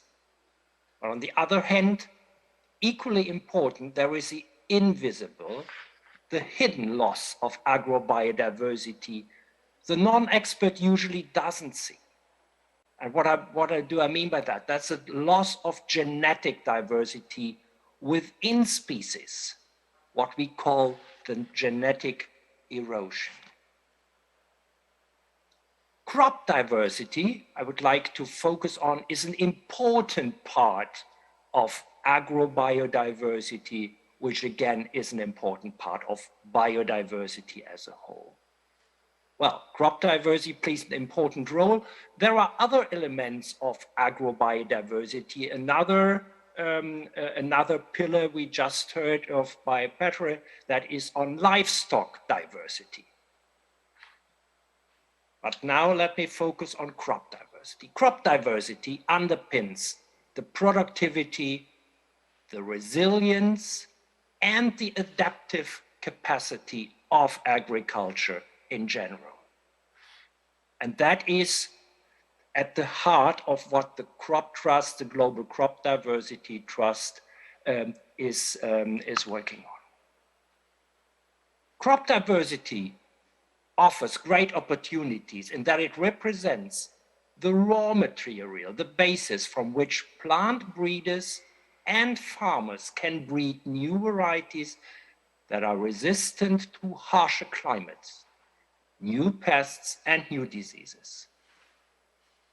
This is the only way to find local adapted solutions to specific local problems, to adapt food systems to climate change, and to produce food without destroying the planet. And crop diversity gets lost every day. Look at these figures, and this is on species and genetic level. China lost 90% of rice varieties since 1950.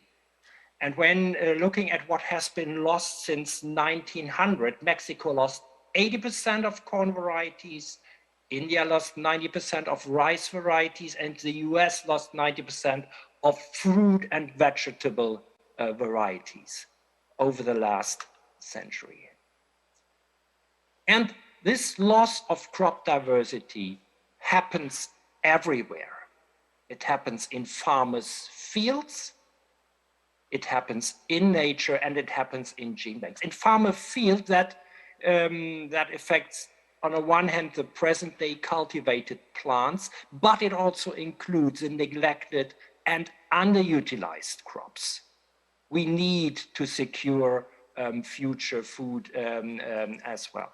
In nature, that is the crop wild relatives, equally important for securing food for future generations, and also in gene banks if those gene banks are not properly funded. So crop diversity is even under threat in gene banks, which have been established to do exactly conserve agrobiodiversity. Conservation of the remaining gene pool in gene banks is an emergency measure. It is technologically simple and financially cheap. Well-filled and functioning seed banks can maintain a world heritage that will ensure our survival in the face of climate change. But as I said before, these gene banks, especially those in the global south, are under massive threat due to chronic underfunding. Fortunately, there is a powerful political framework for conservation and use of plant genetic resources. It's the International Treaty on Plant Genetic Resources for Food and Agriculture. And one cannot overestimate the importance of that truly multilateral system. The International Treaty on Plant Genetic Resources for Food and Agriculture, it recognizes the crop diversity as a global common heritage of mankind. It is a legal basis for a multilateral system of genetic resource exchange, access, and benefit sharing. 143 countries are party to that treaty. And the crop trust is recognized as an essential element of the funding strategy of the treaty. It brings together, this international treaty brings together the in situ conservation done by small farmers, by smallholders, and the ex situ conservation gene banks. They are closely linked, and both are an important basis for the sustainable use of these plant genetic resources by breeders, by researchers, by farmers. That is our most important triangle here. It is not just around conservation. I have to underline again, it's about conservation and use. So we need to make sure that we make all these plant genetic resources available, that they are available for use to the breeders, to the researchers, to the farmers. SDGs, the SDGs have already been mentioned, and I would like to refer here to, in particular, to SDG 2 and to the target of target SDG 2.5, where plant or genetic diversity and plant genetic diversity in particular are explicitly mentioned. There is a global system of gene banks, a global system of ex situ conservation with 3 pillars. There is the so-called Svalbard Global Seed Vault, which is the ultimate fail-safe for all the plant genetic resources on Earth. There are the international gene banks, but also national gene banks, equally important to conserve and make these resources available. The Svalbard Global Seed Vault, you might have already recognized, you already know about this. Unfortunately, do not have the time to go into more detail right now. It is worth a separate presentation to go into detail here. Well, let me finalize by saying a few words on the mission of the Crop Trust. It is all about to ensure the long-term conservation and use of plant genetic resources, safeguarding unique and valuable plant genetic resources, the promotion of an efficient, sustainable global system of conservation, the promotion of regeneration, characterization, evaluation, and documentation of plant genetic resources, and change of related data. And that is becoming more and more important. It is not just about the plant genetic material, it is also about the data around it. And we do our best to make these data available to a broader public. To promote the availability of these resources. And finally, last but not least, we work on the promotion of national and regional capacity building. The great importance of crop diversity for the future of mankind within the triangle of climate, biodiversity, and food security is not yet widely enough known. The UN Food Systems Summit and as well as COP26 have been important steps towards greater political acknowledgement of these important issues, but still a lot needs to be done. There is a lot of talk about climate finance these days. We all listen to that, to the debates we had in Glasgow. That is very good. Only a tiny part of the investment must go into protecting one of the most important global public goods we have. That is what we work to, and we invite everybody to join in what we call a global gene bank partnership. Thank you very much for your attention. And thank you very much. Now that we have listened to very insightful presentations, we will now move on to the panel discussion for session 2.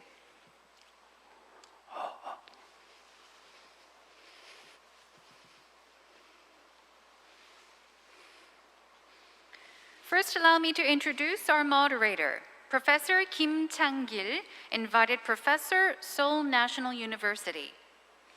And also introducing our panel discussants, Tang Sheng-yao, head of UN FAO representative of UN FAO Partnership and Liaison Office in the Republic of Korea, Professor Im Song-soo of the Department of Food and Resource Economics at Korea University, Director Hwang Song-soo, COPIA Asia Team, Technology Corporation Bureau, Rural Development Administration. And again, our presenters who have given their presentations are still with us for this discussion. So they are from abroad, Emile Frison, panel member, EPES Food, Danush Dinesh, head of partnerships and outreach, CGIAR research program at Climate Change, Agriculture and Food Security, Rory Pita, Executive Director, Global Roundtable for Sustainable Beef, and last but not least, we have Stefan Schmitz, Executive Director of Crop Trust. And Professor Kim, the floor is all yours.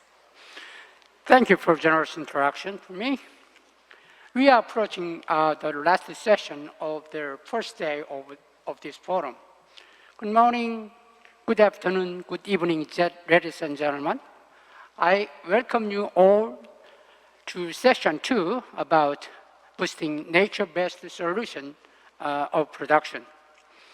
Under the theme of exploring the future ODA pathway for transformation of global food system, this global forum, ODA forum, has been organized as a forum to share measures being pursued by various international communities to transform food system and seek opportunities for cooperation with Korea.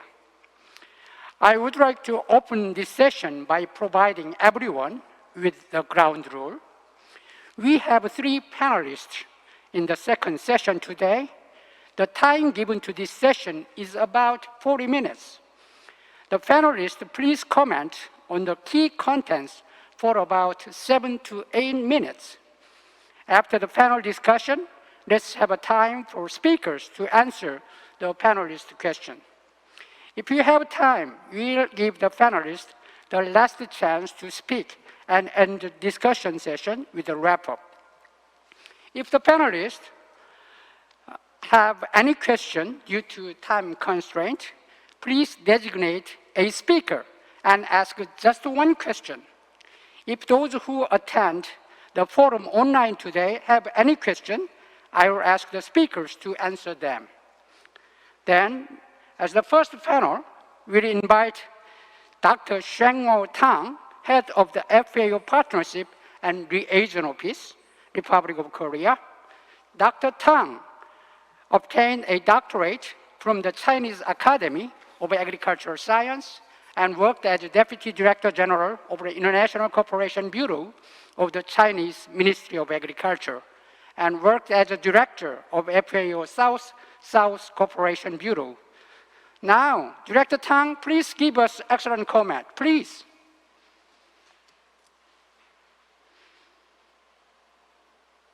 Mr. Tang is in China right now.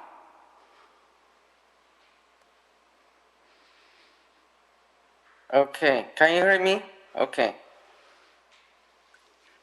Thank you very much, Professor Kim, and I'm very pleased to join this session as a discussant. Good afternoon for all, dear participants. If I may recall, in his keynote speech today, FAO DG Chu Dong-yu has made it very clear that FAO will coordinate follow-up actions arising from the UNFSS and host a coordination hub, working closely with partners and key stakeholders for the transformation of food systems in the world. To follow up, and as guided, my discussion mainly refers to 2 topics: nature-positive innovation and agri-biodiversity. In September this year, FAO released a report titled Tracking Progress on Food and Agriculture-Related SDG Indicators 2021. Some of the main outcomes I'd like to share with you.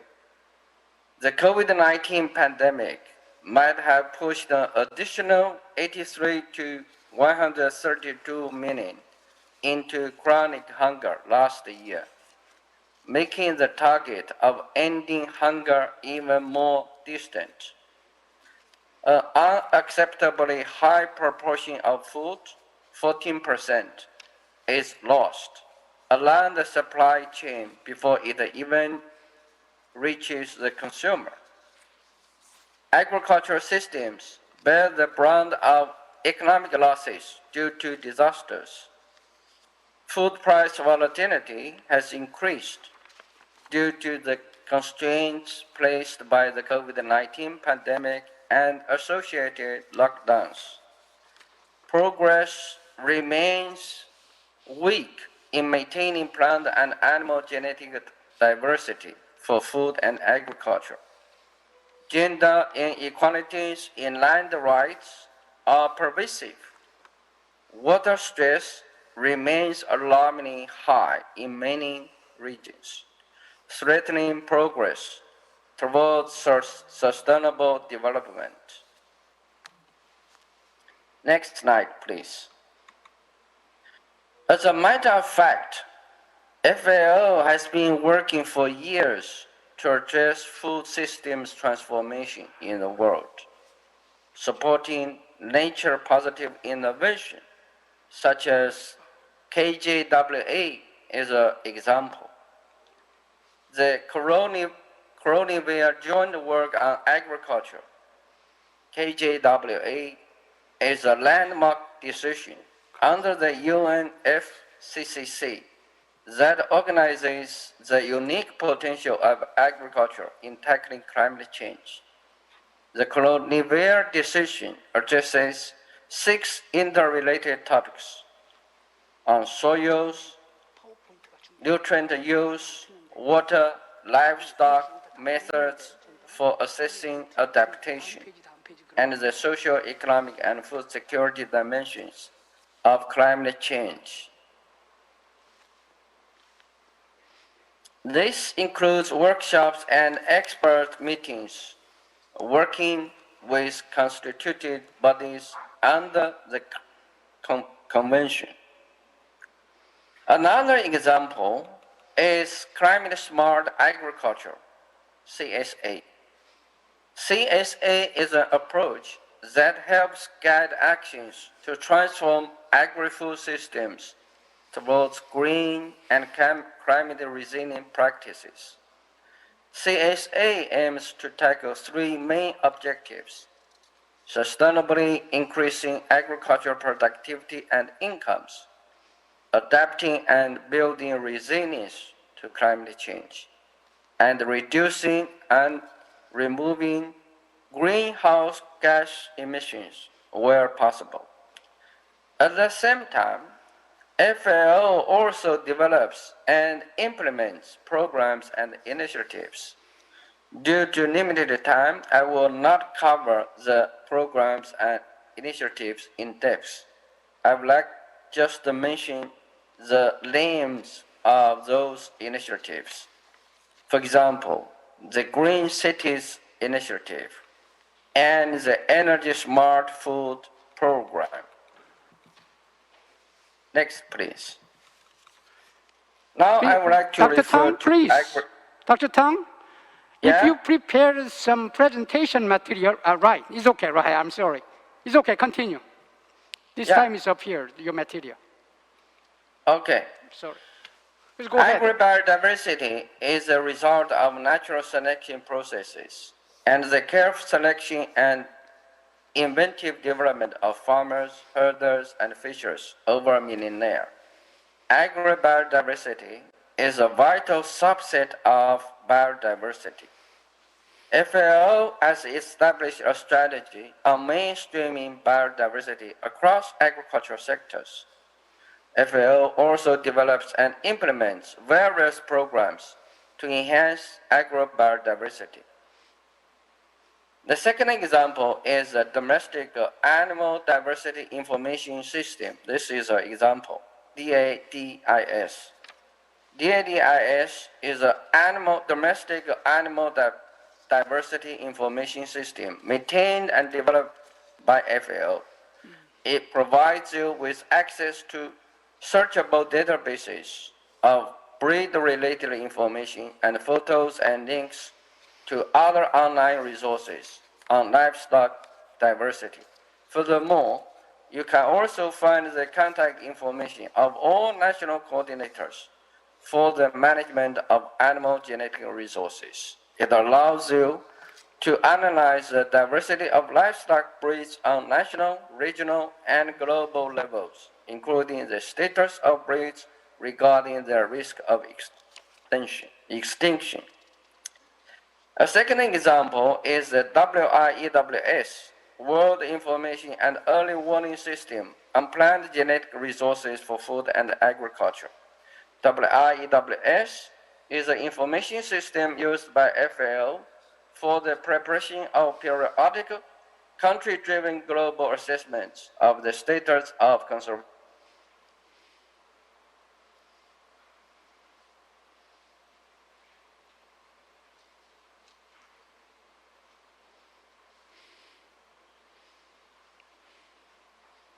technical problem.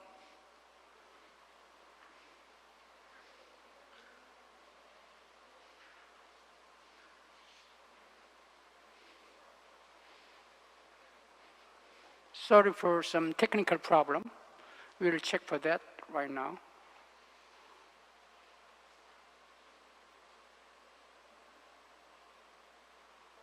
코멘트가 안 끝났는데요. I'm sorry.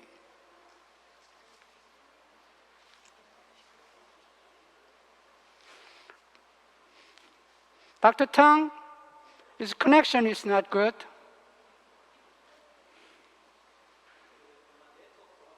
It's a network problem. Okay. I think, unfortunately, Dr. Tang's comment is not finished. So I think the internet connection is not good right now. So next discussion, next panelist, Dr. Lim, and then we'll, if it's okay, and then Tang is continue. Is okay? I think, Dr. Lim, you prepared? I just introduced right now. Second panelist, Professor Song-Soo Lim in Korea University.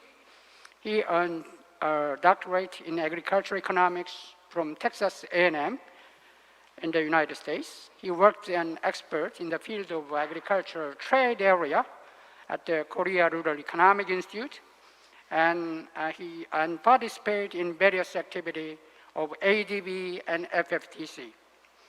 Professor Lim, please, your comment. Okay, thank you, Professor Kim. Thank you for having me. 안녕하세요. I send my warm greeting to the presenters staying in a foreign land. My topic here is the first two presentations regarding the ODA transformation toward agroecology and nature support innovation. Before I continue, I want to remind just the basic element of the agroecology. Next slide, please.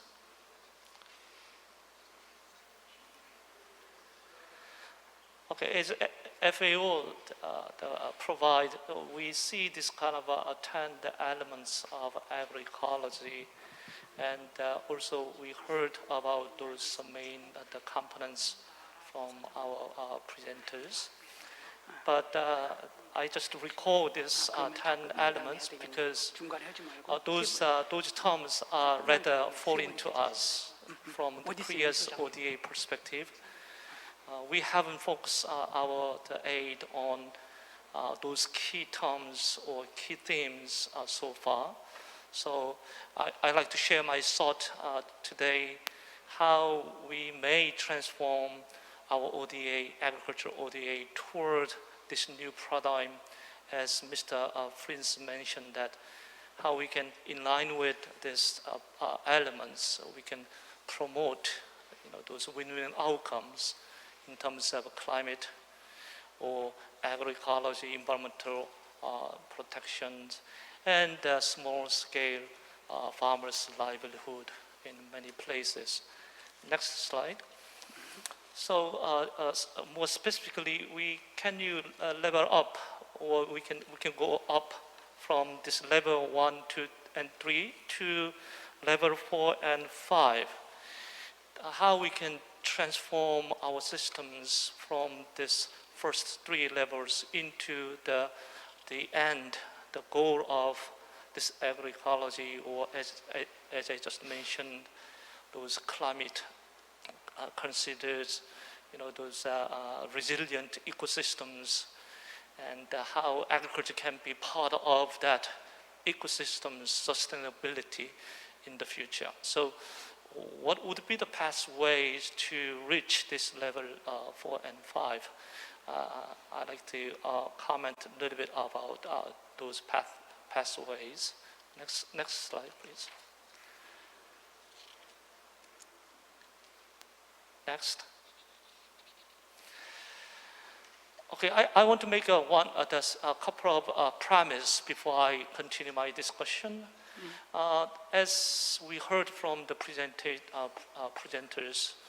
I believe there is a large consensus that agroecology is the way to go. Then, given this consensus, I would like to say that agroecology is a science. I changed a little bit of my emphasis on this word, science. Or we can find some evidence basis, argument for why we pursue the agroecology or the nature supporting, innovation in the future. So how this scientific evidence support our transformation? Then how ODA may go hands by hands with that transformation in the future? Second promise is agroecology is a key strategy to achieve sustainable development goals. Well, food systems, we saw from this food system summit by the United Nations last month that food system can be a central place in the SDGs. So how we can realize these food systems or transform the food systems to achieve this 2030 agenda, I think that would be how ODA can be a driver of that direction or transformation. That is the key issues we want to share our thought and our effort, collaboration to achieve that goal eventually. Next slide. So I like to highlight the 3 gaps. This is my own term, my personal naming of that. Please allow that. Okay, this is my subjective observation. Gaps in the agriculture. And Mr. Frinson mentioned about the Andhra Pradesh story, successful story, about 20% increase in agricultural productivity and 50% of increase in net income of farmers. I also came across many cases, successful cases about this agroecology-centered ODA. But if you look at the previous literature, academic literature, you find that over those meta-analyses indicate that organic agriculture ended with about 20% lower the productivity. And also it has the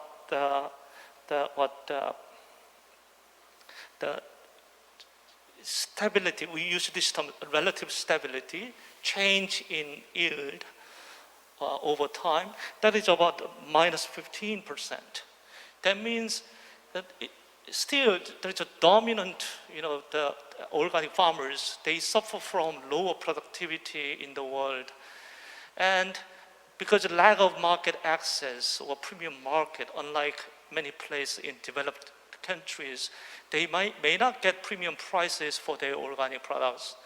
In other words, if you spread this agroecology method to low-income farmers or small-scale farmers in many developing world, probably it's not easy to persuade them to adopt this sustainable farming practices, given this low expected productivity. On the other hand, if you look at this conservation farming practice, like no-tillage farming versus the conventional agricultural practice, the loss of the productivity is less than 3% in the more than 100 studies indicate that. That means no-tillage farming can be compatible with the sustainable farming practices. Without much loss of productivity, we can spread this method to farmers that they can preserve, preserve this carbon on their soil without loss. So this research indicate that how we can overcome these barriers to spread, to summon our farmers in low-income countries to adopt agroecology for their main, main practice of farming. How you can make it mainstream in the agriculture and agriculture policy as well. Next slide, please. Second gap I would like to indicate is our research. Mr.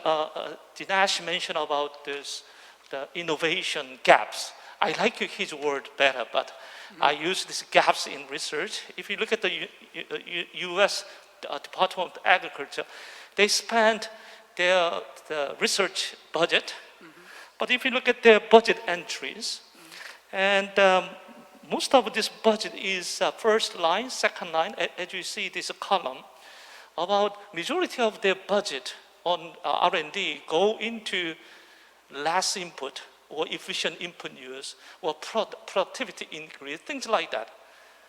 According to Mr. Frickson's word, this is an old paradigm. If they provide this research, then our farmers cannot adopt more the climate smart or the nature supporting farming practice, because there is no extension services regarding that practice. There is no the research support for that. So even if you look at the United States budget in 2014, we find that only agroecology centered research is about merely is 5% or 10% out of the total budget. Then we see huge innovation gaps in research areas, how we can overcome these barriers to spread successfully this future-oriented or sustainability-centered skills to our farmers. Lastly, next slide. If you look at the ODA, this is the Dutch study this year. And Dutch, they tried to, one of the main donors in the development aid, they studied this 10 years, their experience about foreign aid. It's about 2.6 billion euro. And they find out that it's a level 1. I'm not sure if you see this graph well, but level 1, 2, and 3, that can be categorized as agroecology-centered aid. They account for merely less than 5%. Even we look at the Dutch, the aid practice, we find that this sustainability-centered, the aid account for a very small amount of out of the total aid. Next slide.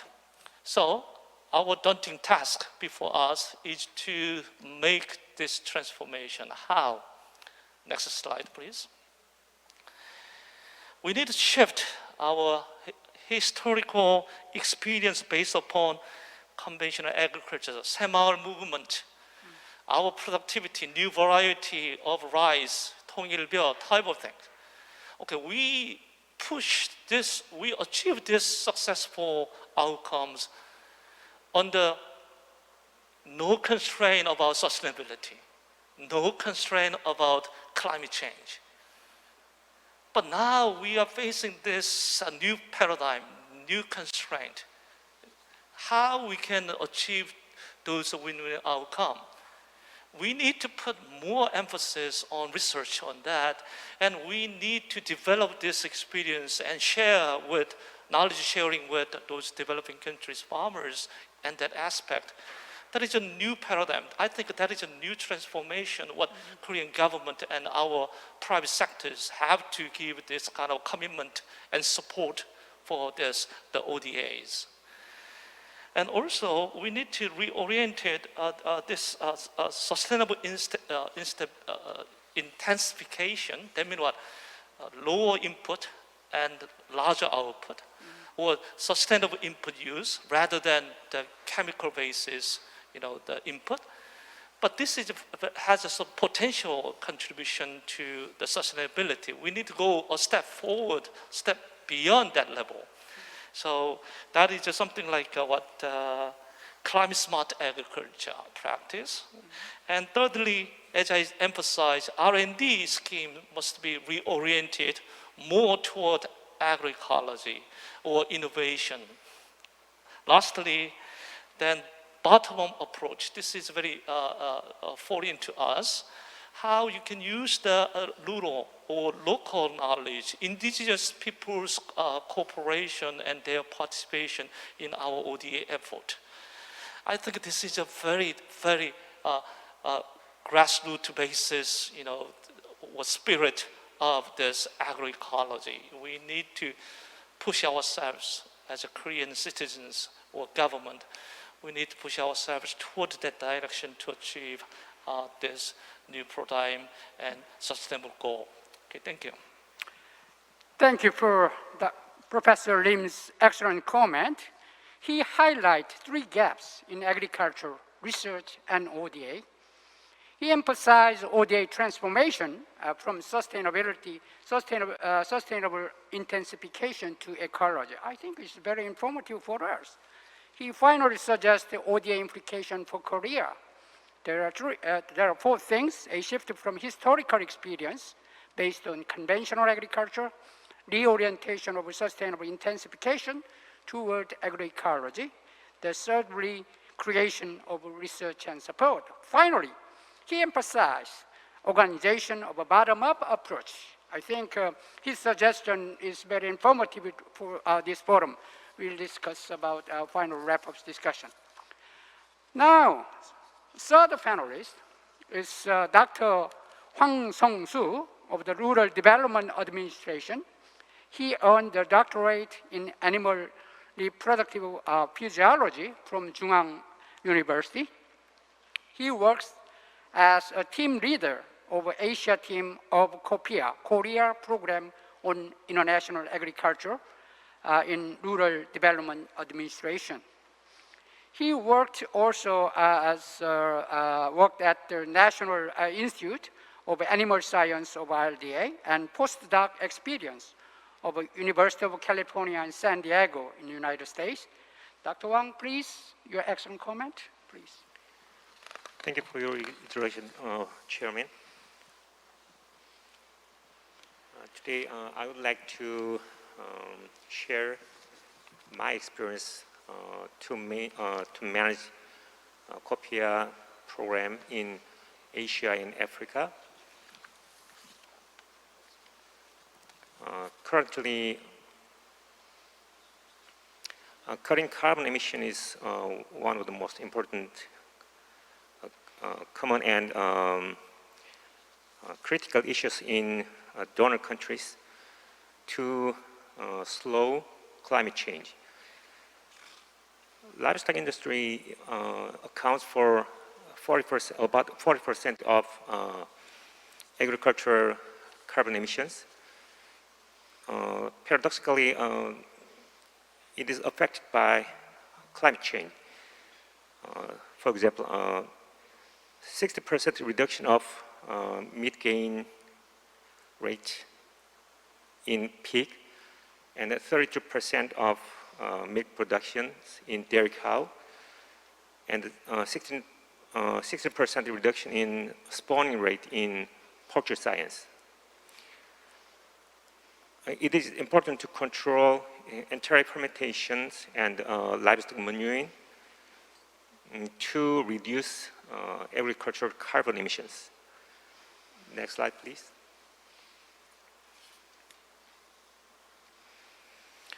One of the most important things in implementation of ODA project is mutually beneficial relationships between donor and recipient countries. As you can see in this slide, the yellow box is our COPIA partner countries. They have lots of cattle, but its productivity is very low compared to Korea. So we need to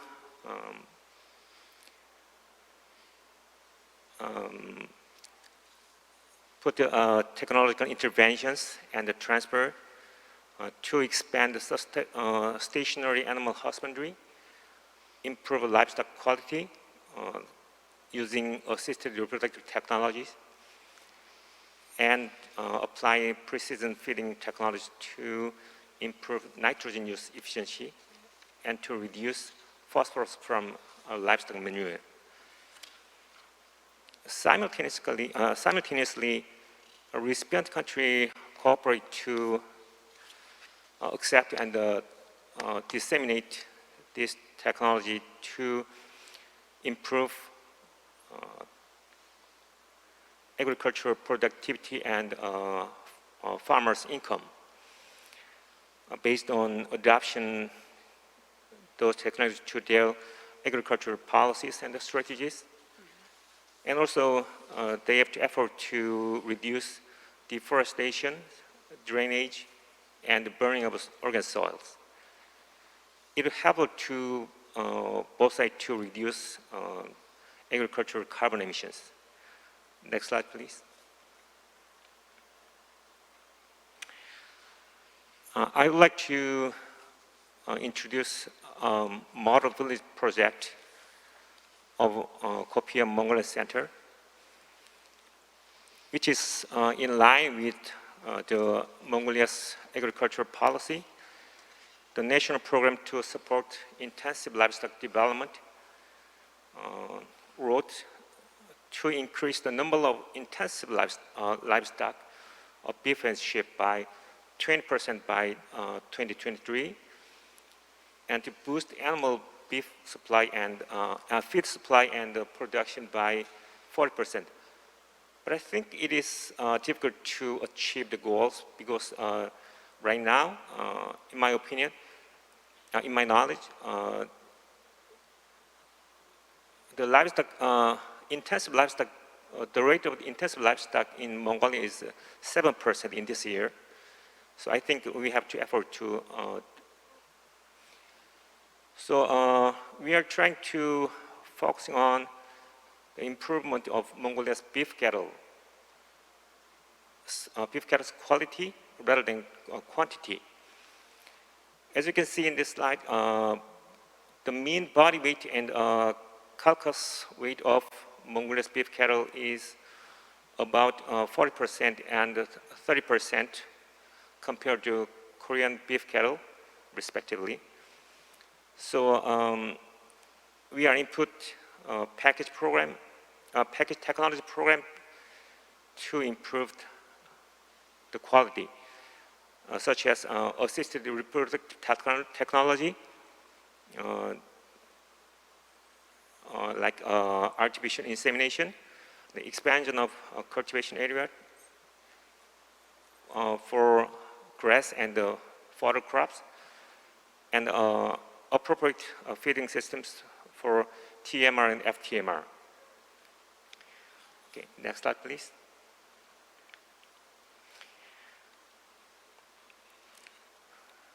Let me take an example for systematic package program among ODA organizations in Korea, specialized in water, energy, food, and value chain. While we get together to receive PCP and the request letter from government and the planning, project planning, and even feasibility study. While setting up irrigation and energy infrastructure in the first year, the food team has prepared a seed for mass production. And then if the infrastructure process is ongoing, we start to transfer the technologies to the country. After that, if the agricultural production is in place, the products will be processed and distributed to add value. The main point of this package program is a different attending point of the organizations to maximizing their expertise. So I heard that, I saw that lots of NGO and lots of organizations can attend and harmonize this program. Okay, thank you. Thank you, Dr. Huang. Dr. Huang just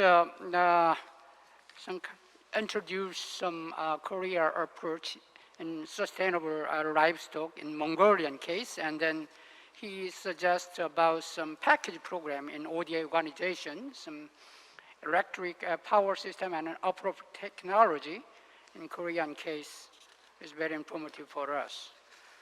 Unfortunately, in the first panelist, Dr. Tang is not available, some technical problem.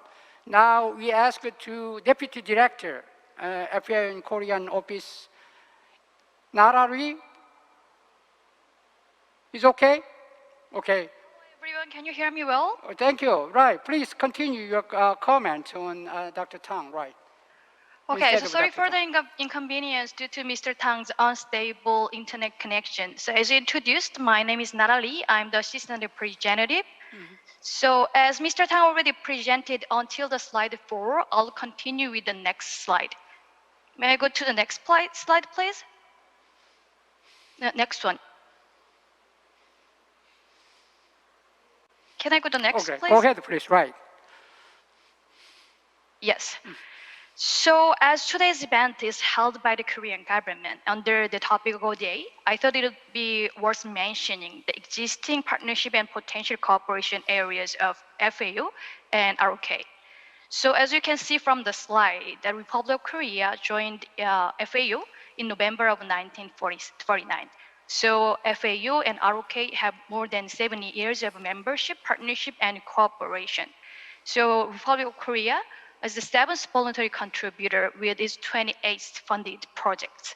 So as you can see from the slide, the projects supported by the Korean government through its voluntary contribution is divided into 4 major areas: agriculture, food, fishery, and forestry.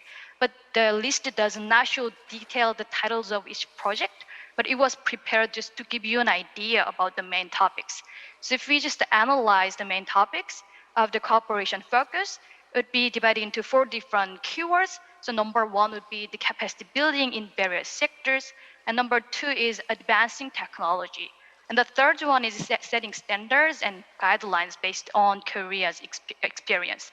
And the first one is responding to climate change, which is actually the major concerns and interest of everyone. Next slide, please. So last but not least, I'd like to propose some future directions of ODA.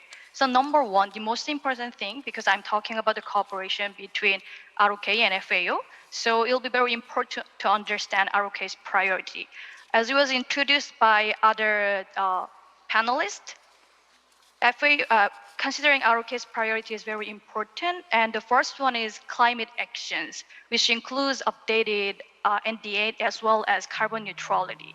And also the second one would be the Korean New Deal, so which Korean New Deal responding to COVID-19 and contributing to new technology for job creation and climate actions as well. So as also was introduced and discussed by lots of presenters and the discussant, the sustainable food system is one of the major areas of interest and also concerns of ROK as well. So the second part that I would love to present here is understanding FAO's strategic framework. So now I think not only just FAO, but also lots of UN agencies are focusing more on making integrated approaches with more interactions with diverse partners.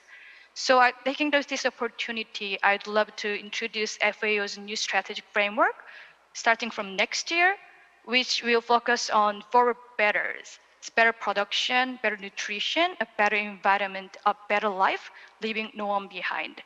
So that basically we can make more sustainable food, transition to more sustainable food systems.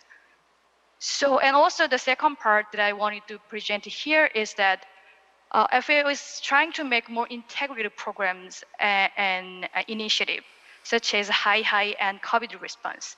So those initiatives and programs are scientific-based and country-driven types, where FAO actually can play a role as the matchmaker and filling the gaps between needs and support.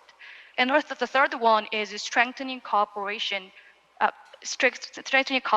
and also having more active engagement with partners, including youth and private sector and farmers organization, as well as the civil society.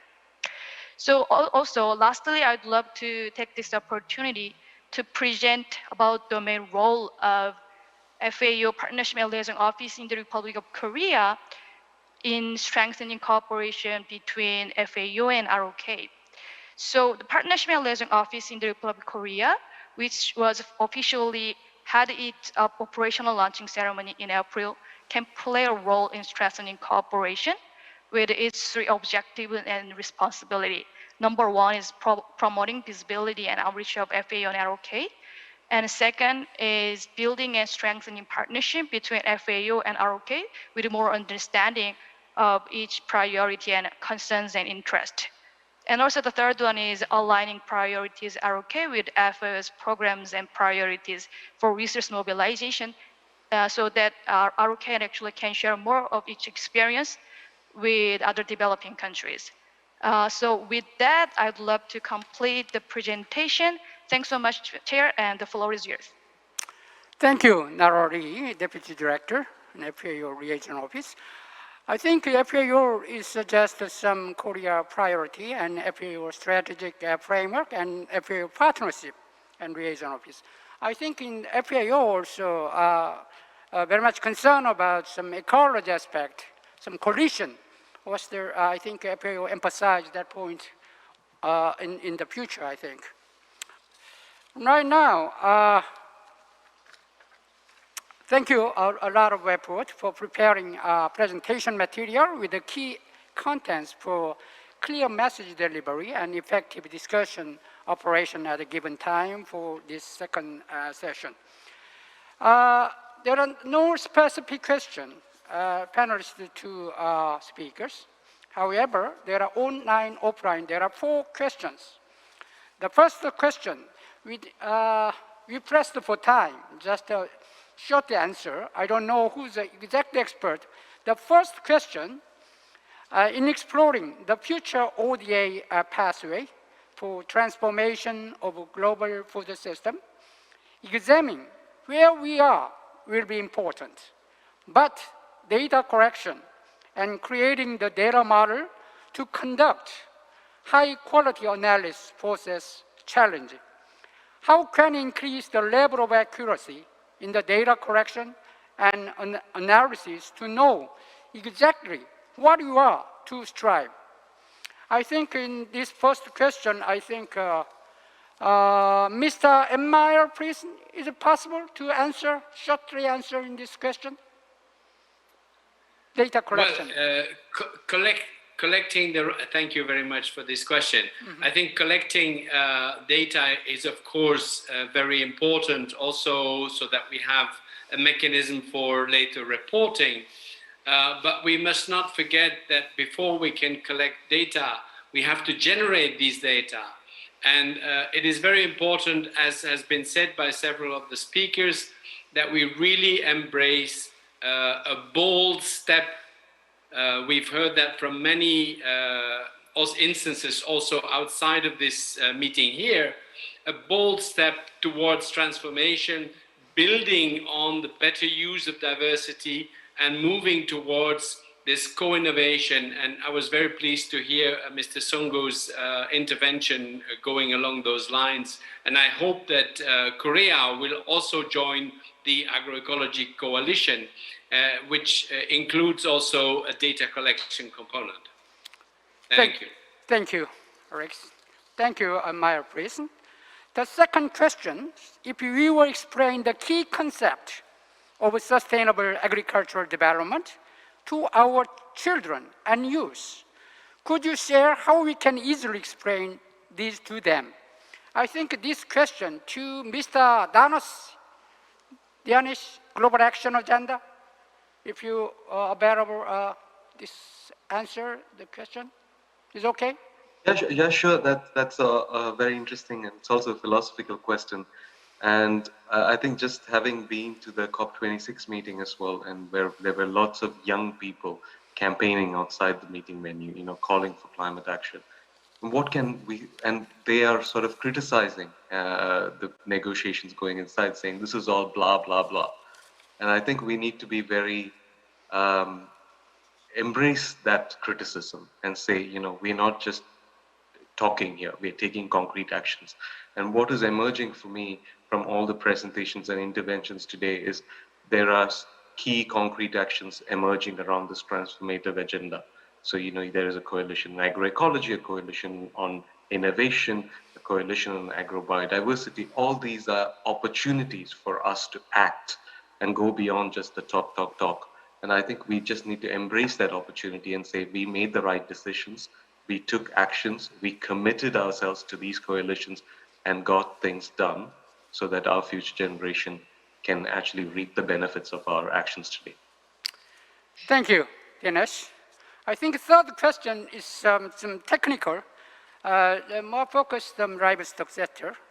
I think the question is how does amino acid feed additive through microbial fermentation affect sustainable livestock? I think please repeat if is available the answer. Very technical, but anyway. I don't think that I'm the best person to answer this question. I'm sure that it's an innovation that's useful.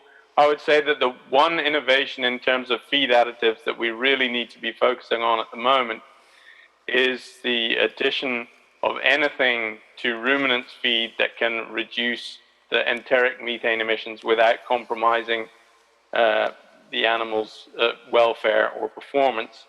And there are several of these starting to be developed, some based on natural ingredients and some based on synthetic ingredients.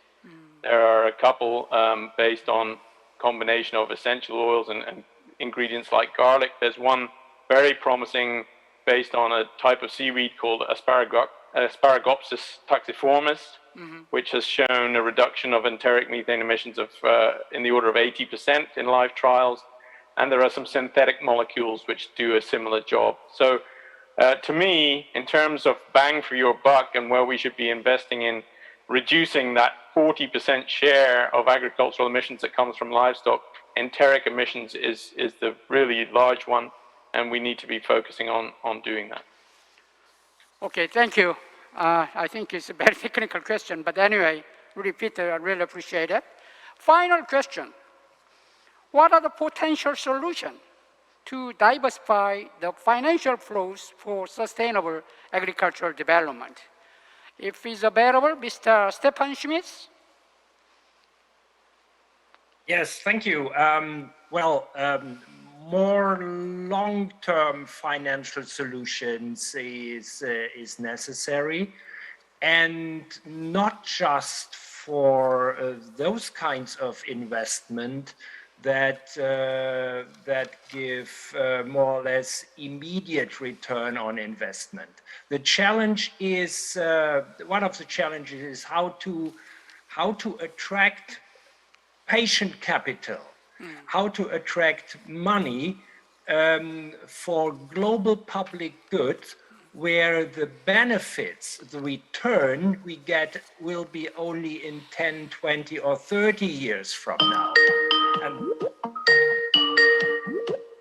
And that is one of the key points here. And the model, the crop trust created by creating an endowment fund for such a global public good as agrobiodiversity, as crop diversity, is one of the potential ways to go, which we are very in favor, what we're advertising, and we want to partner with as many partners as possible. Thank you, Stefan Schmitz. I think it's a very difficult question, but anyway, I really appreciated your excellent answer. Right now is almost closing time. We are pressed for time, but anyway, I'd like to wrap up in this session. I think this session is, there are 4 topics covered, ecology and nature-based innovation, sustainable livestock, and agrobiodiversity. I think all themes are more focused on diversity. I think Emmanuel Prison emphasized some diversity provide resilience for future shock. I think it's a very important concept in this forum. Also, Mr. Stefan Schmitz mentioned about crop diversity is underpin their productivity, resilience, and adaptive capacity. I think this is, we call this kind of thing in climate smart agriculture also important. Also, Dr. Lim mentioned about this is new paradigm from some sustainable intensification to agroecology. So I would like to emphasize the ecology aspect. So international community emphasize right now some collision between international society and in Korea government participation some aspect. I don't know that exactly. Some collision suggests some excellent collision concept. In the future, Korean government much concerned about some collision in this aspect, agroecology. In Korea, right now, Korean government emphasize expand some ODA budget in the government in the future. So currently, most of ODA project, some focused on agricultural productivity efficiency. So right now, in the next round, we are much concerned about some agroecology or some diversity or sustainable livestock. I think it's very important for us. So I think summarizing in this forum, in conclusion, I would like to thank the panelists for a very informative and stimulating session. In expressing this appreciation, I'm confident I speak for all the online and offline attendees, and particularly those who stayed of the end of this forum. And above all, I would like to thank MAPRA. Mr. Song Nam-gun is here for hosting this forum and providing us with very much appreciate hospitality. In addition, I would like to express my gratitude to the Korean FAO Association for its business support in hosting this forum. Finally, I would like to thank all the speakers and panelists and audience for making this forum success. Thank you all these participants. I'll conclude in this forum. Thank you.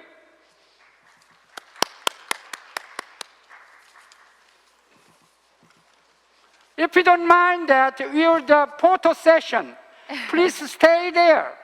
Just 1 minute. Is okay? 한 1분 동안 우리가 제스처를 하면 되겠죠. Please gesture for the online picture. 여기만 보면. 예? 아, 일어나서? 이렇게 일어나서. 앞으로. Shall we take a photo on the count of 3 then? All right, everyone smile for the camera. Here we go. 1, 2, 3.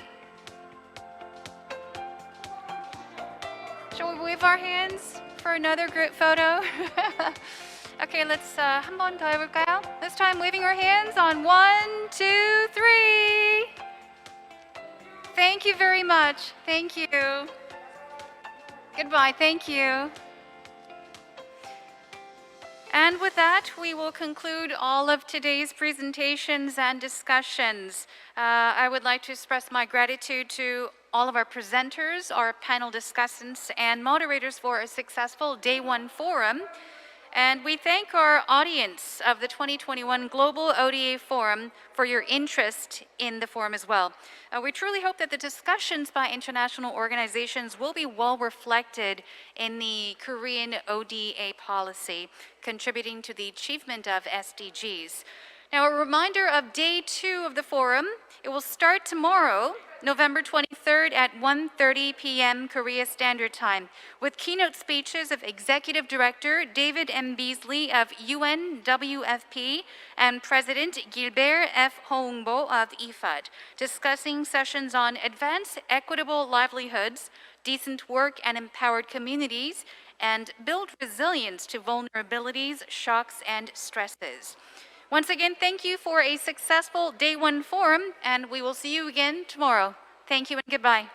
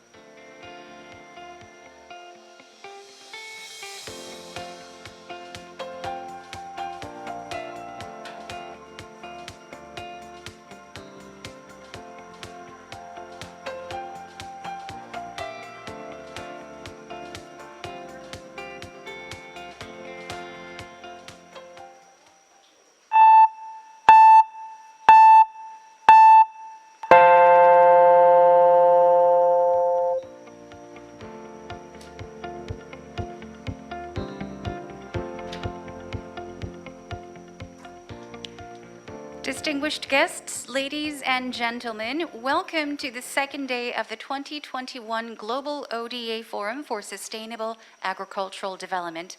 My name is Jennifer Clyde, and it is a great pleasure to be here joining you for the forum as a host. Excuse me. Now, day two of the forum will start with keynote speeches of Executive Director David M. Beasley of UNWFP and President Gilbert Ungbo of IFAD. We will then move on to 9 presentations under 2 sessions. Session 3, Advance Equitable Livelihoods, Decent Work, and Empowered Communities, will present 4 themes: Coalition of Action on Decent Work and Living Incomes and Wages for All Food Systems Workers, Making Food Systems Work for Women and Girls, Sustainable Food Systems Finance, the Role of Public Development Banks in Transforming Food Systems, and Consortium, Social Protection for Food Systems Transformation. In Session 4, Build Resilience to Vulnerabilities, Shocks, and Stresses will present 4 themes as well. Resilient Local Food Supply Chains, WFP's Contribution to the Transformation of Food Systems, Climate Resilient Food Systems for All Beyond 2030, Fighting Food Crises Along the HDP Nexus, and last but not least, Mountains and the Land Freshwater Nexus.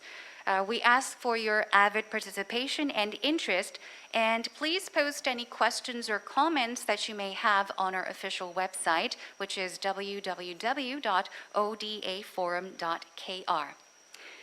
With that, ladies and gentlemen, we now begin day 2 of the 2021 Global ODA Forum for Sustainable Agricultural Development.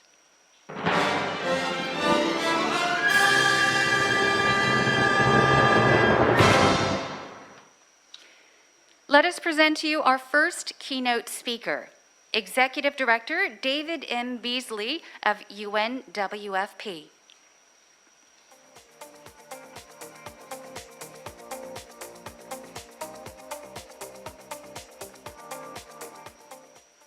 Distinguished guests, ladies and gentlemen, thank you for inviting me to take part in the 5th Global ODA Forum for Sustainable Agricultural Development.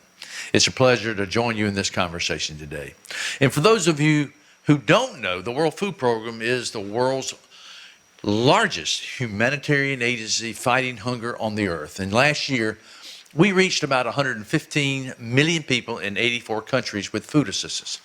We could not have helped so many families in need without the generous support of the people of the Republic of Korea. Thank you. But now we need your partnership and friendship more than ever. Even before our world was turned upside down by COVID, 650 million people went to bed on an empty stomach. Now that number has soared to over 810 million. Now, tragically, this number does not include the 283 million people now marching towards starvation, not knowing where their next meal is coming from. And that is up from 135 million before the pandemic. And most worrisome of all, there are 45 million people in 43 countries in that number we were discussing who are knocking on famine's door. We have a mountain to climb before every person on the planet has enough to eat. And millions of people desperately need our support today. But the Republic of Korea's story, it gives me hope for the future. WFP started working in your country way back in 1964 in the aftermath of the Korean War. And for the 20 years, we supported the Korean people with food assistance. During this period, you rebuilt your country from the ground up, and farmers in the agricultural sector played an incredible leading role in that recovery. Your story shows the importance of investing in food security and sustainable agriculture to lay strong foundations for long-term stability and prosperity.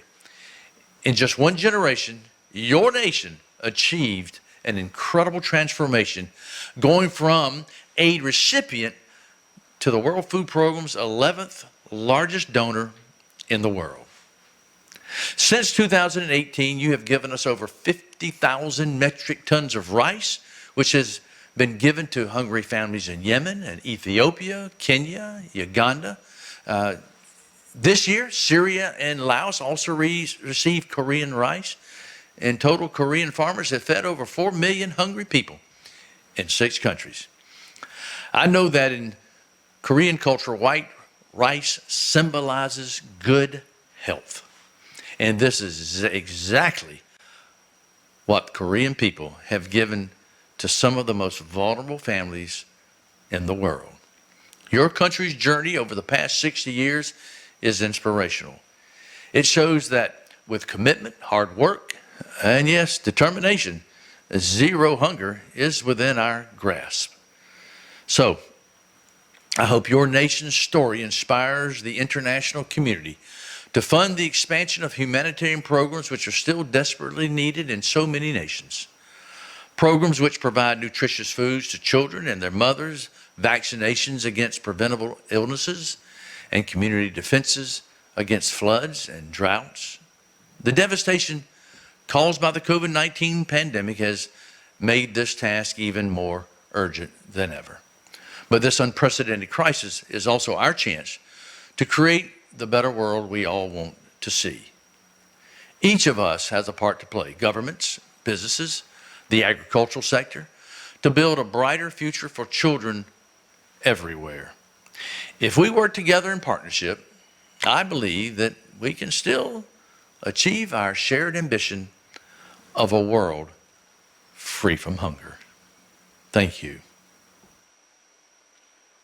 And thank you very much. That was a virtual message from Executive Director David M. Beasley of UNWFP. Next, I would like to introduce to you our next keynote speaker. President Gilbert Umbo of IFAD shares his message with us.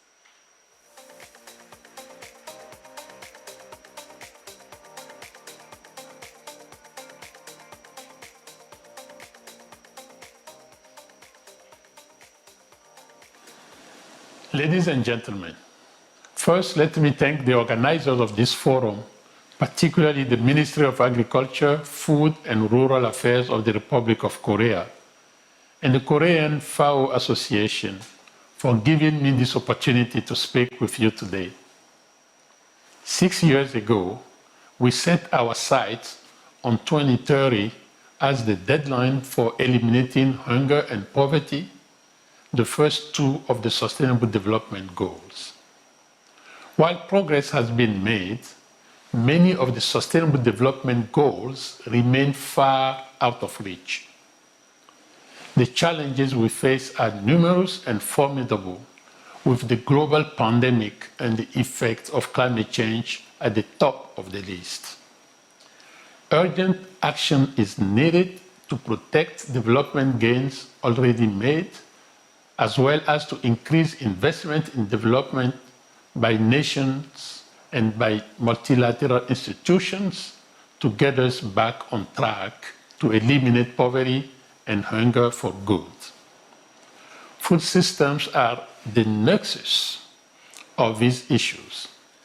By transforming food systems and investing in small-scale producers and other rural people, we can take a major step toward overcoming these challenges. I say this for 2 reasons. First, hunger and poverty are concentrated in rural areas where a majority of people depend on food systems for their livelihood. But also, these populations are important development actors, and there is enormous potential for them to play a much bigger and positive role. But the support has to be there. Farmers will need our help if they are to grow more food more sustainably.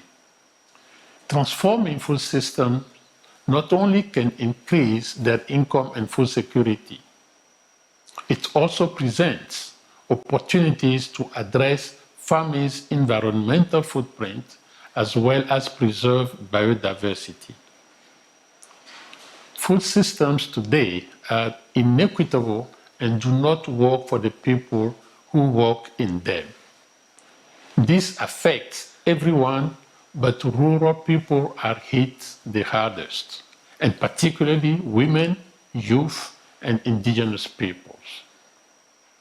IFAD is pleased to be working with partners across the development community to reach the poorest and most vulnerable people.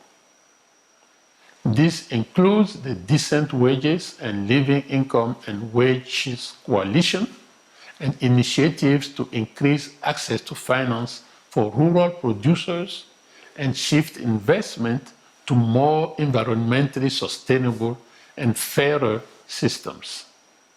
The Republic of Korea continues to be a key strategic partner that has been instrumental in supporting smallholder farmers in the Pacific region through information and communication technologies. IFAD and Korea have been working together on innovative ways in which IT can be used to improve rural livelihoods, strengthen links to markets, and make rural areas places of opportunity for the next generation. Sustainable and inclusive development requires long-term investment. It is not about one country or one project. It is about all of us and an ongoing commitment to a sustainable future in which no one is left behind. We look forward to working with all countries and partners to transform our food systems, the foundation of a sustainable future for all. Thank you so much. Thank you very much. Following the two keynote speeches, we will begin the presentations for session 3. Advance equitable livelihoods, decent work, and empowered communities. Session 3 will enlighten us on job creation for food systems workers, food systems for women, public development banks, and social protection for food systems transformation. Now please welcome the first speaker, Mr. Elvis Beydula, specialist at the International Labor Organization.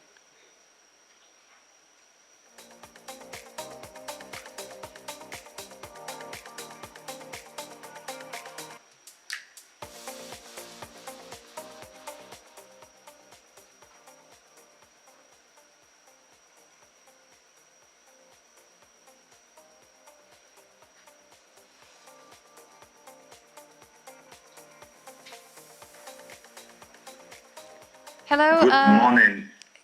Yeah. Yes, welcome. Good afternoon, ladies and gentlemen. My name is Elvis Beydula, and I'm a rural economy specialist in the International Labor Organization in Geneva. In many countries, agri-food workers regularly face poor working conditions, high levels of working poverty, and lack of access to rights. Paradoxically, while feeding us all, they are often among those who are unable to ensure their own food security and belong to groups of workers particularly vulnerable to socioeconomic risks. Effectively ensuring decent work for all agri-food workers is key to building equitable livelihoods and resilient and sustainable food systems. Recognizing this, action track of the Food Systems Summit focused on identifying solutions that promoted full and productive employment and decent work, enabling entrepreneurship and addressing the inequitable access to resources in food systems. It also aimed at improving resilience through social protection to ensure that food systems leave no one behind. During the months leading towards the summit, we gathered game-changing solutions and proposals from a wide range of stakeholders globally by organizing independent dialogues, online consultations, and calls for solution submissions. Action Track 4 members included representatives of member states, civil society and the private sector, research and academia, UN and multilateral organizations. Hundreds of solutions have been received. These have been subsequently organized into solution clusters, which you can see on the screen now. The solution clusters that form the foundation for this particular coalition on living incomes, on decent work and living incomes and wages include, among others, institutionalized and strengthened labor and human rights regulations by placing people's dignity and rights at the center, empowering food system workers through strengthened workplace organization and effective social dialogue, ensuring the right to social protection and achieving 100% living incomes and wages, and improving the governance of food system labor markets. There are, of course, good reasons why these particular clusters emerge from the proposed solutions. These clusters cover all the salient issues, these work challenges facing agri-food workers. As mentioned earlier, agricultural workers experience the highest incidence of poverty. In fact, 2/3 of the extreme poor globally are engaged in agriculture. Agriculture is also one of the most hazardous sectors, with tens of thousands killed in work-related accidents each year. Agricultural workers run twice the risk of dying on the job compared to workers in other sectors. Millions suffer injuries in workplace accidents or poisoning by agrochemicals. One of the key challenges is that agricultural workers are often inadequately covered by national labor legislation that guarantees rights at work, such as, for example, laws specifying minimum wages, injury benefits, or social security. This may be because they do not always have a clearly recognized employment status, as is often the case with casual workers, self-employed, or smallholder farmers, or because they belong to a particular group of workers, such as migrants. But even when they're not excluded in law, they're often unable to enjoy their rights in practice. This may be due to lack of awareness, low literacy levels, vulnerability to abuse, prevalence of informality, or simply because in many remote areas, law enforcement and labor inspection are insufficient and ineffective. In many countries, agricultural workers still face barriers in exercising their fundamental rights to organize and bargain collectively. And lack of organization does not always concern wage workers only. It is also a challenge for small-scale producers and farmers. For example, cooperatives and producer organizations could, of course, increase their bargaining power, upgrade productive capacities and technical entrepreneurial skills, improve access to finance and technology, and enable them to enjoy many other benefits.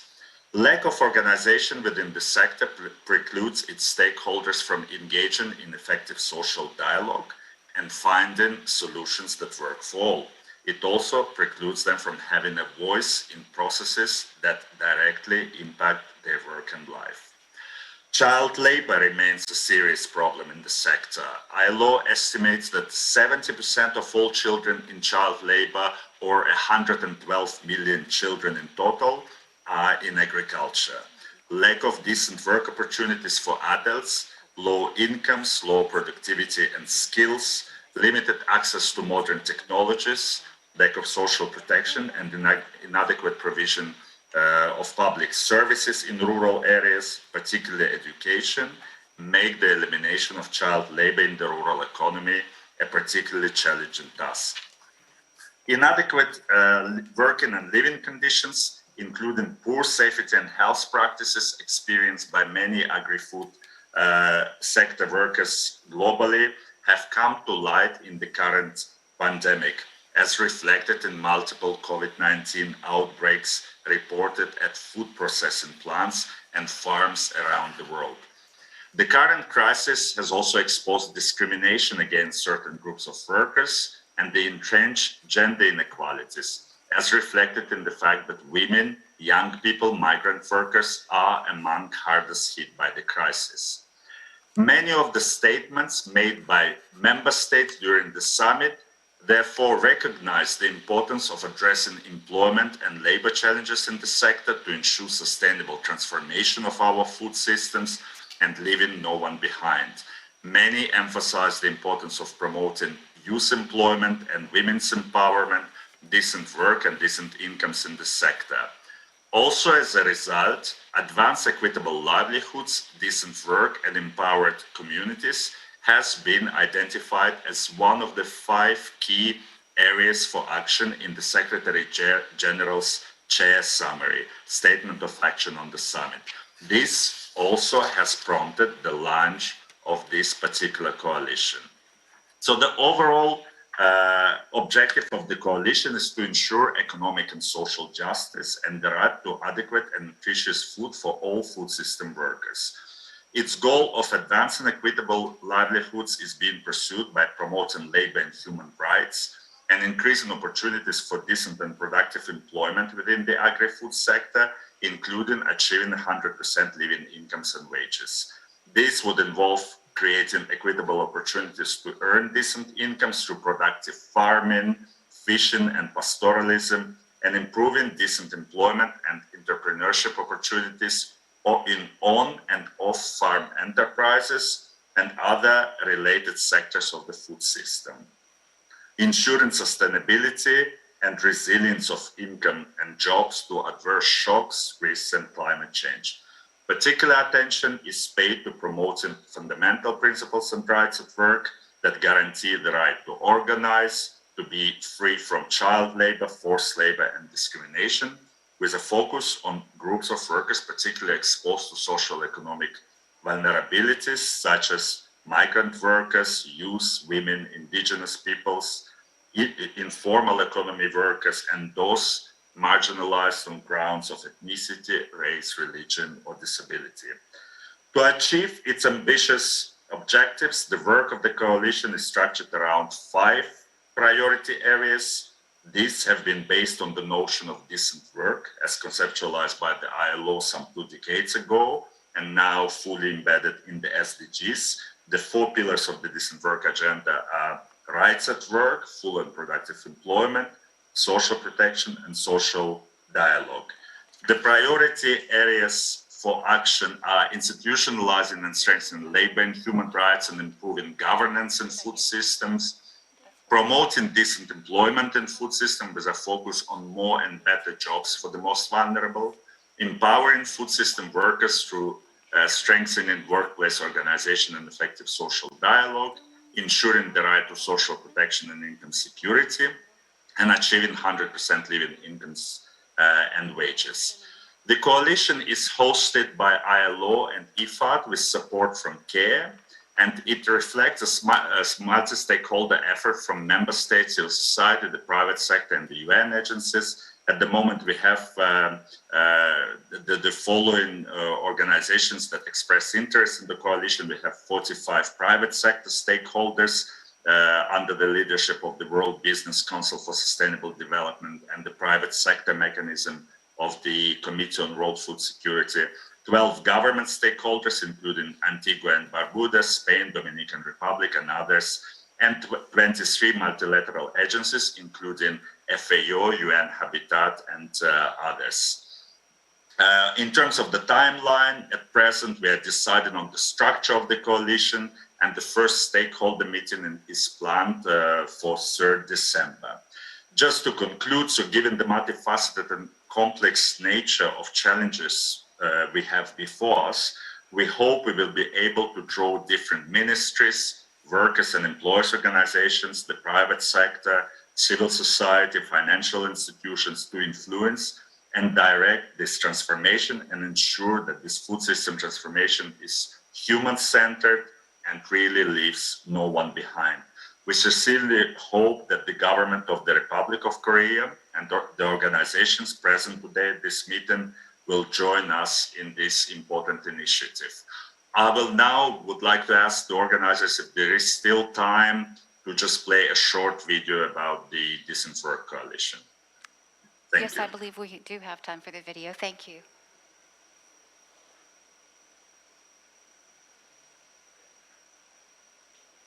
Over 4.5 billion people derive their livelihoods from agriculture, carrying the food that we eat through every level of our food systems. Yet often, they themselves cannot access the very food that they help produce, and they face really poor working conditions and very limited protections. So we ask ourselves, how can this system be transformed? And how can we ensure that the voices of those who are marginalized are elevated and heard? We cannot address extreme poverty worldwide until we address economic justice and equitable livelihoods for every farmer, fisherfolk, and food worker. This is the foundation for our coalition of action, decent work and living income and wages for all food system workers. Agricultural workers regularly face poor working conditions, high levels of working poverty, and a lack of access to rights. In some countries, they are specifically excluded from key legal protections, such as minimum wages, paid sick leave, and the right to organize or to social protection. Guaranteeing safe and healthy working conditions, better incomes, and greater protection for agri-food workers is critical. It's critical if we are to build food systems that can withstand current and future crises. Sanni mwande na ndola su kono ko na family de we ka do ko ki ngadi no to anu be nga na fasto ni ngadi no to anu nga na fa fa nge ngadi no tol mami experience ka nga 7 months so kono do ko wala nyinti ko ngam fa nga karam ngo jo yele nga computer jo le certificate nga computer jo diploma nga ndo ko ma fa na school fees jo nga na wulu da fa na ma ko. The coalition will generate more and better jobs in the food system, especially for youth.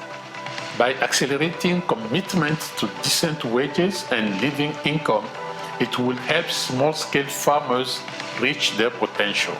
It will also extend social protection programs, improve labor market governance, and strengthen social dialogue.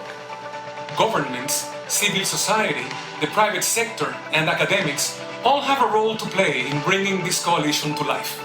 The Dominican Republic has pledged its full support to the coalition so as to improve the livelihoods of our food system workers and their families. We invite you to join us and our partners in making this coalition a concrete reality across the world. I hope you join us in this call to action to ensure people's rights are upheld and that they can provide for themselves and their loved ones with dignity.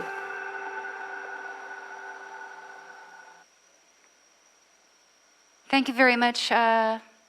Is there anything you would like to add before we say goodbye? Okay, thank you very much. Thank you for your presentation. Thank you. I would also like to thank Mr. Beitula for the video he has provided for us. Our next theme is making food systems work for women and girls. However, we are having difficulty connecting with our next speaker. We always plan for the best, but things happen that are out of control while conducting virtual meetings. So we will continue on to our third theme. And our third speaker is Mr. Ronald Hartman, Director of Global Engagement, Partnership, and Resource Mobilization, IFAD. Mr. Hartman's presentation is titled Sustainable Food Systems Finance, the Role of Public Development Banks in Transforming Food Systems.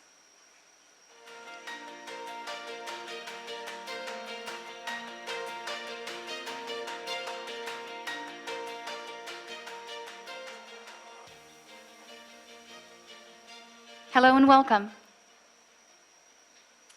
Excellent. Thank you very much, moderator, and good morning, Excellencies, ladies and gentlemen from Rome. It really is a pleasure to join you and fellow panelists here today on behalf of the International Fund for Agriculture Development, or IFAD. Firstly, let me extend our special thanks to MAFRA for organizing this year's edition of the Global ODA Forum for Sustainable Agriculture Development. This year's theme around exploring future ODA pathways for food system transformation is very timely and relevant. As we heard from the previous speaker, it was only 8 weeks ago that the United Nations Food System Summit was convened by the United Nations Secretary General. And this really highlighted that our current food systems are unsustainable. It was highlighted during the Food Systems Summit that our food systems are not only failing people, but also, importantly, our planet.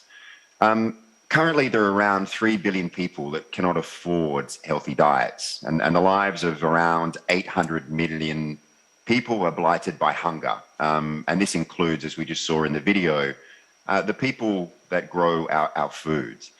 And at the same time, highlighted very clearly at COP26 a couple of weeks ago, food systems are responsible for about a third of greenhouse gas emissions. They're major drivers of climate change and particularly biodiversity loss. So food systems, and in particular agriculture, are really at the core of food and nutrition security, climate and biodiversity agendas. My presentation today will focus on one important element of food system transformation, and that's finance. Next slide, please. So one important obstacle, or rather opportunity to realizing sustainable food system transformation is ensuring the availability of appropriate finance and support to enable food systems transformation. There has been, in the preparation for the Food Systems Summit, a number of analysis that calculates roughly how much it costs to end the world of food insecurity and hunger. Various recent estimates suggest that transforming food systems to deliver healthy people, a healthy planet, and a healthy economy will require an extra $300 to $350 billion a year for the next decade. For SDG 2 alone, a recent report from Ceres 2030, which you can see on the slide, estimated that an additional $14 billion of donor funding, which must be accompanied by an additional $19 billion a year from contributions from low and middle income countries' own budgets, will be needed to achieve SDG 2 alone. All of this means that we roughly need to double the amount of aid that's given for food security and nutrition each year, and we need to mobilize and ensure that finance is targeted to create the right incentives for food system transformation. Next slide, please. So it's very clear that we're not able to deliver high-performing, inclusive food systems without proper access to finance. Mobilizing private finance and particularly optimizing public finance can help us protect our natural resources. It can help small-scale producers particularly to manage risk. It can help us develop more sustainable business models to transform food systems. And it can particularly help address hunger and inequalities in our food system. So the financial system that underpins investments in food and agriculture must play a critical role in transforming food systems. In driving this transformation, public development banks, which are institutions with public mandates at the global, regional, and national levels, have a really pivotal role in promoting investments at scale for food systems transformation. PDBs themselves already form a really significant part of the food financing architecture. And according to recent research under the Financing in Common Network, it estimates that their annual investments reach as much as $1.4 trillion annually. Globally, there are around 40 public development banks that are specialized in agriculture and 72 public development banks that have a large agricultural portfolio. This may surprise you, but together they represent over 2/3 of the world's formal financing for agriculture. PDBs have important mandates, positioning and tools to really play a more catalytic role in transitioning towards more inclusive and sustainable food systems. Public development banks are public bodies, and they can convene diverse stakeholders and set priorities such as shared standards to accelerate investments. There are also banks that have social impact mandates, so they can leverage concessional financing and apply a diverse range of tools to attract additional investments to the sector. They can also leverage their deep networks to bring together the right actors to accelerate good practice and innovation. And they can particularly serve to lower costs and improve access to finance, particularly for the last mile of people that are most vulnerable and most at risk of current threats and challenges. This provides, we feel, really significant opportunities for collaboration to leverage the potential of PDBs as strategic actors. But however, PDBs currently face a number of challenges. They currently lack instruments, they lack the capacity, they lack the knowledge to play their part. And we have other PDBs that have very good capacity and at the forefront of good practice and innovation. So it's based on this that IFAD has been, with other partners such as France and Italy, have been stepping up collaboration with PDBs to try and unlock their potential for a greater contribution to food systems transformation. Next slide, please. So over the course of this year, there's been a number of unique opportunities for advancing dialogue on food systems transformation. Of course, we heard before about the UN Food Systems Summit. We've also had a global financing and common summit, which has been championed by Italy and France. We, of course, have had the COP26, and there is the upcoming Nutrition for Growth Summit. The outcomes of all of these events are really shaping actions, particularly for the second half of the UN decade of action.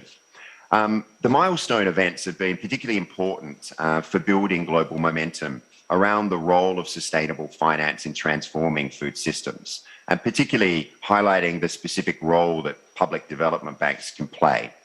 In November 2020, at the first Financing and Common Summit, which was hosted by France, IFAD convened a cluster of agricultural public development banks. This cluster submitted a joint statement to the summit, which basically advocated and provided support from public development banks to invest more sustainably in food system transformation. As a result of the establishment of this cluster, the public development banks themselves formed a working group on financing sustainable food systems. And this includes now over 70 public development banks representing all corners of the world. This work was carried forward at the UN Food Systems Summit, where the role of public development banks was highlighted and emphasized, and partners were encouraged to join and support a coalition of action for sustainable, inclusive food systems, and also to contribute to the development of a public development bank platform for green and inclusive food systems. And this platform was designed and will act as a tool for accelerating learning, innovation, and financing in line with the Sustainable Development Goals and the Paris Agreement. In October, there was a second Financing in Common Summit where the Public Development Platform was officially launched and is open to all different partners. At COP26, public development banks were also well represented and highlighting the nexus between climate and food systems.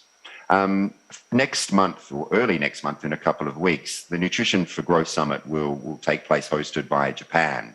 And there will be an opportunity also for the voice of public development banks to be heard, and highlighting their role and potential for improving nutrition, and particularly focusing on the poorest and most vulnerable populations.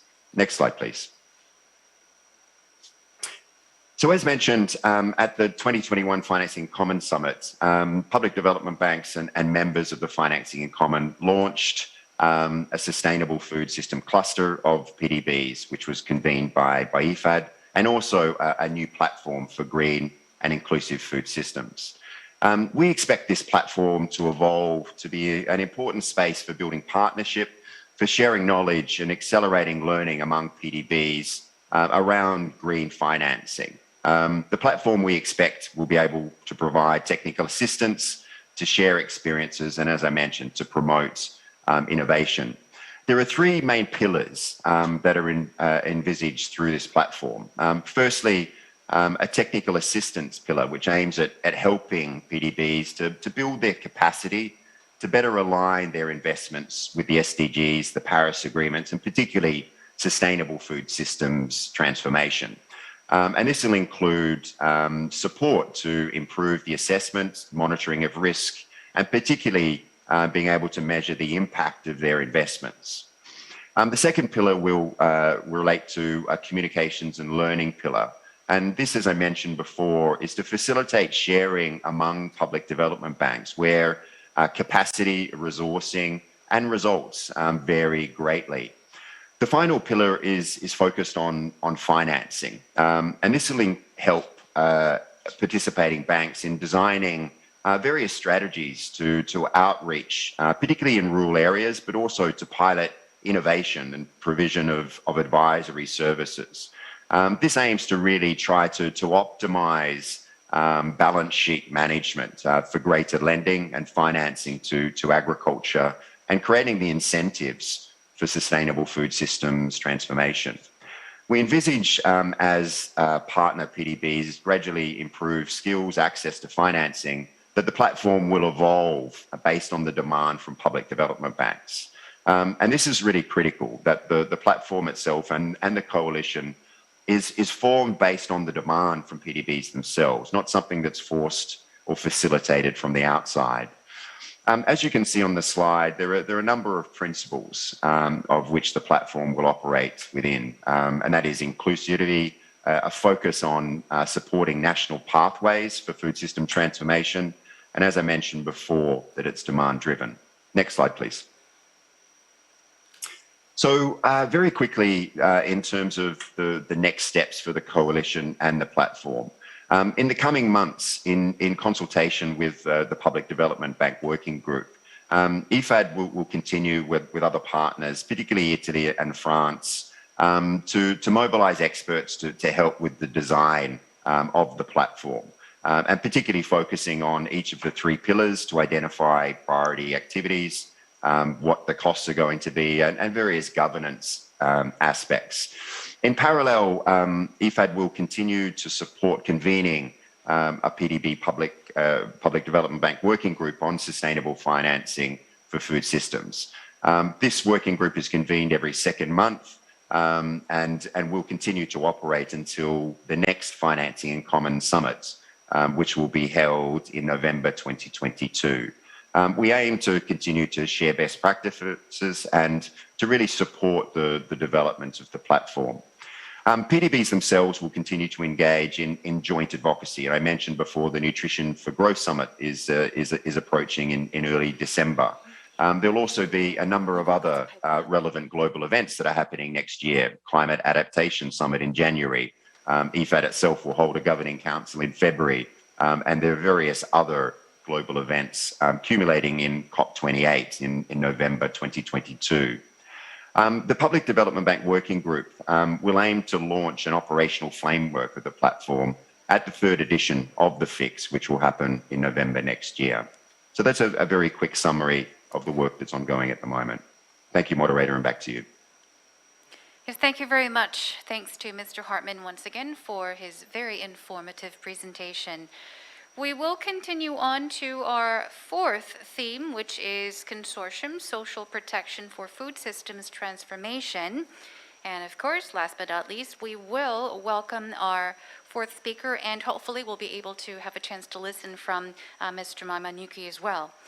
Now, Mr. Omar Benamour, Social Protection Officer at UNFAO, will be speaking about social protection for food systems transformation.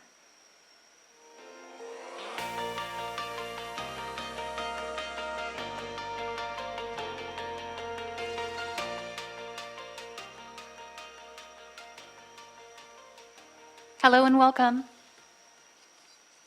Good afternoon, good morning, everyone. My name is Omar Benamour. I'm a social protection officer in FAO headquarters in Rome, and I'm part of this consortium for social protection for food system transformation. And it's an honor to be here with you today. So I will start my presentation. So very briefly, as my colleagues were saying already, I don't need to repeat what they've been saying, but I guess we all know that our food systems are not sustainable. They endanger biodiversity, overuse natural resources, accelerate climate change, but also they do not solve hunger and poverty. And as you all know, we still have 1.1 billion people that still live in extreme and moderate poverty. And that's an increase of poverty due to COVID. And we know that also poverty and generally hunger are mostly focusing in or concentrated in rural areas. And for this, social protection has been or is already a key solution and has been promoted as such in a number of countries for reducing poverty, improving food security and nutrition, but also promoting decent, sustainable and resilient livelihoods, especially within our agri-food system. And this is the overall goal of this consortium.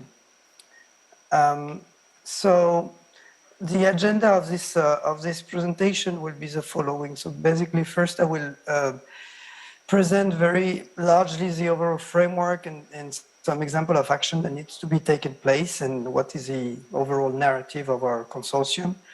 And I will present then what is, let's say, how social protection has been framed so far in the Food System Summit in the different national pathways.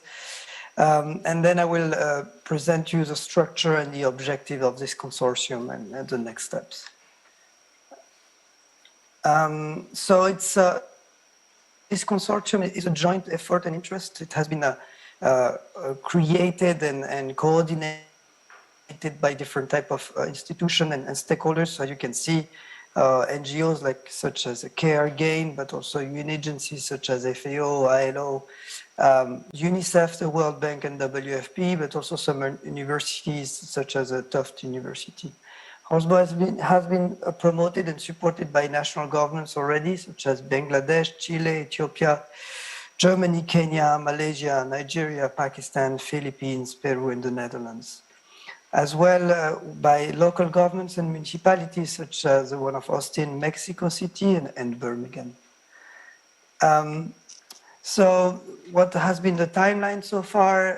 Since the beginning of the preparation of the Food System Summit this year, we had to submit some game-changing solutions, and some of them, a larger number of them, were related to social protection, especially in the Action Track 1 related to food security and nutrition outcomes, in the Action Track 4 related to decent work and sustainable livelihoods, but also in the Action Track 5 related to resilient livelihoods. Based on this, we created a sort of, we organized a first member state consultation to cluster all the solutions of the different action tracks in June 21. And then we prepared an affiliated session during the pre-summit of the Food System Summit in July this year.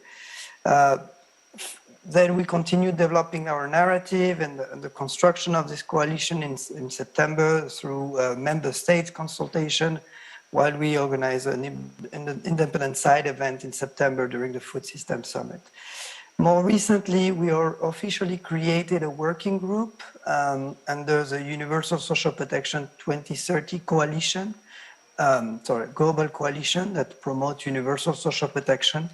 And we have been already organizing some meetings in November 2021 to organize our work. So just to present the overall framework of this coalition and the overall idea behind the role of social protection to transform our food systems. As you know, social protection is a right and it has been also an essential and proven strategy for poverty reduction, improving food security and nutrition, but also promoting decent and sustainable and resilient livelihoods. And it's time to scale up this solution, especially in low and middle income countries.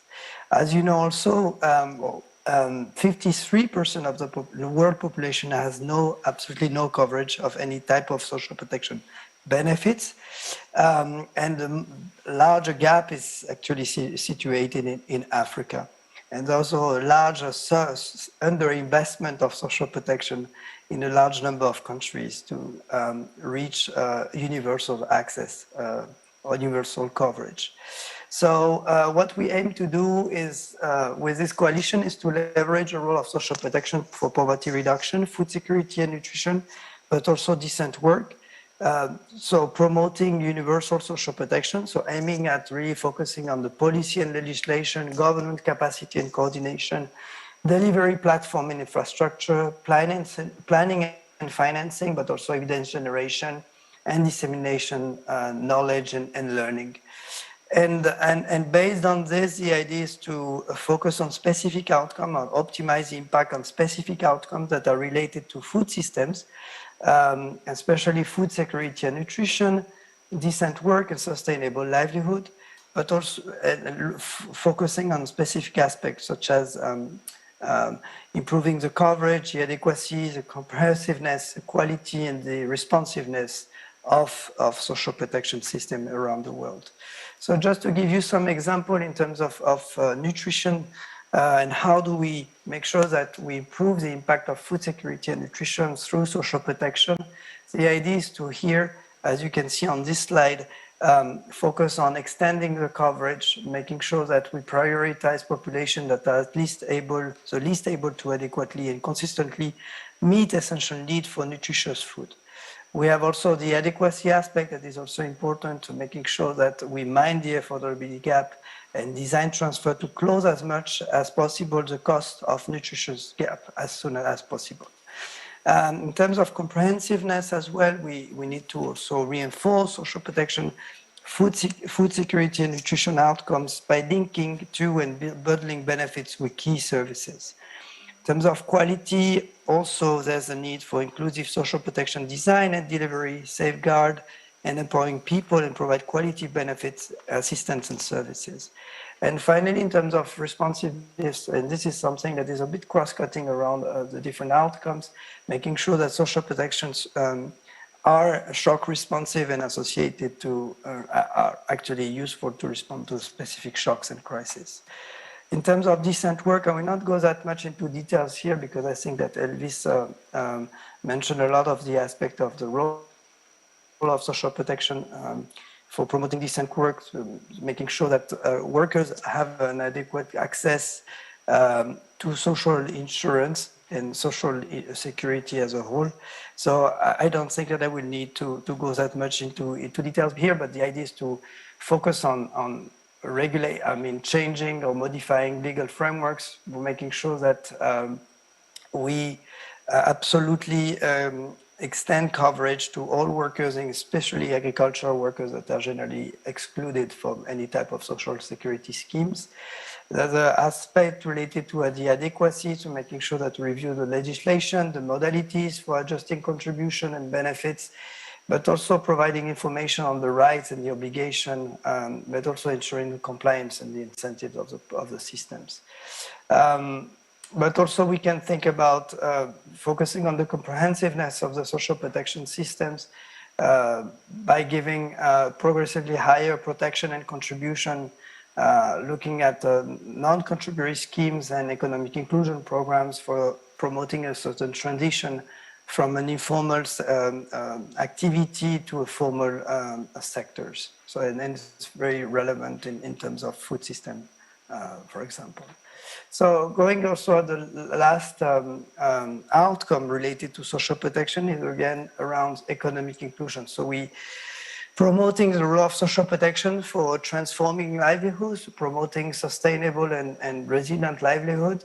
And this is through the promotion of economic inclusion programs, which are generally coordinated and multidimensional intervention that support individuals, households, and communities to increase their income and assets. And it's quite relevant when, again, as I said earlier, a large part of the people involved in food system actually are poor or are unemployed. So there's a large gap that we can cover here through the promotion of this specific solution.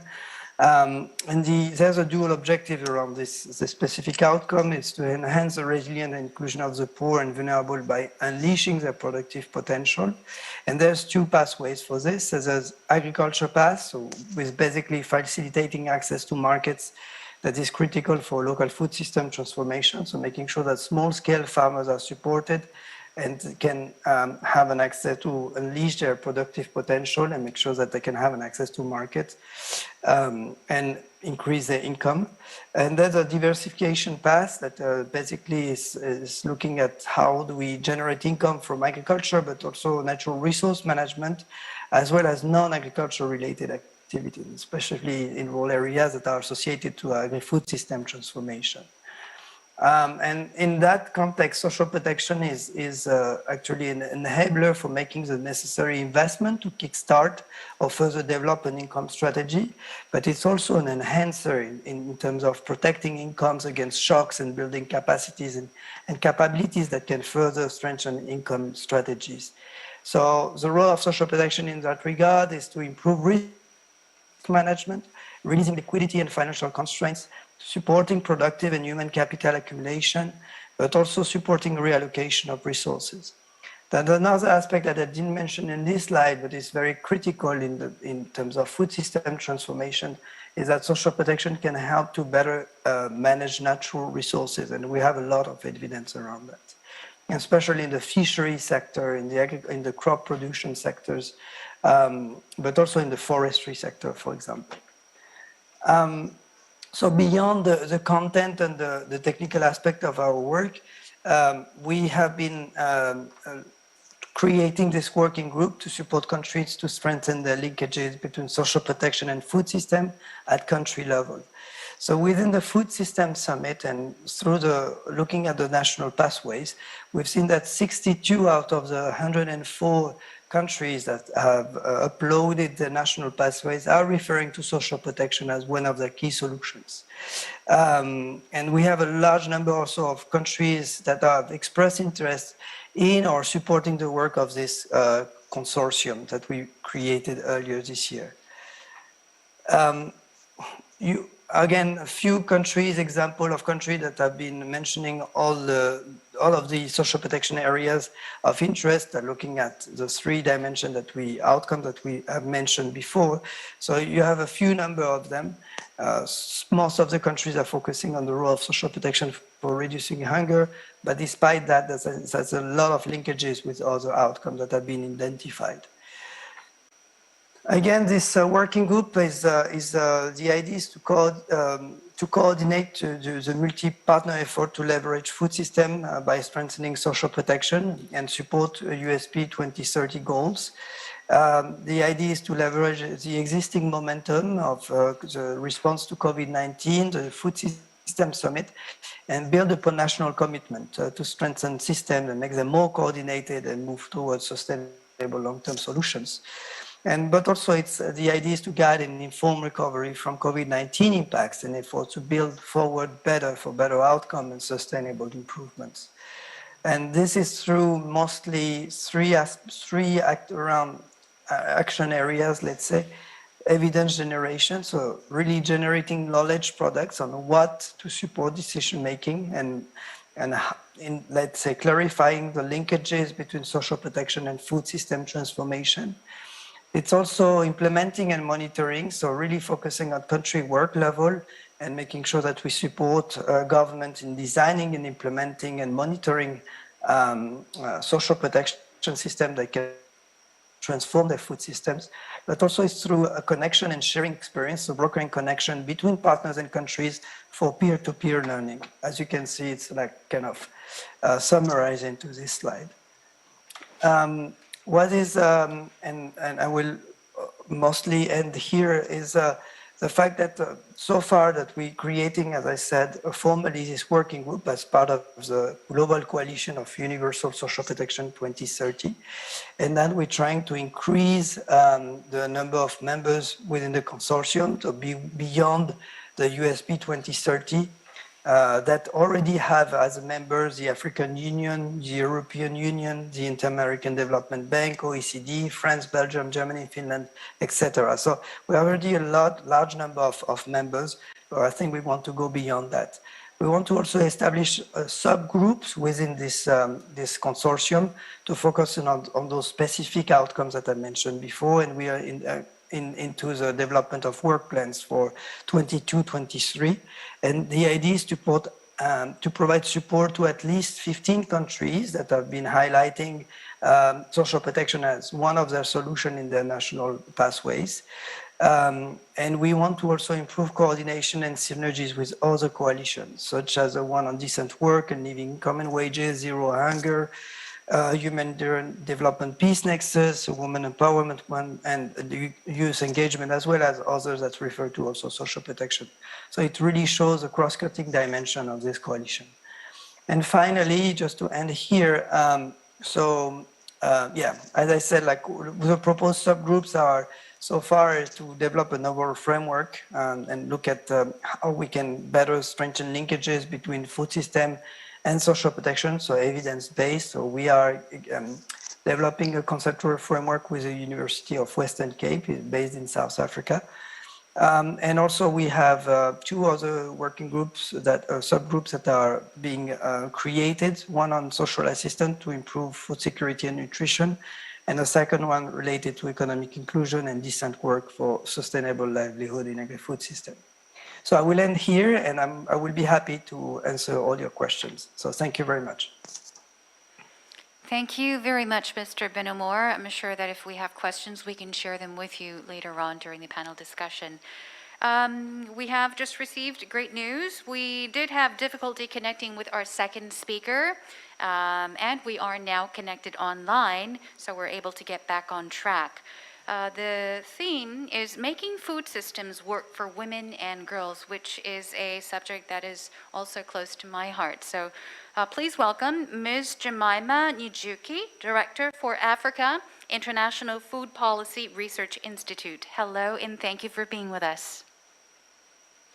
Thank you very much for having me, and apologies for that delay in joining you. I hope you can see my presentation on the screen. For now, do we see a presentation? Okay, we're getting that up for you. If you can be patient with us for a little moment.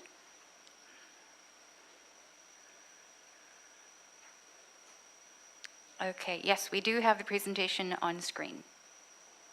Thank you. So I'll be making a presentation on the Coalition on Making Food Systems Work for Women and Girls. And I'm doing this, we are in a transition phase, transitioning this coalition to the Rome-based agencies, to WFP, to IFED, and to FAO, but I'll be making it today as the custodian for gender equality and women's empowerment for the UN Food Systems Summit 2021. So this coalition actually came out of the work of what was called the gender lever of the UN Food Systems Summit.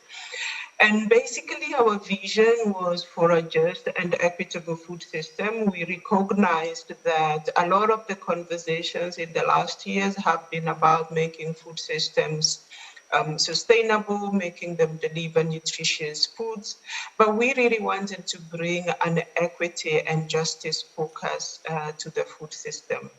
Recognizing that the food system needs to guarantee a world without hunger for all, but that the roles, the responsibilities, the opportunities, and the choices that are available to women and men and other groups within these food systems are not predetermined by restrictive gender roles. But even more important was that we wanted to see equity not just within households, but across countries, across communities, and across households where individuals are equipped to produce enough food for their own populations, but they can also participate in equitable local, global, and regional food trading systems. So we really also brought in a strong food governance perspective to the coalition and the work of the gender lever. So, but what did it mean, and what does it mean to shape food systems so that they're just and equitable? And we had a couple of principles, a couple of guiding, something to guide us towards what this future of a just and equitable food system looks like. So one of the things we recognized was that it would require a combination of improved knowledge, the policies needed to change, there were regulations and investments across the production to consumption continuum, but also the need to rethink the role of women as producers and consumers. Because when we think about equity in food systems, when we think about women, young people in food systems, there is always a tendency to look at what it is that they're doing, what their contribution is to the food system. And we wanted to sort of shift the focus to also actually think about, as this moment of the UN Food Systems Summit has provided us with an opportunity to shape the food system, to make sure we are shaping it in a way that they contribute, food systems themselves, in themselves, contribute to the process of women's empowerment. So the goal really is to ensure that as transformation happens in food systems, that they are equitable, but that they also meaningfully engage and benefit all, women, boys, girls, men, indigenous peoples, amongst other groups that are often marginalized from these processes. So I want to talk about where we're coming from and who's the group that has really been thinking through this. So I led a team of what was called the Gender Diva, and it had membership from Rome-based agencies, from FAO, from IFAD, from WFP, but also included civil society and grassroots organizations, because we really wanted and needed to hear the voices of women and girls from around the world. We worked very closely with Action Track leadership teams and the Secretariat to ensure that what was being produced from other elements, from other groups within the Food System Summit processes, that it was also gender transformational, that it would respond to the needs, priorities, and constraints of women. We held dialogues around the world, mobilizing voices of women, voices of men, and other groups from across the globe to meaningfully engage with the UN Food System Summit. So we had dialogues on women and food systems in Africa. We had a dialogue for Latin America, one for South Asia, for Europe, and Central Asia. But also really our role was to make sure that we kept the gender agenda as a top priority across the UN Food System Summit processes, including all the solutions, the dialogues, and the networks. So we had two basic questions. One is to really figure out what would be the game-changing propositions that would transform gender for each of the action track. How do you get gender, the empowerment of women and girls within the resilience agenda, within the nutritious foods agenda, within the production, nature-positive production agenda? And so we worked closely with the action track leaders. But we were also looking at some of the structural inequalities in food systems, really thinking through what are the gender-specific game-changing propositions that could actually transform food systems so that they were empowering for women and that they were also equitable. And I'll focus a little bit on that in a minute. And so what we are in the process of, I think this is one of the newest coalitions, because we just got together. We had our first coalition meeting right after the summit. And what we want to put really firmly as the goal for this coalition is to ensure that women and men, boys and girls, and other groups have equitable roles, responsibilities, opportunities, and choices. And that everyone is equipped to participate in local, global, and regional food systems activities in a way that is meaningful for them, in a way that is dignified, that they can get a dignified wage out of their activities in food systems, but that these food systems are also not leaving anyone behind. As part of our game-changing propositions, we came up with 20 things, or 10 priorities that we think can drive action towards equitable food systems. We are in the process of putting these together into a coalition document. But what we also want to do is to develop a mechanism for monitoring and reporting on progress on this 10-point agenda action. There's a proposal to actually have a biennial report every 2 years to discuss, to document, to synthesize what is the status of gender equality, the empowerment of women and girls in food systems as part of linking SDG 5 and SDG 2. And we are also supporting other coalitions, including the Zero Hunger, the School Meals Coalition, and others, to make sure that women and girls are firmly, and gender equality is firmly embedded in these coalitions. And I was actually very happy to see the last presentation really talk about the links between the Social Protection Coalition and the Gender Equality Coalition. I want to talk very quickly about what the proposals for this coalition are and what the coalition will be focusing on. And this framework sort of gives us a very nice summary of the domains that we will be focusing on. And we will be focusing on 4 domains. The first domain is about building women and the agency of women and girls, but also the agency of men to be much more conscious of the priorities of the needs of women and girls. So there's a very strong, even as we talk about a coalition on making food systems work for women and girls, really very aware that the leadership in food systems at the moment is still very male dominated, and we need the support of that leadership. We need the support of men in households, in communities to make this happen. The second domain is on access to resources and opportunities, and top of the agenda here is access to resources such as land and financial inclusion for women who are in food systems. The third domain is changing the informal cultural norms and deep structures that actually are the underlying causes of gender inequalities, both in society, but that we see replicated in food systems.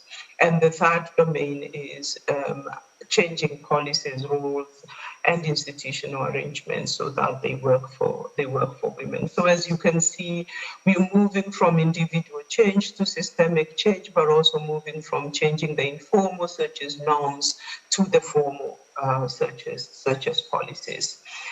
So I want to briefly describe what is included in each of these domains. In domain 1, what we have are 3 entry points for systems change.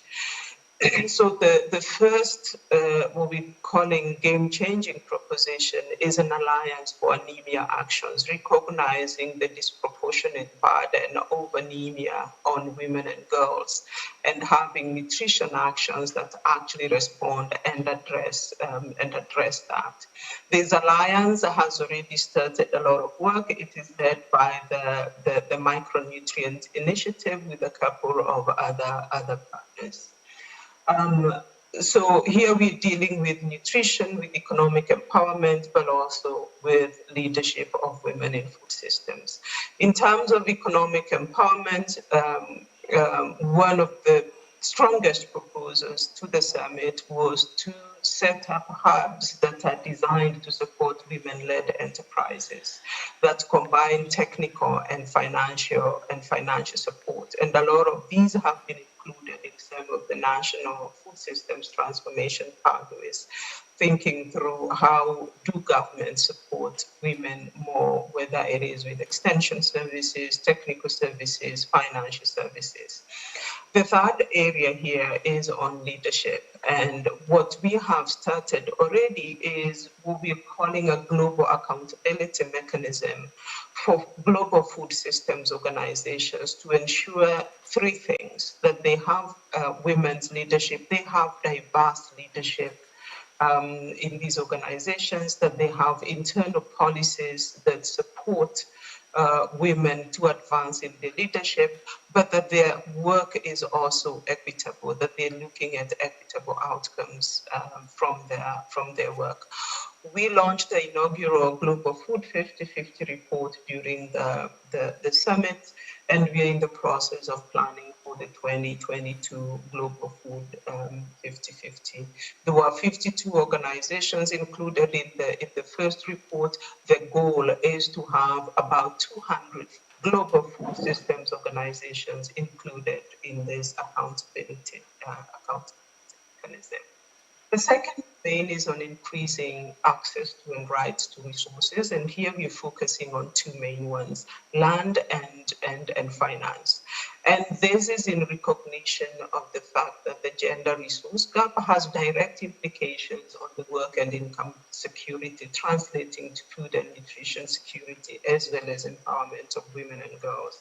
And here there are 3 proposals that the coalition will be pursuing. One is on land rights for women. This is focusing on 2 dimensions, both the legal protection for land rights for women that is embedded in laws, regulations, and policies of governments, but also equitable community-based decision-making mechanisms, ensuring that women are actually included in community land decisions and that there is no discrimination or bias in the way community land is allocated. In finance, one of the biggest proposals we have here that has already kickstarted is the alliance of close to 50 plus financial institutions to implement gender transformative finance mechanisms. And this is in recognition of the very specific barriers that women who work in food systems face in terms of access to financial inclusion, but also taking the shift away from just thinking, okay, we need to train women on financial inclusion, we need to train on financial literacy. That is important, but also shifting the burden of making financial inclusion work for women to financial institutions themselves so that they are able to understand what are the needs and priorities of women for financial inclusion and to actually design and deliver products that work for women who are working in food systems. The 3rd domain is on legislative policy and legislative biases against women and how to remove these from our laws. So 3 proposals here. National programs use gender transformative approaches. These are approaches that really interrogate the underlying causes of gender inequalities and address them. An alliance of countries with feminist or what we're calling gender responsive food systems policies. We know there's been a history of feminist international policies, and now we want to translate, with countries like Canada, Norway, and we want now to translate that into food systems policies. How do we embed gender equality, the empowerment of women and girls into food systems policy? But to support that, we need data. We have serious gaps in gender data, especially nationally representative gender data. And so the proposal to actually have a global data hub where we can bring food systems data and embed sex disaggregated as well as gender indicators to monitor the equity of food systems. And the last one is on shifting harmful and constraining gender and social norms for broader societal change, because we recognize some of these gaps that we see, whether they're in resources, whether they're in land rights. A lot of them, the root causes are actually how the broader society views women and girls. So here there's a proposal led by a couple of civil society organizations, a campaign of work to tackle harmful social and gender norms, customs, and values that will engage men and women, boys and girls together as agents for change at all levels.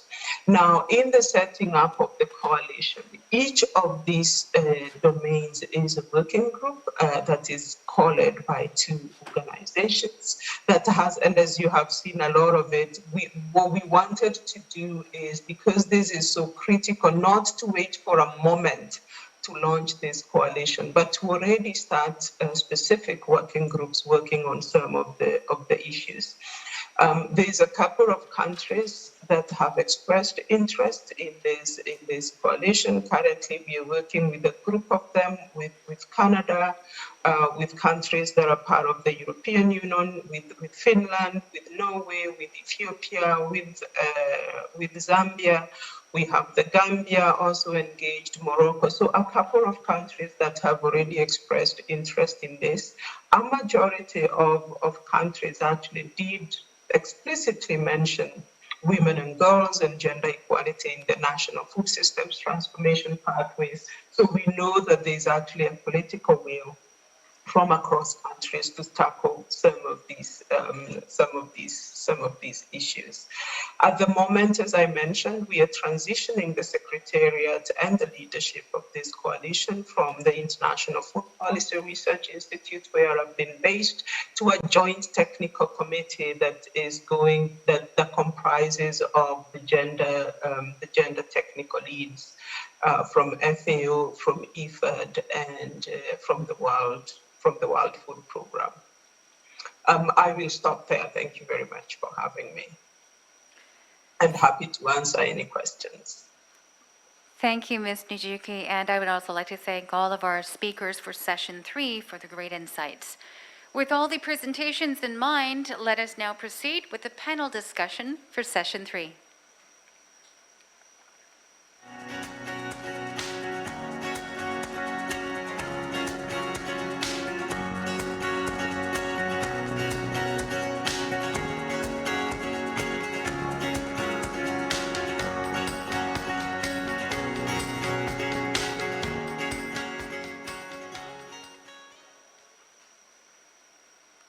Before we begin, I would like to remind you that if you have any questions or comments, our chat is open for you to post at any time. Now, please welcome our moderator, Assistant Professor Jang Hae-young, Department of Politics and International Relations, Chungang University. We are also joined by panel discussants, Director Chang Eun-ha, Center for International Development and Cooperation, Korean Women's Development Institute, Mr. Yoon Dong-jin, Special Program Officer, IFAD, and Director General Seo Jung-hwa of MDB Operations Department, EDCF Group, the Export-Import Bank of Korea. And again, special thanks to all 4 speakers for being with us. Mr. Elvis Beiduyev, Ms. Jemima Nuki, Mr. Ronald Hartman, and Mr. Omar Benamour. Professor Jang, the floor is now yours. Thank you very much for having me today. Hello and everybody, and welcome to the third session of the 2021 Global ODA Forum for Sustainable Agricultural Development. My name is Hae-young Chang. I'm an assistant professor of the Department of Political Science and International Relations at Chungang University. Also, I'm the member of the Committee of the International Development Cooperation under the Prime Minister Office of South Korea. So thank you very much for having me again. Okay, as you know, we had a very wonderful session, 2 sessions actually yesterday. In each session, presenters share their expert knowledge and detailed analysis regarding the various challenges as well as the opportunity that many countries actually faced in the transformation of the food system under the pandemic situation. So following yesterday, today we will have another informative session. I expect that all participants in this session will have the sector expert knowledge and the multilateral organization, the policy direction, as well as the international initiative with the transformation and food system. As we actually had from my right side, I think that we are going to start from the Dr. Chang Eun-ha with this session, and probably we will have the 10 minutes for each discussant, and then if we do have a little bit more time, then I will open the Q&A session to the audience as well as the additional comment or the question. Please, Dr. Chang, you'll be Hello, my name is Eun-ha Chang, coming from the Korean Women's Development Institute. Thank you so much for inviting me to this very important as well as very meaningful forum today. I just got to know, actually, I knew that women in rural areas, food system, it's very much closely related. But I just recently got to know that this Food Systems Summit was held in September at UN, and I thought this was such a great initiative which aims at transforming this current situation, and which is also happening actually in global gender agenda. So I will talk about three things in this short amount of time. I think I'm allotted about 9 minutes now. I will first talk about how what we've discussed today, and especially what Dr. Unjuki have introduced us, is closely related with what's happening in gender global agenda right now. So there could be a synergy. Secondly, I want to talk about the gender-based violence in rural area, the importance of that. Thirdly, I want to talk a little bit about COVID-19 and gender situation in rural area. So first, after actually listening to all the wonderful presenters and also Dr. Unjuki's presentation, it came to my mind that Generation Equality Forum that was held in July this year has very similar language to what this coalition, Gender Equality Coalition for this food system that we've talked about today. So in Generation Equality Forum, which inherits the Beijing Platform for Action that was established in 1995, it has very similar languages and goals, action coalition goals, of what we just discussed today. So briefly, if I introduce that, I'll just read out. Among 6 priority action coalition in that Generation Equality Forum, this action coalition on economic justice and rights is a relevant one to this, what we're talking about today. And you can find many similarities between this and the Food Systems Summit initiatives. For example, it says, as a vision, systems and structures are gender responsive and ensure equitable, secure access to resources, services and decision making, participation in gender transformative enterprise and trade, promotion of non-discriminatory labor markets, free of violence and harassment, etc. So resources, system, structures, these are all the wordings that we can closely hear in today's presentation.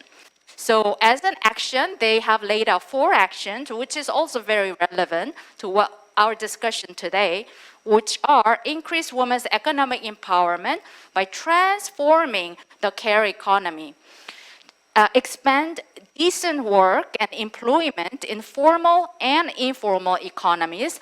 We've just Dr. Unjuki saying that now we're moving from informal to formal sector, to individual to system. So I thought that was very insightful, and that very matches with what this Generation Equality Forum aims at.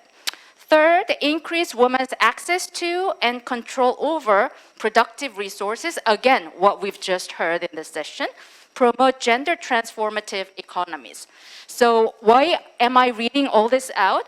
I think there's a great synergy between what's going on in Global Women's Agenda and also what we've just talked about. So if we link these 2 initiatives, these 2 action coalitions, I think we can actually generate synergies in making changes.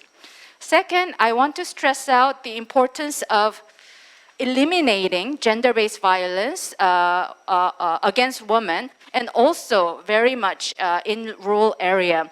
As you know, the GBV includes domestic violence, sexual harassment, etc., and also harmful practices against women and girls. And these are so debilitating, and it just lessens the empowerment of women, as we all know. And this is actually a very serious issue in women in rural areas, especially related with some geographical topography of some countries. For example, like Peru, which has this, it's a mountainous country, and it's really, domestic violence is a really big problem because it's not visible, because you can't really reach out to the mountainous area, and because these violences go unreported. This was also same issue in Mongolia when I visited there 2 years ago. This gender expert actually visited all the remote areas of a Mongolian steppe.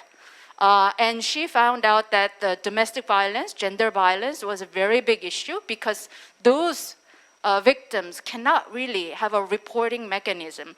And that's why I want to stress out that we really need to consider eliminating GBV issues in rural areas in order to have this more fundamental for structural, transformative change and empowering women and girls. Third, I want to talk about the importance of COVID-19 and unpaid care and domestic work. Usually, before the COVID-19, women were already spending about 3 more hours than men for this unpaid care work at home and elsewhere, and also household work. So there was already inequalities, or there were already differences. Now, when the COVID-19 broke out, as all of us know well, these differences started to jump. So women are taking, because children, they don't go to school, because we have social distancing. Now we are bound to live in a limited area, which is, packed area inside the house. All of these burden of unpaid care and domestic household, it increases, and the burden comes on women. Now, the situation gets worse for the women in rural area.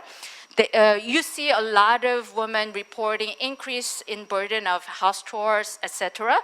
Second, they report decrease in income resulting from this crisis because they lose jobs, their husband lose jobs, and etc. Thirdly, this is one example, but a lot of women suffer from lack of water, lack of access to water. And as we know, during COVID-19, WASH is really important sector. And they suffer. And because water fetching, usually that responsibility comes upon women, so this becomes more responsibility, more burdensome for women as well. So I think it's really important that we do consider COVID-19 situation, especially during this difficult time of pandemic. Lastly, I just want to conclude that this also, Dr. Unjuki has rightly mentioned that all the 5 action tracks that was decided at the Food Systems Summit, it's not only what we're talking about, this equitable livelihood, but I strongly urge that in all, from the 1st, 2nd, 3rd, 4th, 5th, all 5 action plans, the gender is mainstream because women can contribute to access to food, and they should be the beneficiary of the access to food.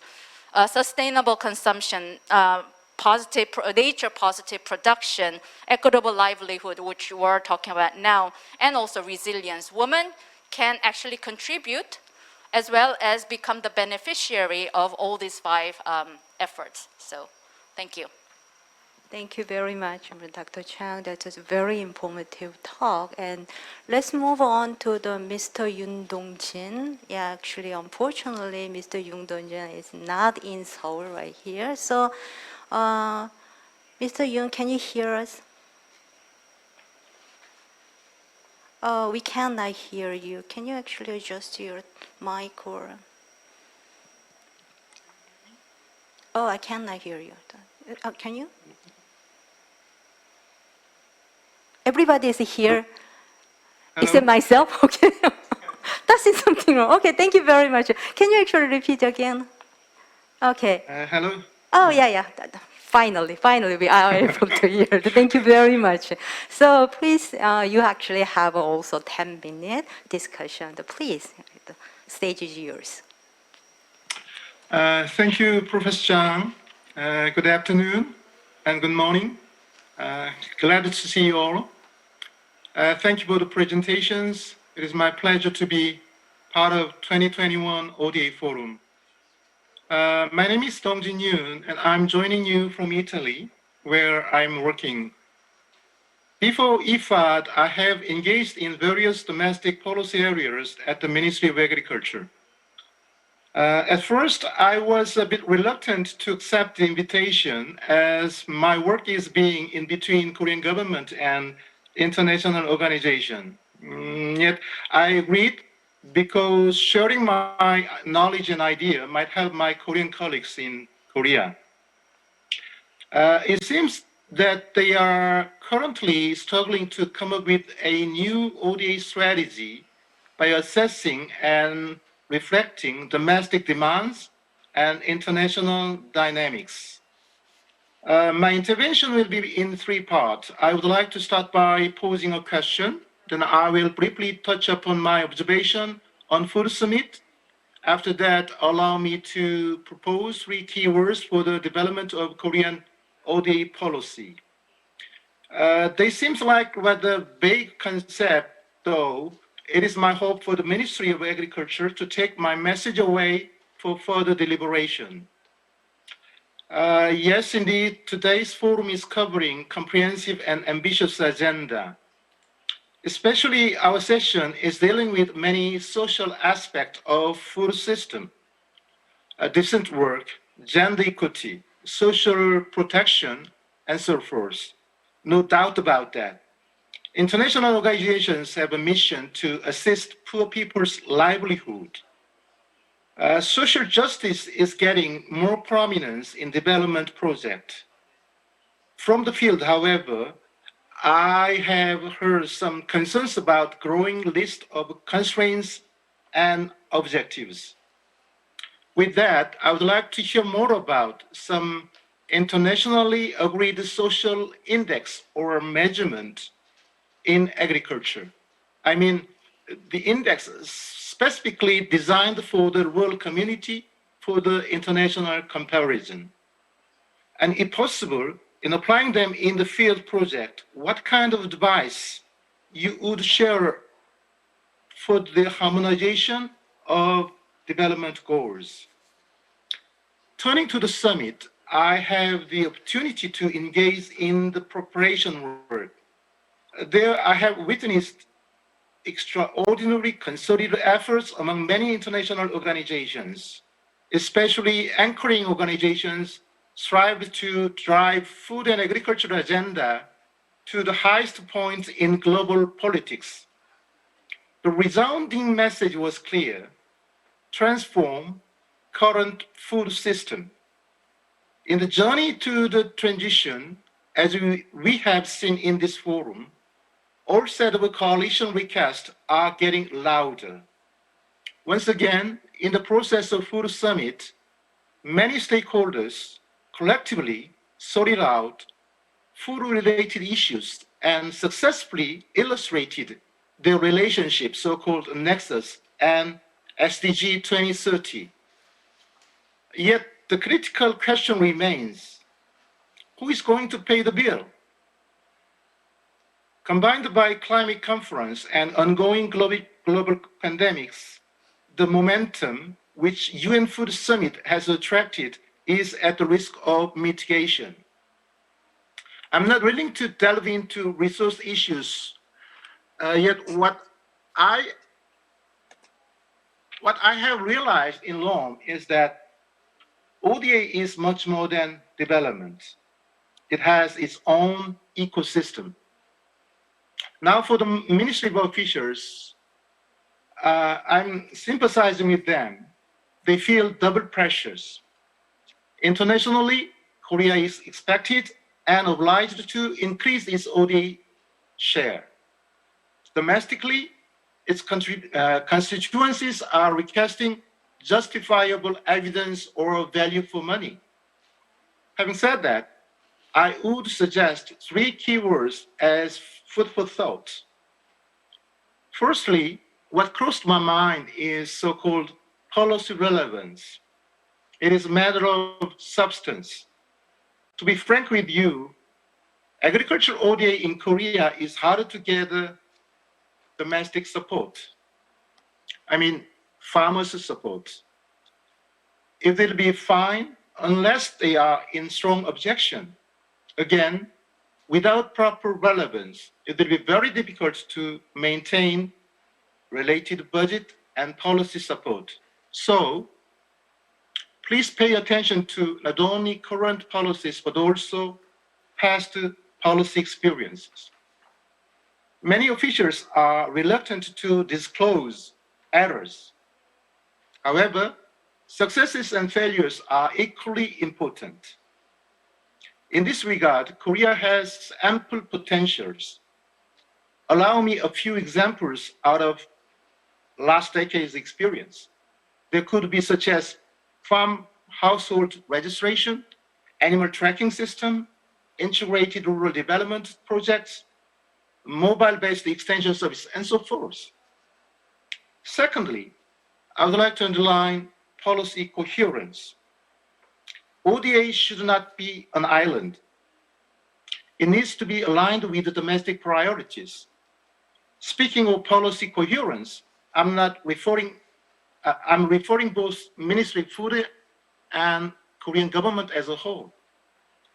Whether it is bilateral or multilateral or mixture of the two, in the end, ODA will be inscribed on the diplomatic plate.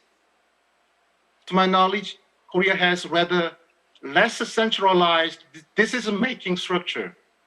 Each ministry has some jurisdictions. Yet, in terms of coherence, foreign policies, trade policies, and ODA policies to be incorporated into one way or another. Thirdly, in modernizing ODA system, it is critical to have proper infrastructure, such as implementation body and independent review mechanism. To some extent, on ad hoc basis, research institutes have played a role. With the growing ODA volume and so diverse stakeholders, I believe now is time to look into current modus operandi. However, don't be in a hurry.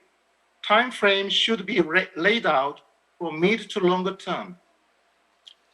How to bring up human capital, expertise, and competitive institutional capacity, these are the key to success. In terms of agricultural ODA, I think Korea is still at the youth stage in OECD donors community. Surely there must be followers or beginners advantage. There are many lessons to learn from Europe, Japan, and even China. I'm not saying copying them. On the contrary, Korea should find out its own ODA model by reviewing those predecessors in a critical perspective. I hope this ODA forum will provide a useful window for the mission. Thank you for the attention. Thank you very much for Mr. Yoon. Actually, you shared a lot about the very informative question to many presenters as well as myself. Definitely, I will actually have some comment as well as some question, not only to you, but also to the presenter. Actually, I fully enjoyed my moderator's authority in the future. Okay, so next, I believe that the director Seo Jung-hwa from the EDCF and Korea Axim, also you will have a 10 minutes. Thank you very much. I'm pleased to discuss on advancing equitable livelihood, decent work in the food system, together with the ILO, IFPRI, IFAD, and FAO. Korea Exim Bank is responsible for the operation of a government fund called Economic Development Cooperation Fund, which is concessional lending arm of Korea's ODA program. Today I heard your initiative about the UN Food Systems Summit and action plans, action tracks, and I found our efforts or EDCF efforts is also aligned to your big picture, and I hope we will integrate into the coalition platform. And based on Korea's own development experience over the past decades, EDCF assists industrial development and economic stability of the developing partner countries through its highly concessional sovereign loan and technical assistance. EDCF is one of the two largest ODA institutions in Korea, along with the KOICA, and its annual spending budget reached $1.1 billion this year. And over the past 34 years, EDCF has supported 460 development projects worth 18 billion in 57 countries. So we have a lot to share and cooperate in order to our common goal to eradicate extreme poverty and hunger. Because EDCF is a sovereign loan to government, transportation and road account for the largest share of 34%, and health, water, energy, each sector took more than 10% of EDCF support, and the agriculture sector account for about 5%. Speaking specifically about the agricultural sector, EDCF mainly supports the construction of irrigation system and large-scale reservoir dams in Asian countries. As an example, EDCF constructed 4 irrigation dams in Cambodia with a loan of $100 million, and we are now building a primary irrigation canal system in Banten Minche province of Cambodia, and the sovereign loan amount to $85 million. And in the neighboring Cambodia, EDCF sought to achieve integrated rural development approach. I mean, not only building the irrigation system, but also combining machinery supply and rice processing complex and support for market access, capacity building of villages along the rice production value chain. So we called it integrated rural development, but we found it's impossible to one institution can cover all this one. So we have to utilize the market incentives and market system, and we work together on the common development platform. In Indonesia, Ethiopia, and Tanzania, EDCF has supported similar projects in the rice cultivation and breadbasket region. In Africa, now we try to diversify our support. Recently, EDCF expanded its portfolio to support food system value chain. We approved refrigerated warehouse for fish in Senegal and fish processing and cold storage facility in Angola. This kind of approach is recently new to us. And for the Senegal project, EDCF applied 0% interest rate with a 40 years repayment period in order to incentivize small and medium enterprise participation. For the Angola project, we applied 0.01% annual interest rate. So we try to provide some incentives in the financial terms to our partner countries. And we found some promising new project regarding integrated agro-industrial park concept. Currently, EDCF is discussing with the multilateral development banks, especially African Development Bank, to support agro-processing industrial park in countries where agriculture accounts for a high proportion of gross domestic product.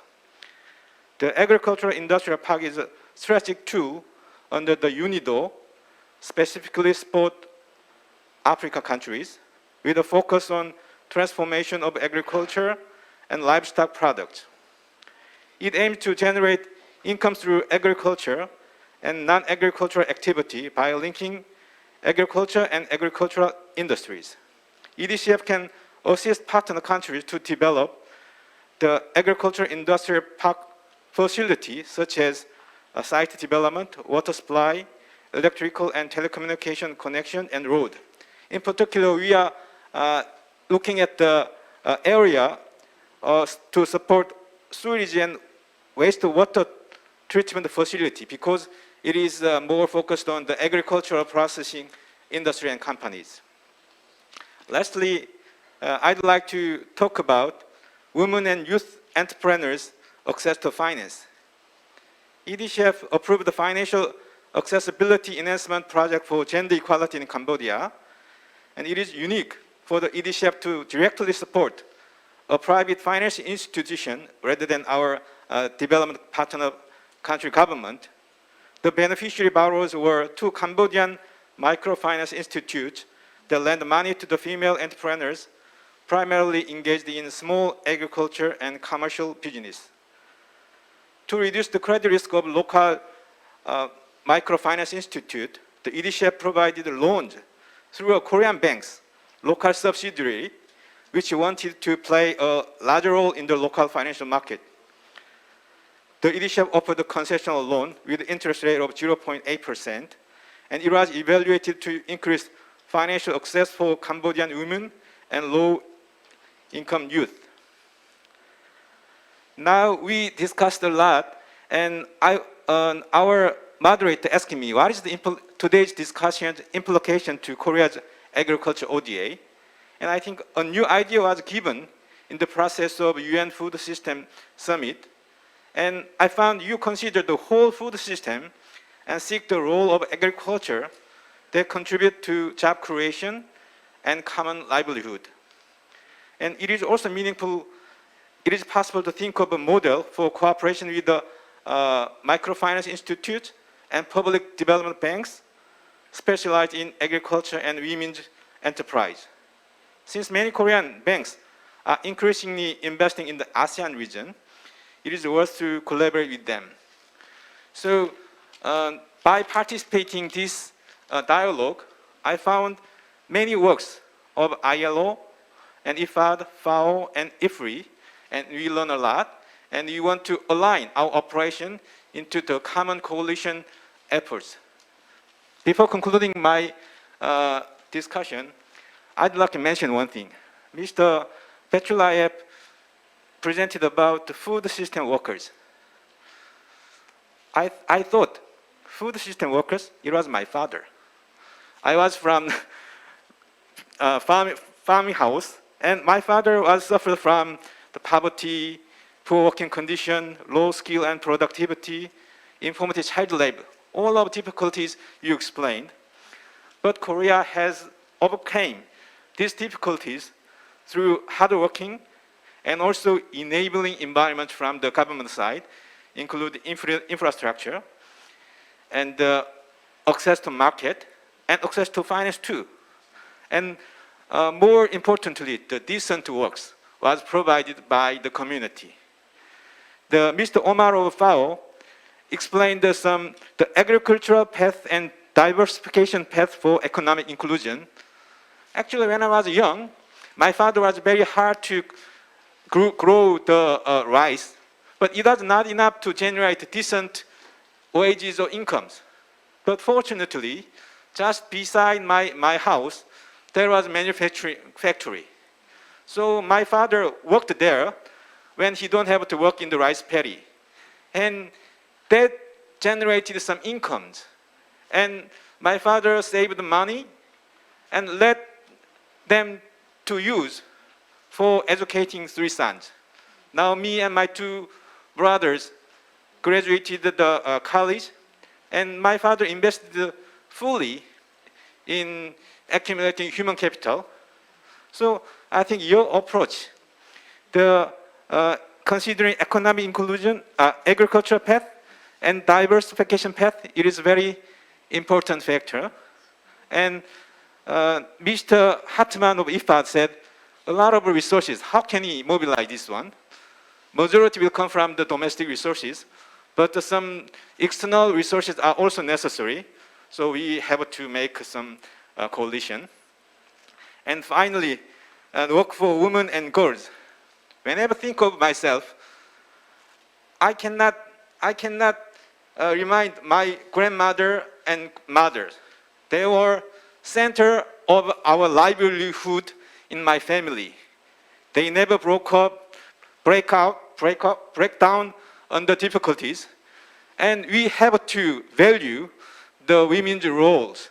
And we have to keeping the gender agenda a top priority. I agree with you, Yuki. So it is my discussion with you, and I appreciate MAFRA. And I think Korea is important because we can show them the evidence and confidence. And we have experience, knowledge, and resources. And with the leadership of MAFRA, we can have more contribution and join our common effort to reduce the hunger and poverty by 2030. Thank you. Thank you very much for your very heartwarming the personal experience as well as your expert knowledge. Also, if you guys actually allow me, then I would like to fully enjoy my authority being a moderator to join this discussion and to just share some of my thoughts in case of the presentation. First of all, thank you very much for all the wonderful presentation. Actually, I learned a lot from the international initiative as well as, actually, I didn't know that so many different types of international initiative in case of the transformation of the food system. So this is my very great opportunity to have this knowledge from one of the best experts from the multilateral organization. So I would like to actually thank you, all of you. So based on your presentation, I'd like to share some of my opinion and comment about this whole transformation of the food system. Based on all the initiative, the international initiative, I'd like to actually think about, okay, what kind of the approach you actually applied into the international initiative. Based on my mind, the actor-oriented one, because nowadays, before that, the policy-oriented approach is kind of sort of common.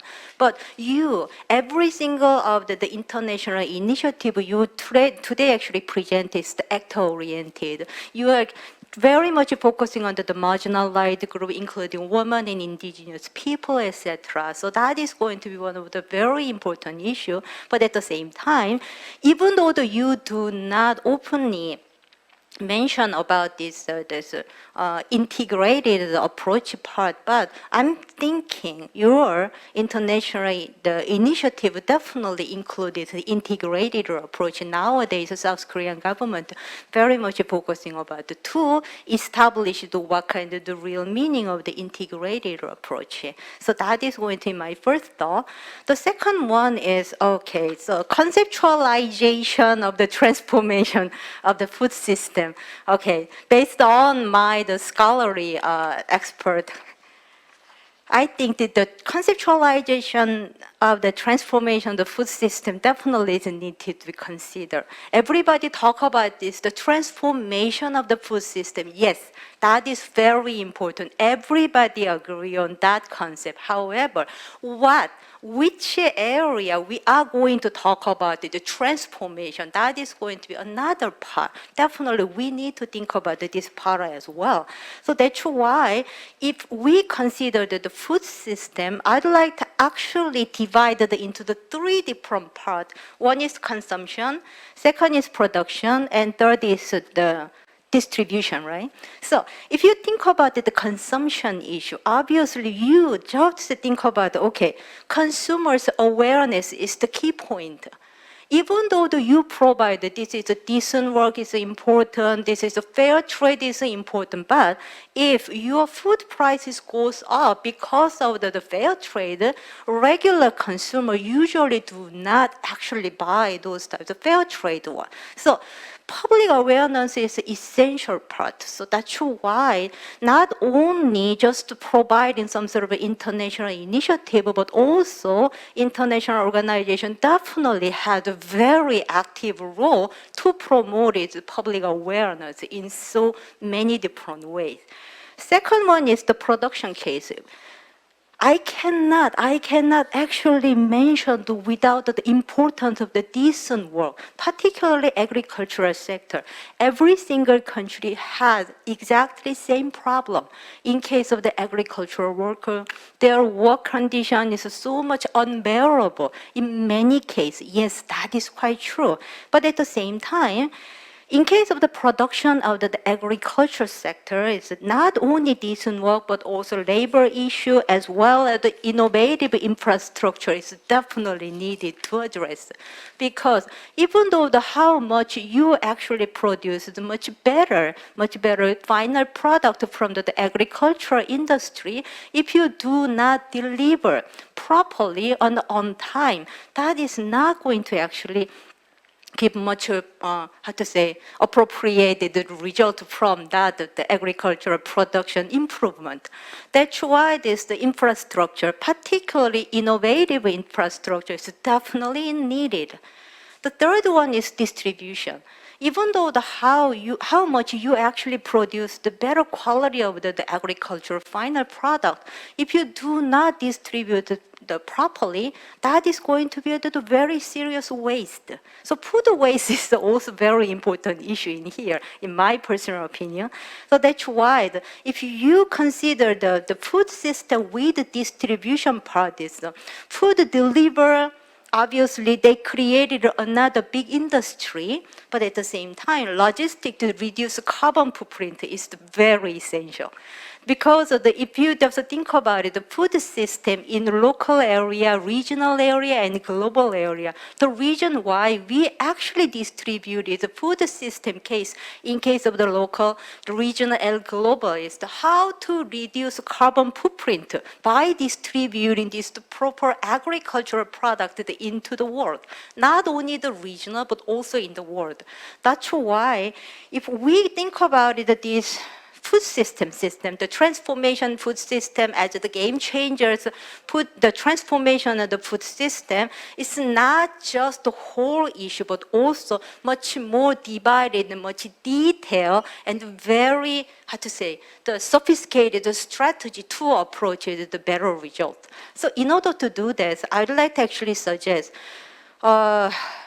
everybody know about the South-South cooperation and the triangular cooperation strategy is very, very much of the work, in this case, the agricultural sector. So I really want to actually ask you about your opinion regarding the South-South cooperation and the triangular cooperation in case of your international initiative. Maybe that could be the one tangible way to approach it, the real version of the international initiative from each of your, each of your organization. The reason why I actually ask these particular types of the South-South and the triangular cooperation, because not only multilateral organization play a key role to actually transform the food system, yes, quite sure, but at the same time, bilateral cooperation definitely has an equally impact on much more effectively in some sense. I'm not going to say this bilateral is much more or better solution for that. I'm not going to say it like that. However, not only multilateral cooperation, but as well as the bilateral cooperation is the key player into the realize your international initiative. So in that case, in case of South Korea, some people may say South Korea is an emerging donor country. But at the same time, other people might say, okay, even though we actually have a more than 10 years experience of the donor country, so that's why you are going into the much more middle power or the middle area, middle range is a donor country. So definitely, you are going to actually have a very informative comment and a very informative opinion about this positioning the South Korea as a donor country. So in my mind, the South-South cooperation as well as the triangular cooperation could be the one way for the South Korean government as well as the Ministry of the Agriculture, Food and Rural Affairs. That's quite a long name, so I really hard time to explain memorize this whole, the administrative one. So that is going to be my second one, and the last one, and I totally agree on Mr. Yoon's opinion about the policy cohesion. The policy coherence is another important factor. Not only within the domestic department, among the domestic department, but also between the international organizations like the all of you and the national government, like the Korean government. So what kind of the policy coherence between the international organization and the national government like this South Korea? Maybe if you provide some wonderful comment or the wonderful opinion regarding the new types of the policy coherence or any particular types of the successful story to creating much elaborate and the collaboration between the international organization as well as with individual donor country. That would be great help. Okay. Thank you very much for listening my unexpected comment on the observation regarding this wonderful presentation. So let's just move on to your final comment from, I believe I did that is the order from, sorry about if I actually made the mistake to pronounce your name properly, sorry about it in advance. Okay, so the Mr. Beytularev from, yes, ILO. Could you please just make some comment about this one? Thank you very much, Madam Moderator. It was a pleasure participating in this important event. I could not agree more with many of the points raised by you and other panel discussants.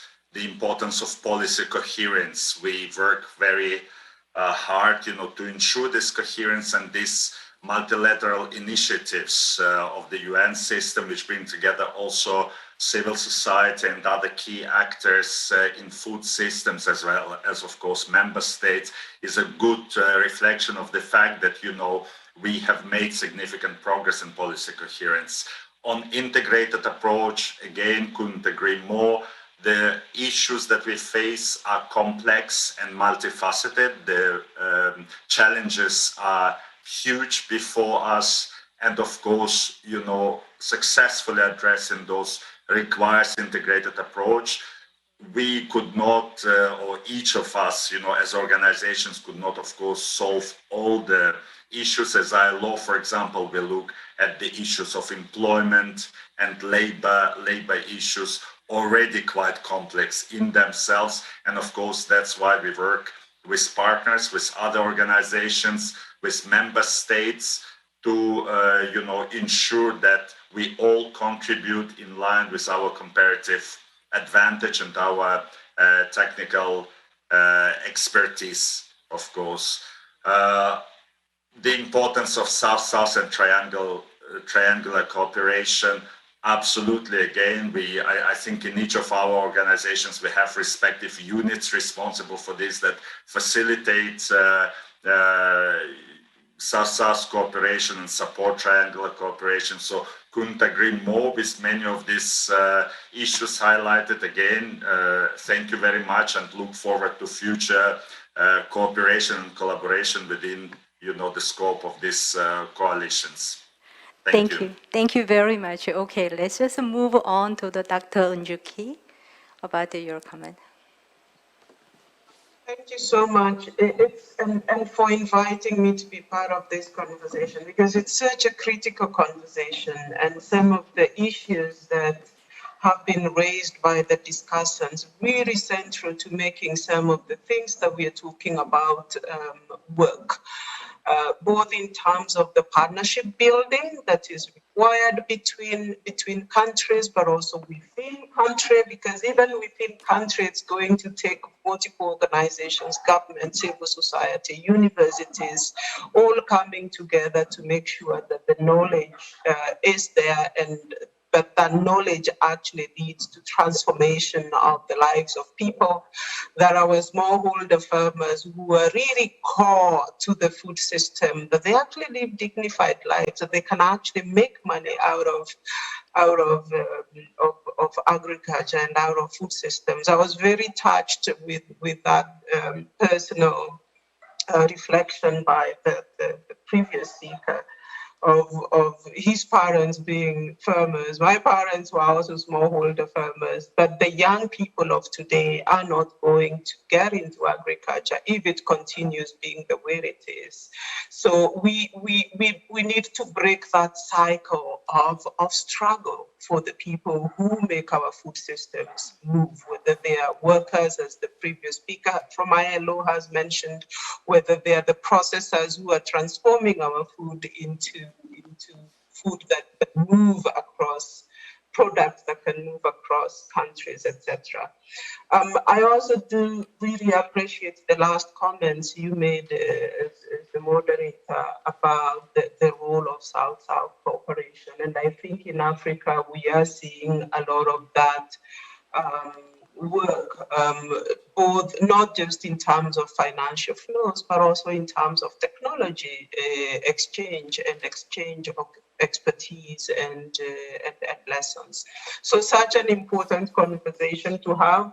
I do want to mention that we are very closely linked to the Generation Equality Forum and the coalitions that formed out of that, because we want to be complementary to that. So for example, when we talk about access to productive resources, what we are focusing on is the resources that actually are important for food systems. So that we do not duplicate efforts, but that we actually connect the things, because all these are connected. So you will realize, for example, in the Food Systems Coalition, we don't talk very much about unpaid care work or gender-based violence, because those are issues that we're connecting on with the Generation Equality Forum and the coalitions that came out of the Generation Equality Forum. So from a global level, from a national level, from a local level, it is actually really important that we make connections between the issues and the processes that are ongoing. A lot of this is going to land at country level. Action happens in country. It doesn't always happen at the global level.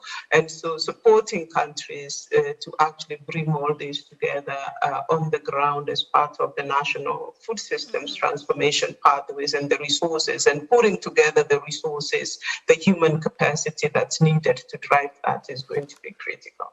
Yeah. So thank you so much for having me. I've really enjoyed the conversation. Thank you very much, Dr. Njuki. And the next, Mr. Hartman, could you please actually share your opinion? Very good. Thank you, moderator. I'll make, and firstly, just to say that I agree with the previous speakers' reflections. Four quick points from my side. Firstly, just to acknowledge what the panelists have said about the important contribution that women make to agriculture and rural economies, and recognition from a number of the panelists around the various challenges that women face that men do not, and these challenges also being accentuated by issues such as COVID and climate change. So really, for us, the challenge is, as you said, moderator, finding ways to mainstream gender issues, and particularly to support women's development in rural areas is critical for any country's development pathway. A quick comment on policy coherence. One of the key elements from the Food System Summit, from my perspective, was highlighting the necessity of undertaking a less siloed approach towards policy going forward. In the past, we've tended to have agricultural policies, energy policies, environment policies, etc. And what the Food Systems Summit highlighted is taking a food systems approach is going to mean a multi-sectoral approach. It's going to mean getting out of these silos and having a cross-government policy coherence. So if Korea is looking at redeveloping its ODA strategy, particularly with respect to agriculture, it'll be important for Korea to draw in other sectors that contribute so critically to sustainable food systems transformation. A quick comment on ODA and particularly from Korea. As we all know, donor-recipient relationships have evolved greatly over recent decades. What is a focus now between those countries that provide development assistance and those countries that receive development assistance is an approach of development cooperation. As I highlighted in my presentation, there's an enormous need to both mobilize additional resources for food systems transformation, but also making sure that the investments that we make support and incentivize sustainable food systems transformation. So there's a need to work as an international community to make sure that we're investing in the right things at the right time. Importantly also is the role of partnerships. We realize that no one donor, no one country, no one institution has the resources, the knowledge, the know-how to transform global food systems in the way that they need to. So this is going to necessitate much deeper partnerships, different types of partnerships going forward. And hopefully the Food Systems Summit gives some impetus to making sure that public, private, and non-government come together in new ways. In terms of Korea itself, obviously, as we heard from the colleague from KEXIM, Korea has a very unique development experience. And having the fortune to have some involvement with Saimo Undong, it's very apparent to me that Korea has enormous amounts to offer, both in terms of finance, but particularly in terms of knowledge, innovation, and sustainable technology. And this is really what agriculture going forward is going to be. It's going to be based on culture, it'll be based on innovation, and it'll be based around sustainable technology. My final comment, moderator, is to reinforce the colleague from KEXIM's overview of the very large and important investment that a public development bank such as KEXIM makes.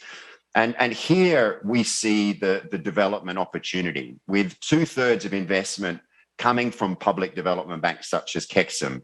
If we are able to get momentum behind a global movement to ensure that public development banks are able to increase the resources that they make available to invest in sustaining food systems, real innovation and change can come about. So thank you. Thank you very much. I couldn't agree more on your comment. Thank you very much. And then, okay, thank you very much for your waiting. Okay, so Mr. Benamor, sorry about my misspelling. Benamor, please. Yes, exactly this. No, right. No, I mean, it's difficult to talk after all those great speakers. I think you covered it all, but I just wanted to highlight maybe a few points, like something around the conceptual framework. What are the connection? And on my side, I will focus on the connection between social protection and food system. I think there's a lot here that needs to gather in terms of evidence. We know, let's say, what are the main pillars of linkages between social protection and food system when we talk about food security and nutrition, when we talk about economic inclusion, decent work.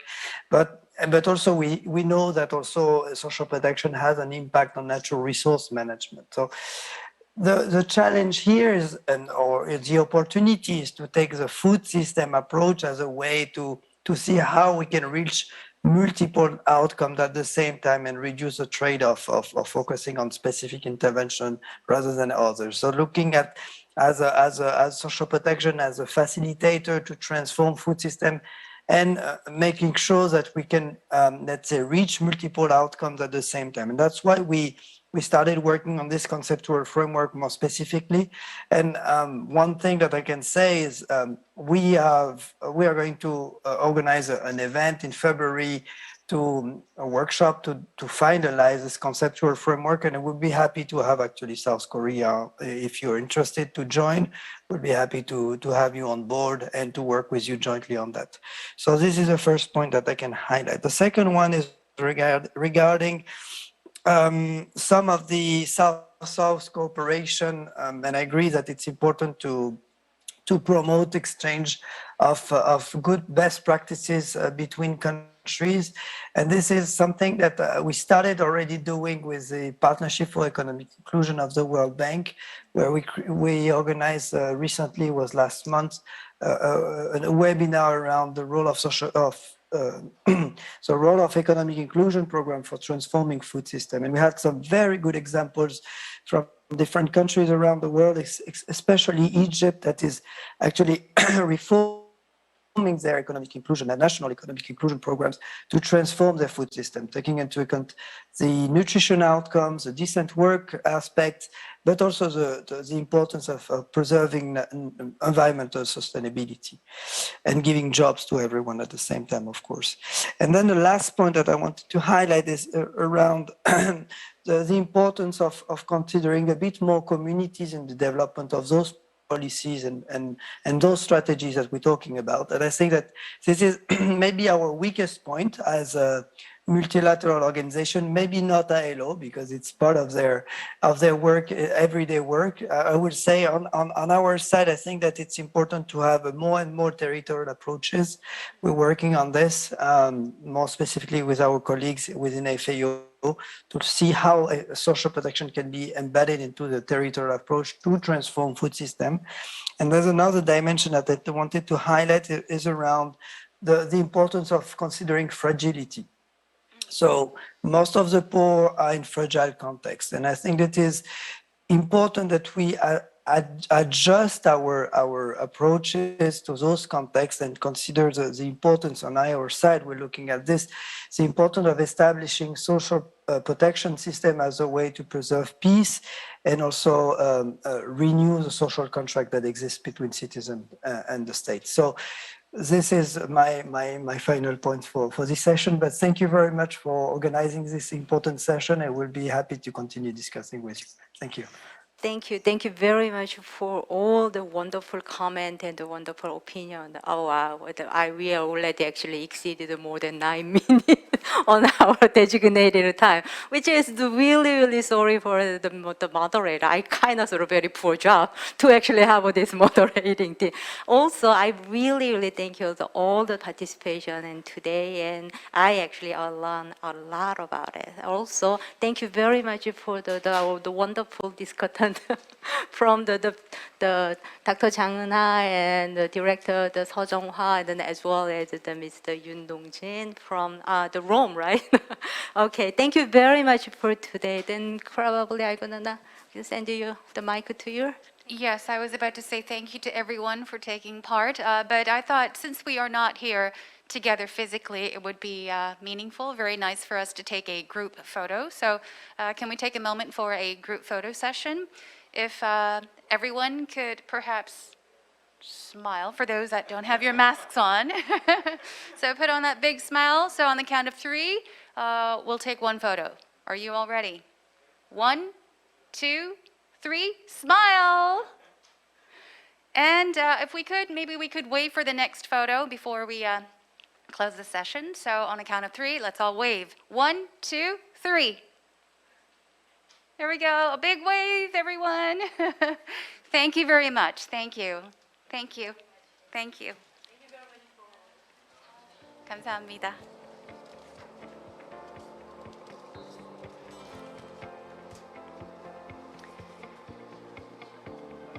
Now, we will resume with the 2021 Global ODA Forum. Since we are running a bit short on time, I would like to quickly run you through the subjects that we'll be covering. In session 4, Build Resilience to Vulnerabilities, Shock and Stresses, we will cover subjects on resilient local food supply chains, WFP's contributions to the transformation of food systems, climate resilient food systems for all beyond 2030, fighting food crises along the HDP nexus, and mountains and the land freshwater nexus. For the first presentation, we are delighted to have 2 speakers. We will first begin with Mr. Voli Karuchi, Director of Resilience and Food Systems Service at UNWFP.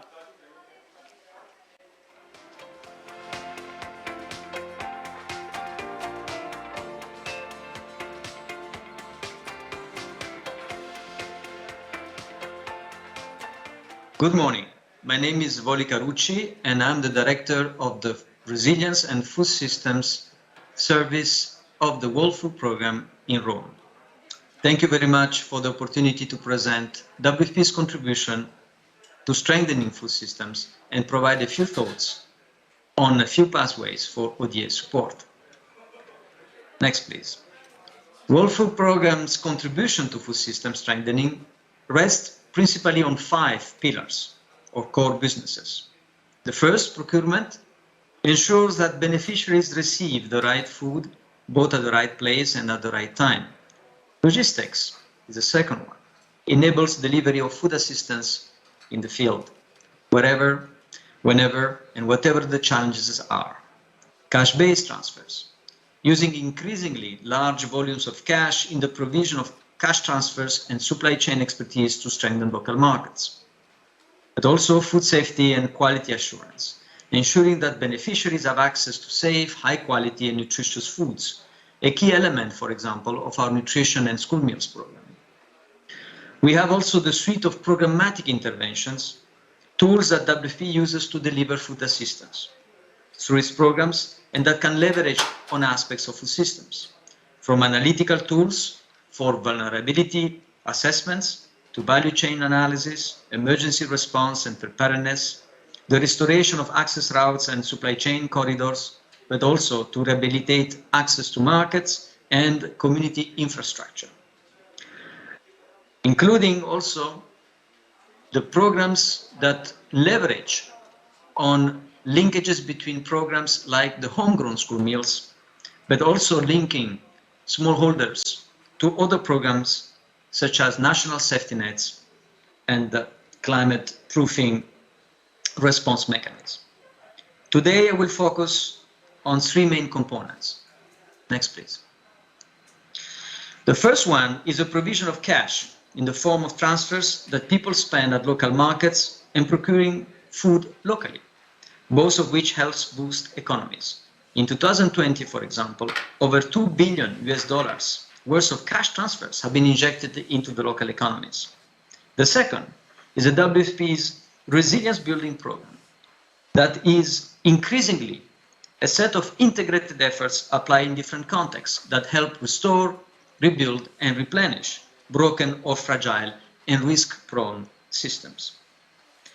The third is WFP's work in connecting smallholder farmers with local markets through local and regional procurement, as well as the work in reducing post-harvest losses and supporting initiatives such as the Farm to Market Alliance, the Homegrown School Meals Program, and nutrition programs, among others. Next, please. I would like to reiterate one important thing here, that at the center of all of these interventions, we have people. The binding element for all of these efforts is people. And our focus is to enable vulnerable households and smallholders, in particular women and youth and indigenous people, to rehabilitate their asset base and improve their access to markets. Next, please.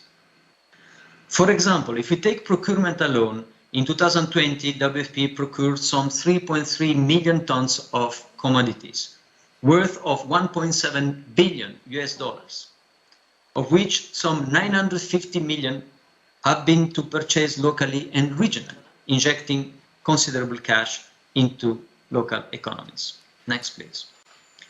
Finally, we need to contribute, build or rebuild resilient food systems, moving away from scattered, short-term, small-scale, and often siloed activities.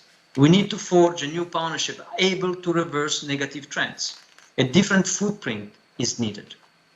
Convergence, concentration or integration of efforts, coverage or large-scale interventions, and capacity strengthening is required as a paradigm shift. Next, please.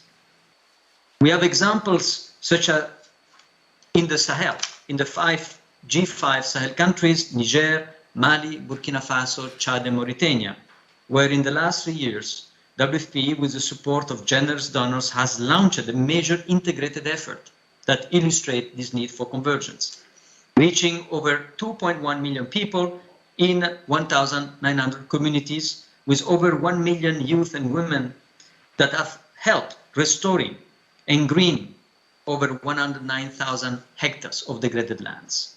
But we also had 380,000 children brought back to school and 555,000 women, small children, babies, and pregnant and lactating women access nutritious foods.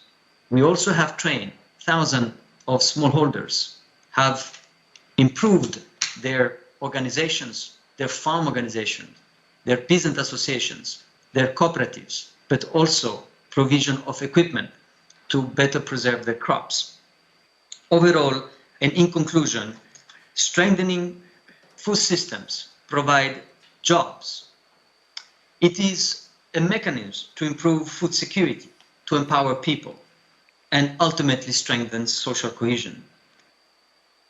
It is done in partnership with governments and other actors, such as UNICEF, FAO, IFAD, GIZ, and several hundreds of NGOs. The focus on food systems is an invitation to scale up these efforts, particularly through the alliances and coalitions. WFP is strongly committed to support countries and member states to achieve food systems transformation. Thank you very much. And thank you very much, Mr. Carucci. Next, we will hear from Ms. Samira Hotoba-During, Program Officer of Food Systems Partnership and Support at UNWFP.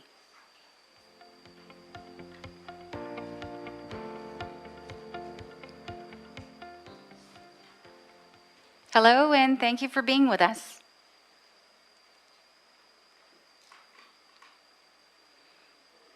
I'm afraid we're not getting any sound at the moment. Yes, I'm here. Can you hear me now? Yes, we can hear you. Thank you. Good morning. My name is Samira Hotoba-During of the World Food Programme. It's a pleasure to be here at this 2020 Global ODA Forum to present the Alliance. I'm speaking on behalf of the Alliance and the co-leads champions who are the African Union Development Agency, NEPAD, and the Democratic Republic of Congo. This alliance is based on the relevance of strengthening and transforming local food systems. Studies show that only about 25% of food in the international markets. However, the local fresh food often does not reach some communities, especially poor and marginalized communities at the local, community, urban, peri-urban, and rural levels. At the same time, a large volume of locally produced food is lost due to lack of processing, storage facilities, and poor infrastructure. A number of solutions were sent to our Action Track 5 during the Food Systems Summit process, and they focused on problems of broken, fragile food systems and the challenges and constraints faced by actors within these systems. Solutions highlighted what could and should be done, such as addressing market inefficiencies to expand opportunities for income generation, employment and trade at the local level, and using e-commerce to support farmers. They also highlighted the marginalization of key players, women and youth, smallholder farmers, micro, small, and medium enterprises.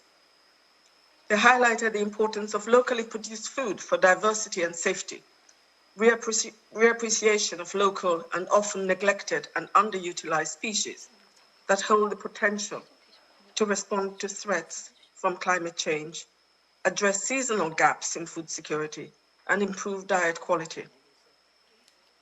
They highlighted the need to support local public procurement by governments and humanitarian agencies. Ms. During? They highlighted the fact that a lot of food is lost due to lack of processing and storage facilities, inefficient, ineffective transport and market infrastructure. Ms. During, excuse me for interrupting, but we're not getting we're not able to see any presentation materials. If you have prepared some for this presentation? No, I'm going to get to my presentation in a moment. Okay, thanks for the clarification. Thank you. I'm sorry. Okay. And And they highlighted that food is lost due to lack of processing and storage facilities, inefficient and effective transport and market infrastructure. Solutions also highlighted the need for improved local governance to ensure universal access to food, greater access to local finance, and access to land and its optimal utilization. The importance also of making linkages to address the impacts of climate change and the humanitarian and peace dimensions were also highlighted. So the member states actually designed this alliance, that there should be a focus on strengthening local food systems through an integrated catalyst for increased resilience and inclusive development to meet the SDGs by 2030. So I start my presentation now, and I shall, sorry,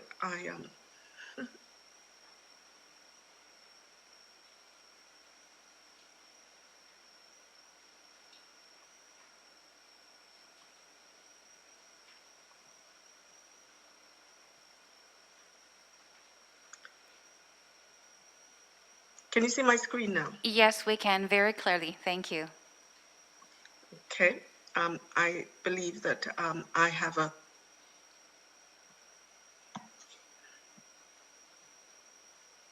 problem with the keys.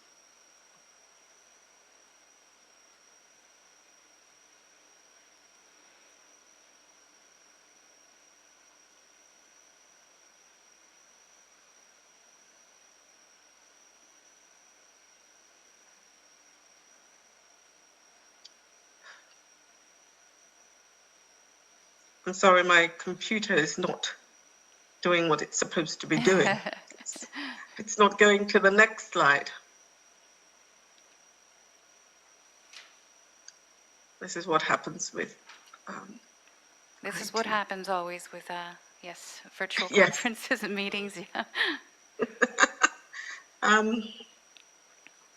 Is there something that perhaps we could do on our side? 이쪽에서 I don't 슬라이드를 know because I'm pressing next and it's not going down. Let me just do escape.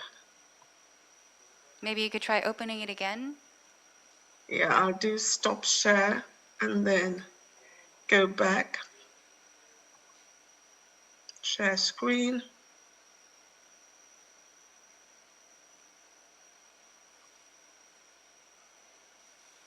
Can you see the presentation now? Not the presentation. Something's coming up. Yes, we can now. Yes. Can you see it now? Yes. And there was a Okay. change from one slide to another just a moment ago. Yes, but I can't see you. I can't see myself. Okay.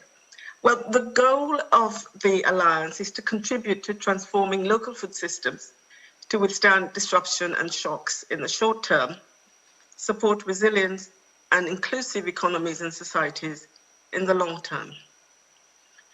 The opportunity for member states and all stakeholders who want to join this alliance is to seek to address a combination of priority areas that I've mentioned that emerge.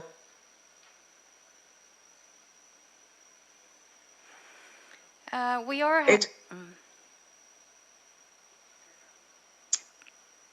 Hello, it says my internet connection is unstable. Can you hear me? Yes, we can hear you right now, but yes, the screen did freeze for a second just a moment ago. So I think yes, we do. Yeah, we do have some, I guess, technical issues at the moment. Should we try connecting again? 다시 한번 연결을 해볼까요? 아니면 어떻게 하는 게 좋을까요? Okay, Mr. Ng, could we try maybe flipping the slides for you? But I'm not sure if it's that issue or if it's the connection that may be the issue. It's the connection probably. It says my connection is unstable. That came up on my screen. Well, now everything seems to be okay, though. Should we just resume? Okay, I don't know what we are doing. Okay. All right, I think I'm much better now, but I don't know whether I will be able to.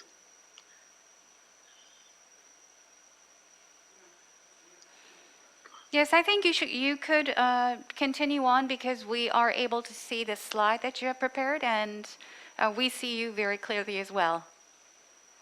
Yes, but I'm not able to change the slides. I see. That's the problem. 이쪽에서 넘길 수 I'm 있나요? having a little bit of a problem here. Could we perhaps work on the slide? If you could tell us which slide it is, the number of the slide, and then we could try doing that from our end. Well, we're on the first slide, which is the goal, to contribute to transforming local food systems. And then we go to the next slide, if that's okay. 다음 슬라이드 2페이지요. This is slide 1, 이게 1페이지고 다음 슬라이드로 넘겨주시면 돼요. Okay. Yes. So the opportunity for the Alliance is to seek for member states and other stakeholders who would wish to join the Alliance is to seek to address a combination of priority areas that have emerged from the solutions that have been sent in, but also from the national dialogue process that has been going on throughout the Food System Summit process. It also provides an opportunity to support the achievement of universal food access, nutritious food availability that would contribute to human capital development, and this is to be within all countries. It also provides an opportunity to foster enhanced implementation capacities in national and subnational systems. Public-private actions through access to peer knowledge, best practices, brokering collaborative engagements and partnerships, including mobilizing resources for countries' capacity gaps in country and also with local, regional and global partners. Next slide, please. So the Alliance focuses on the 3 A's of food security: food availability, food accessibility, and food affordability, especially looking at marginalized and fragile and marginalized communities in fragile context. Next slide, please.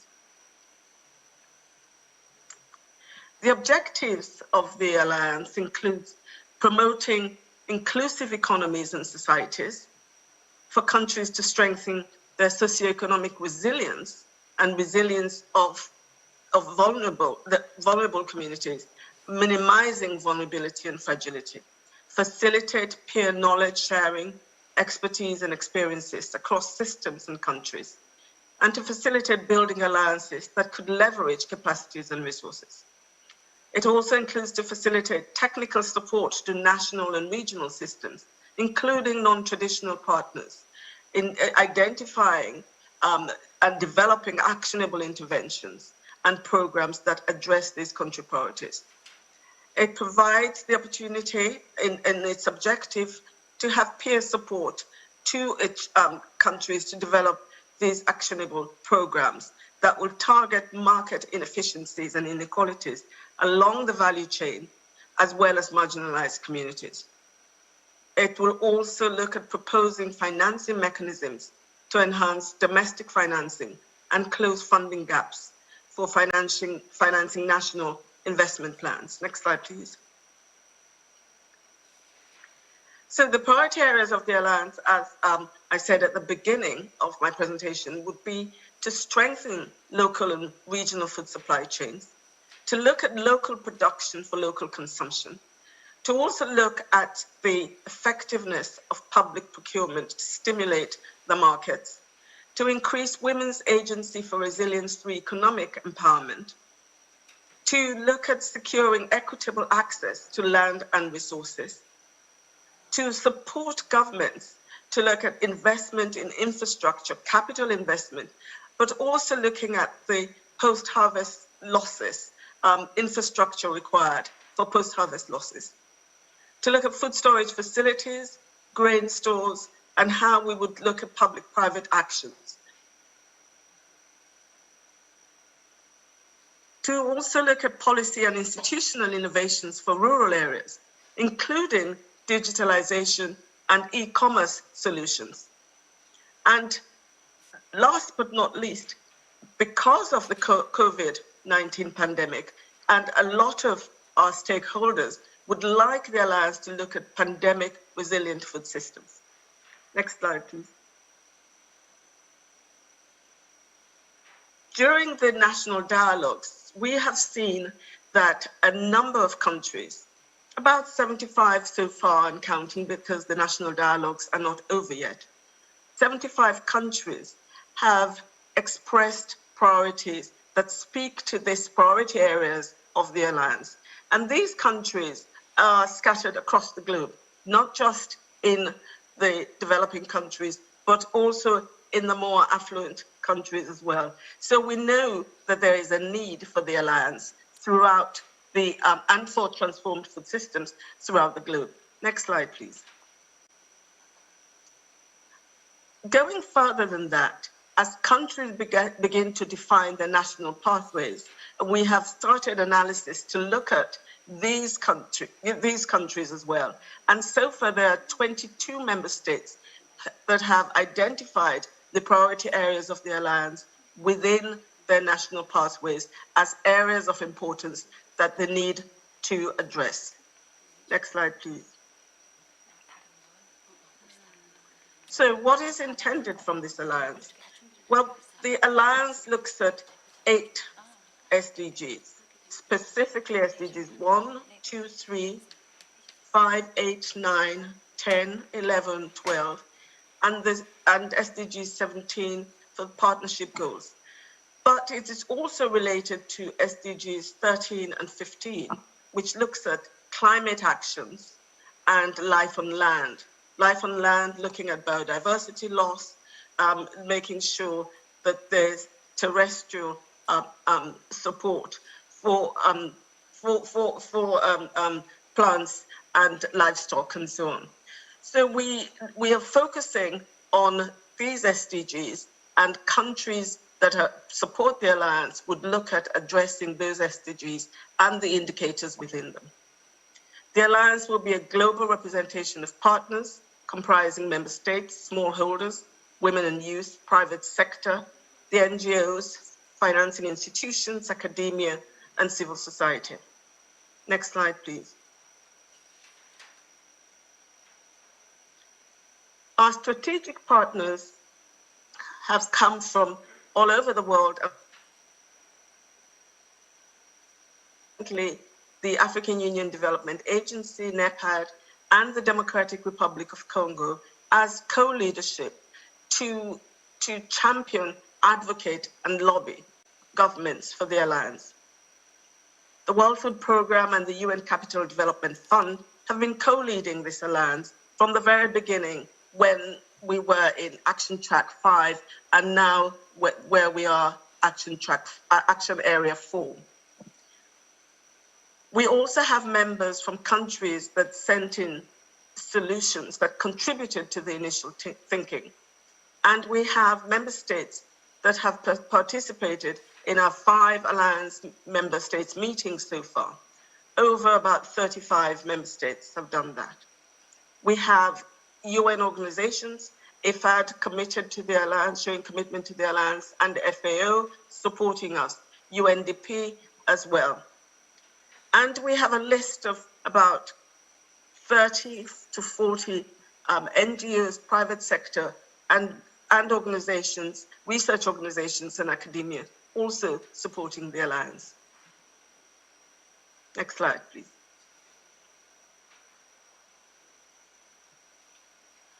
Before I go on to this slide, I'd just like to say that the Alliance is at the stage now where we have mobilized a number of member states, and we are looking to the pathways for moving forward. And we will be doing that to ask member states and other stakeholders to join us by declaring a commitment to the Alliance and to join us in developing the structure that will take the Alliance forward. But as has been shown, the work of the alliance will be done at the country level. It is the countries that are important to this alliance, not just the UN agencies that support the alliance or the other organizations, because implementation, investment will need to be at the country level for transformed food systems. So that is why we have this slide just highlighting Korea's national pathway, since we are in this ODA forum with Korea. And Korea's national pathway aligns with the priority areas of the alliance, such as the development of stable food supply chains, better deal with food supply crisis, the establishment of eco-friendly and sustainable production and consumption systems, to ensure universal food access, boost food access for vulnerable communities, improve nutrition and health. An example of where a national pathway would be linked and aligned to the priorities of the alliance. So we would hope that a number of countries will join us in building this global platform to address this very important objective of transforming local food systems. Next slide, please. Thank you very much for your attention. Thank you very much. Despite having had some slight difficulties due to bad connection, I would like to thank both our speakers for their very informative presentations. Now we will turn to climate resilient food systems, presented by Ms. Cristina Tirado, Senior Policy Lead Resilience of Partnerships at WFP.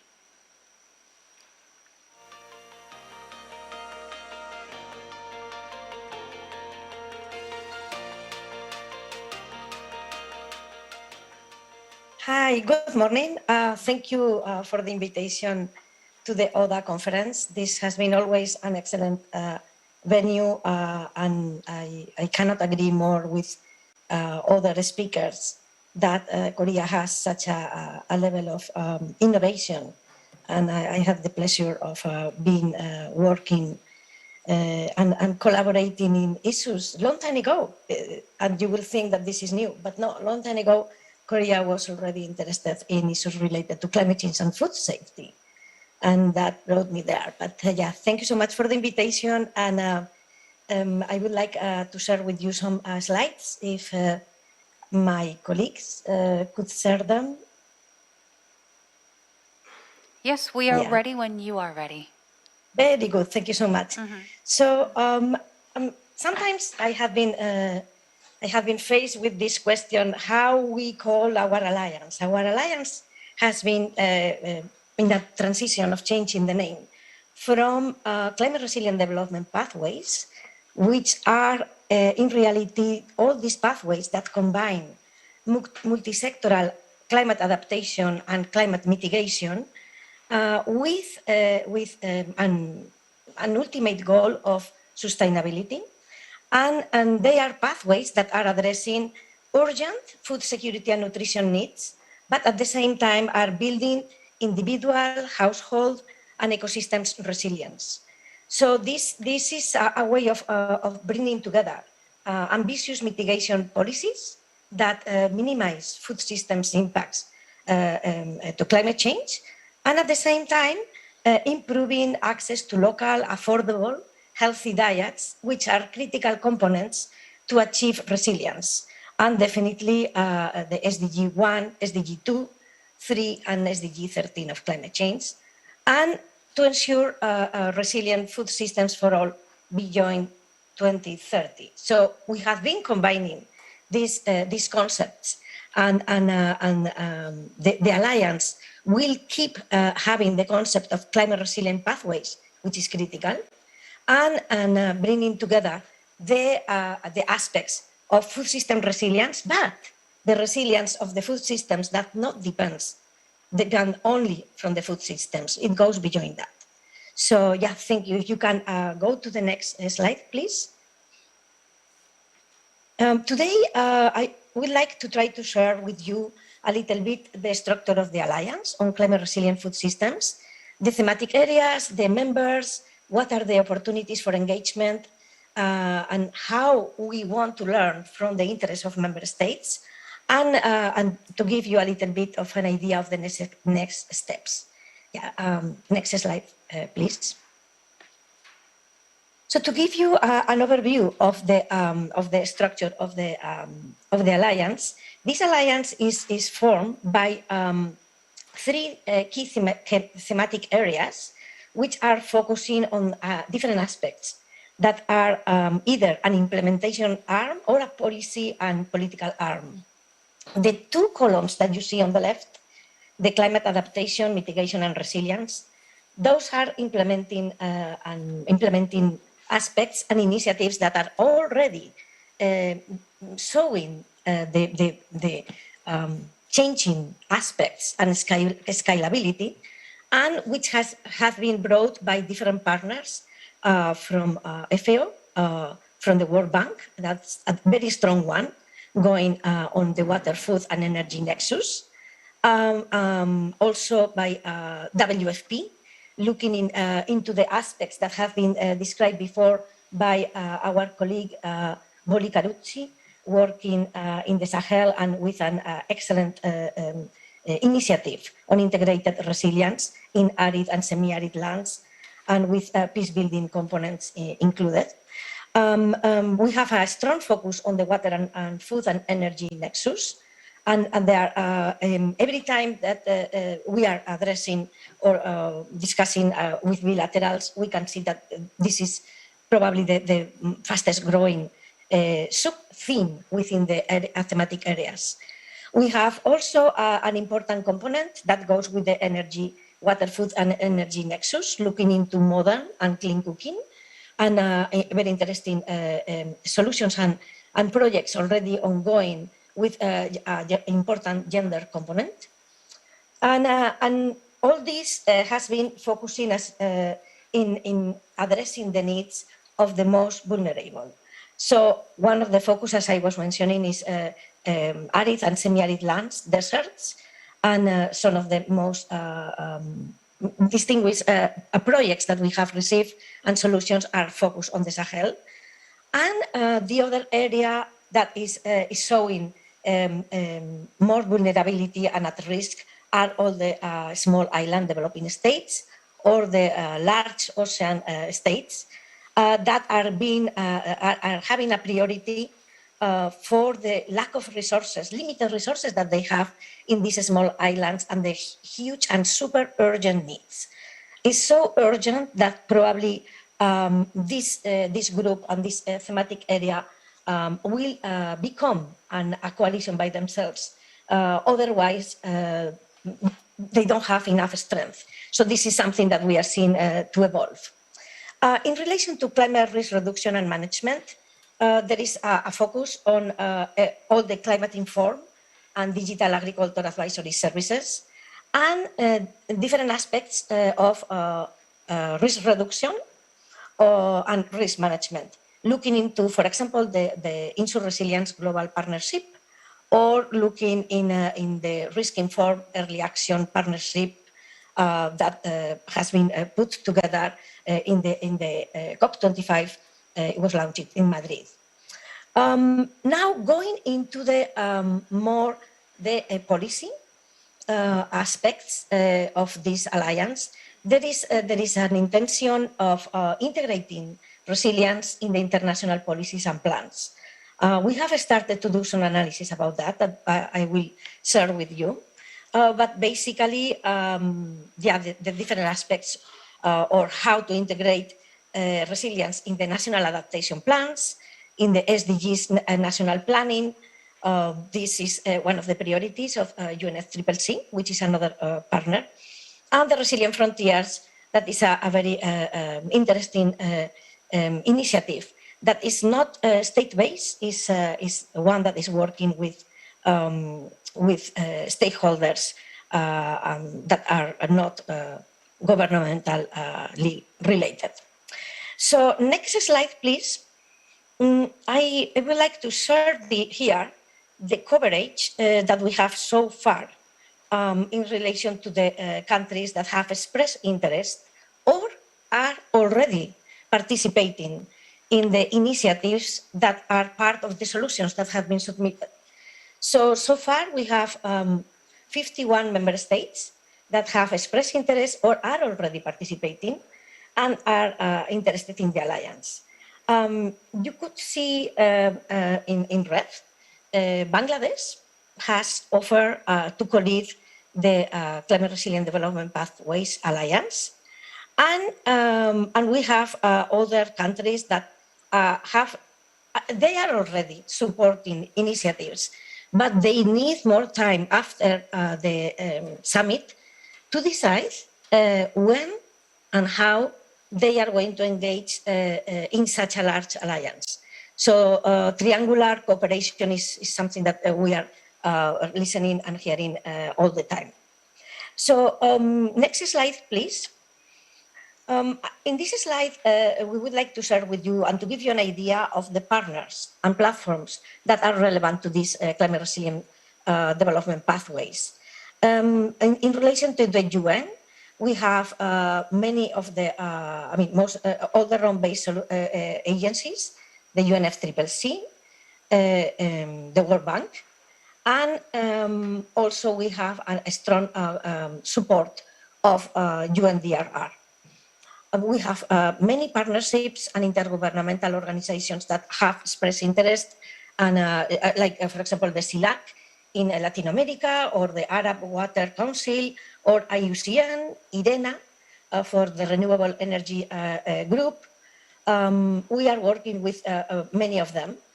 And you can see we also have, for example, it's a large list, but I could highlight, for example, the IFIs, the International Financial Institutions.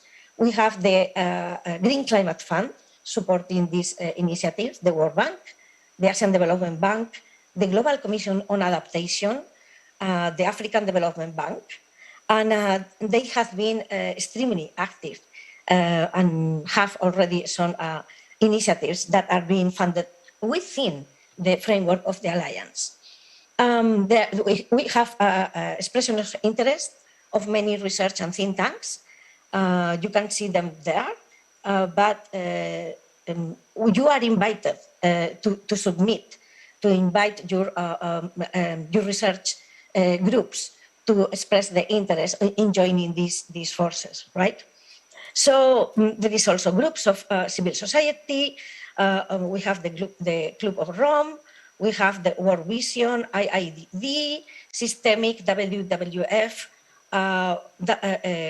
WRI, Mercy Corps, the Environmental Defense Fund, that is focusing on all the green and regenerative initiatives, and others are expressing interest.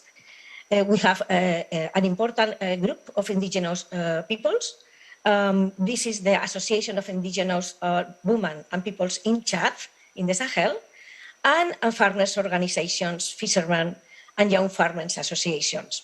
The private sector, of course, has been represented by AGRA, by REGEN, by the 230 Water Resources Group, and by the WVCDS that we were listening yesterday. So next slide, please.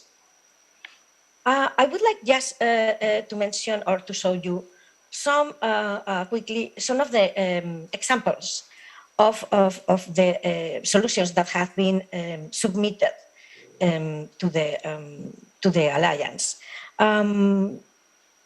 Let's go to the next slide, please. So focusing more in examples. The Nexus, I was mentioning that the Nexus water, food and energy is one of the thematic areas that are growing the fastest and the most, and they are getting financial support and grants from the World Bank. They have been focusing on entry points that are looking into energy security, and this is related to some governance and investments. The other entry has been the other entry point, food security, and the focus has been on policy and investment. And the third entry point has been focusing on water security, on the management and investment as well. So what we are trying to achieve with this kind of initiatives is to look into adaptive and human-centric approaches to resilient and sustainable water management. And another aspect that is critical is to facilitate universal access to clean cooking solutions.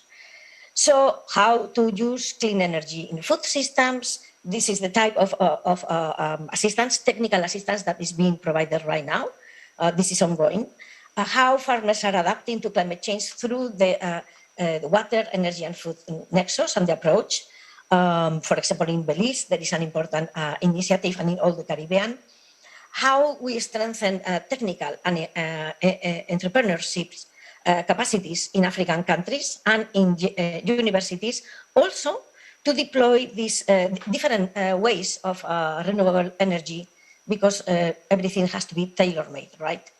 So one important focus is the circular and sustainable use of food system residues.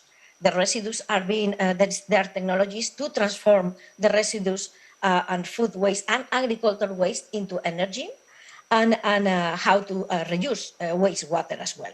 Circular economy of bamboo, for example, and production in Italy, or boosting sustainable food production through solar power irrigation and multi-stakeholder partnerships.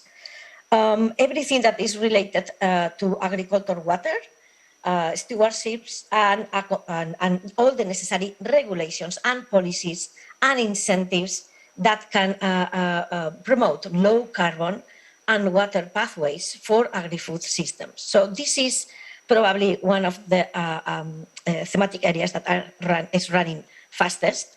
So if we can go to the next slide, please. As you can see, the partners for these the platforms that are relevant to the Nexus approaches are many, very relevant and not exhaustive.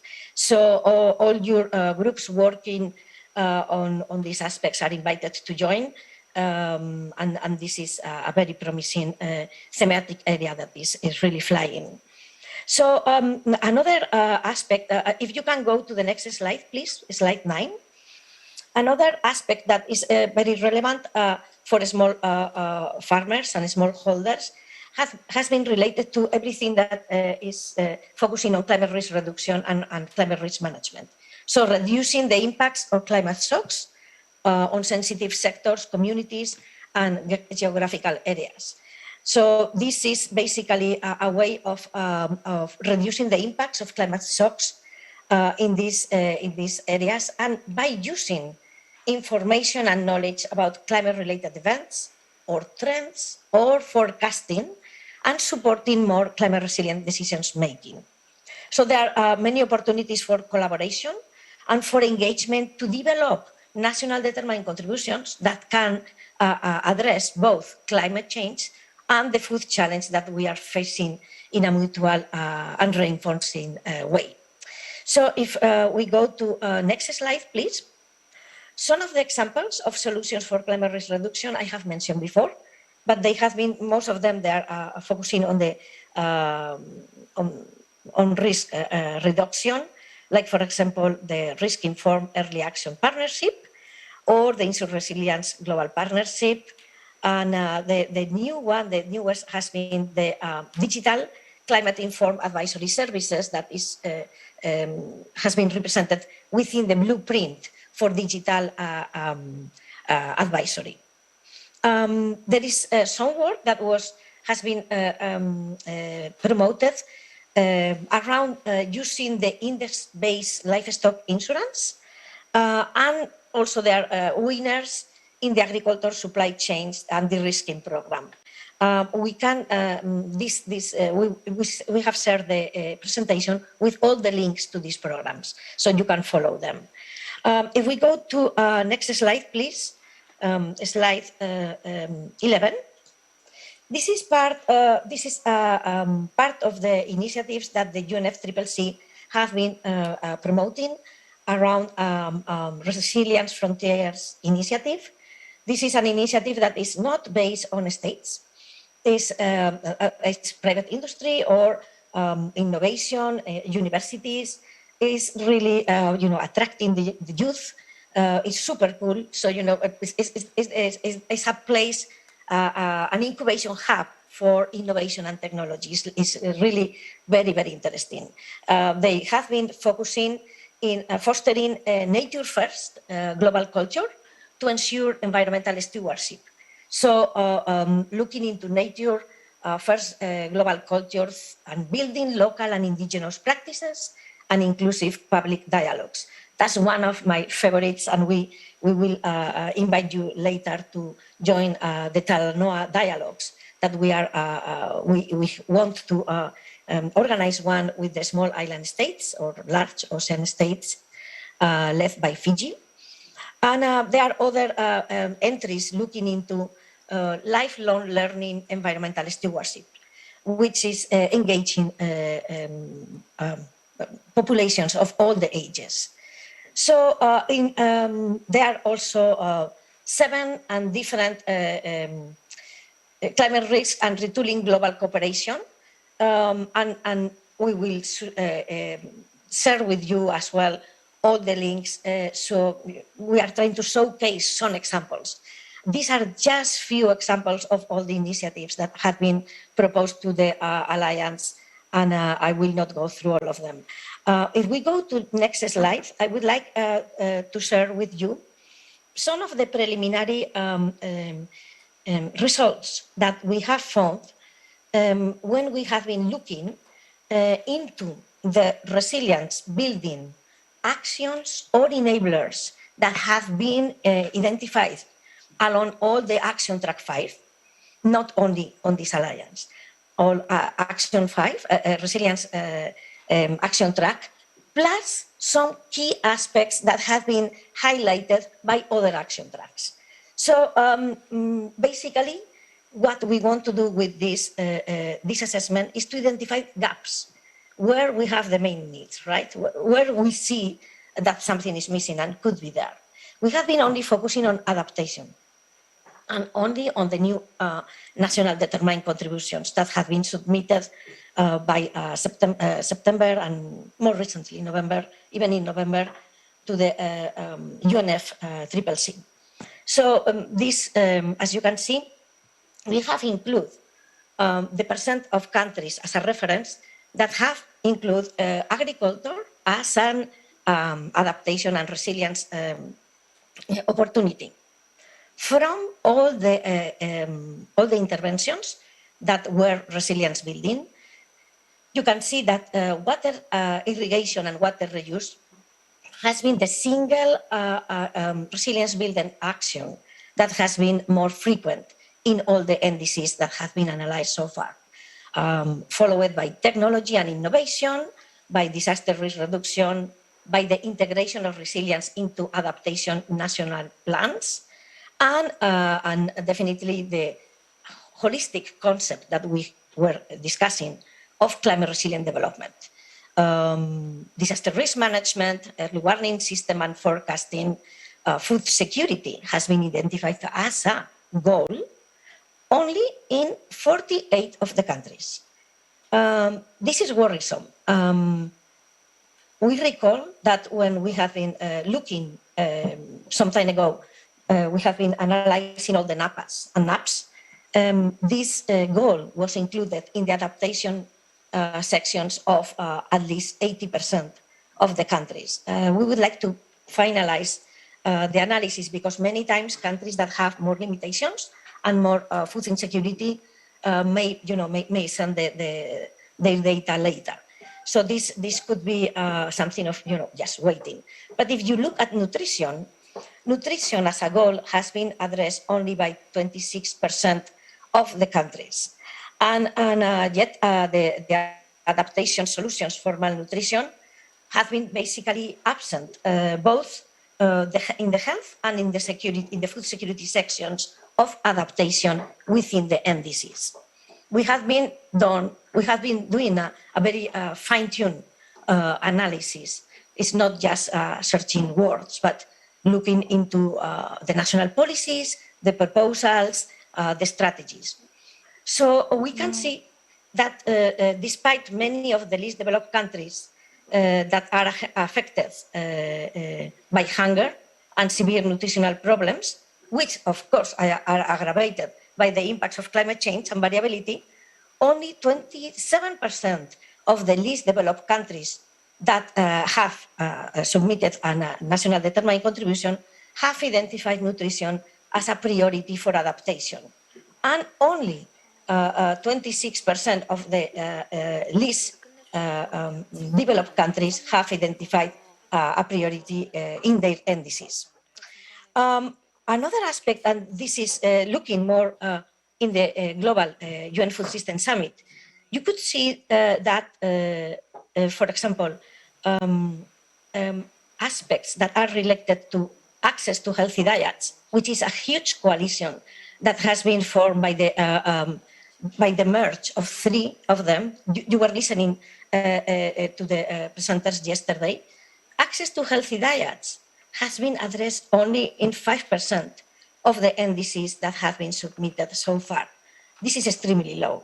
The proposals were very interesting. They were looking into going into protein from legumes, moving into pulses. It was very well done, but still there is a lot of room for work and opportunities for improvement and working with healthy diets.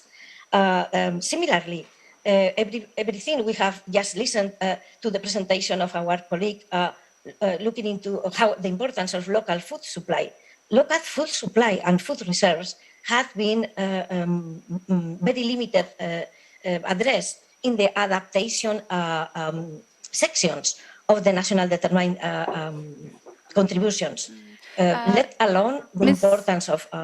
Sorry, yes, I'm sorry. I'm terribly sorry for interrupting, but we are extremely short on time. So if you could conclude within a minute, would that be possible? Yeah, very good. Thank you. Thank you. Thank you. So we will share with you this. And just to wrap up, that we are very happy that Korea has a very interesting adaptation section in the national determined contributions with the 2020 Climate Change Assessment Report and the third National Climate Change Adaptation Plan. The key vulnerable issues and areas are in line with what the Alliance is providing, water management and agriculture resilience. And climate change planning can be made a legal obligation of municipal governments. This is amazing. It's one of the major opportunities. Yes, thank you very much. Thank you so much. Thank you so much. We will keep in touch. Thank you. Yes, thank you. Now we will move on with our third presentation for the session. Please welcome Mr. Habib Mayar, Deputy General Secretary of the G7 Plus Secretariat, to take us through his presentation on fighting food crises along the HDP nexus.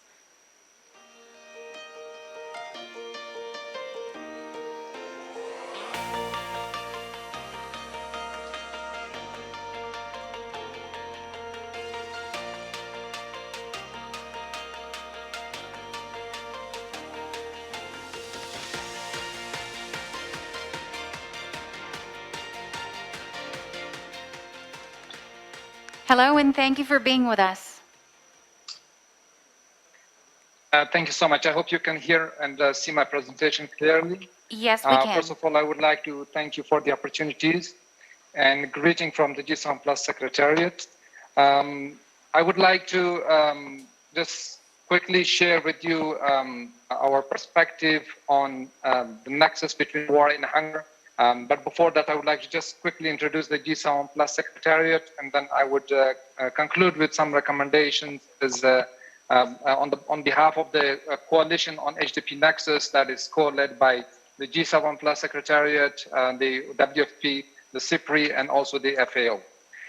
So first of all, the G7 Plus is an intergovernmental organization of 20 conflict-affected countries. And our vision to achieve lasting peace and stability through national means of dialogue, reconciliation, and leadership. Therefore, our outlook to the development is grounded on the premise that without peace and stability, there can be no development, that peace cannot be sustained without development, and that development cooperation should be consistent with the domestic context based on the national development needs of our countries. These are not only a sort of wish list, but they are tested experiences most of our member countries have lived so far. And hence, based on those experiences, we developed and agreed on the New Deal for Engagement in Fragile States that was launched in 2011 in your beautiful country, Korea, in Busan.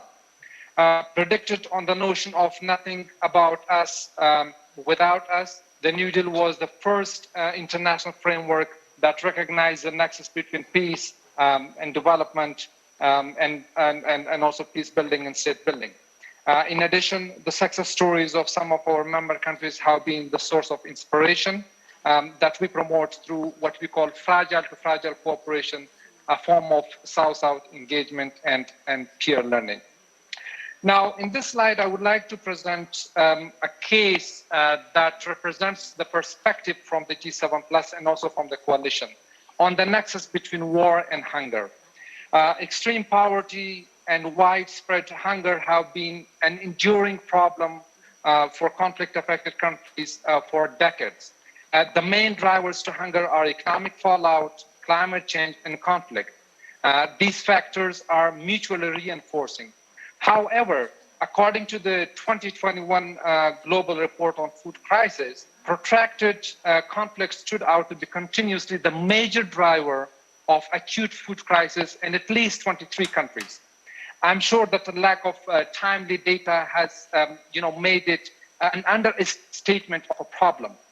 8 of the 10 highest food crises are in countries that are in conflict, and this includes, of course, G7+ member countries such as Afghanistan, Democratic Republic of Congo, Haiti, and etc. In addition, protracted conflicts and wars result in lasting fragility of institutions.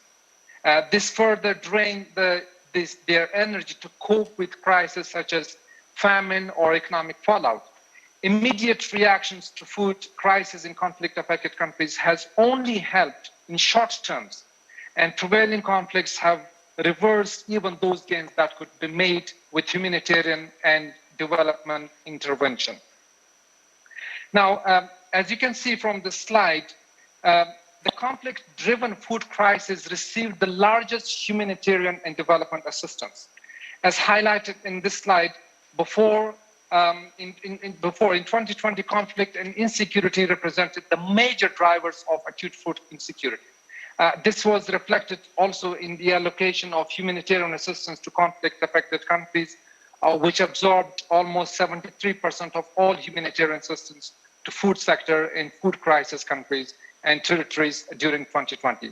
And the same applies, as you can see from the slide, to the development assistance, that out of the 3 major drivers of extreme hunger, the conflict-driven hunger crisis received the largest portion of development assistance. Now, how effective has this aid been in achieving food self-sufficiency?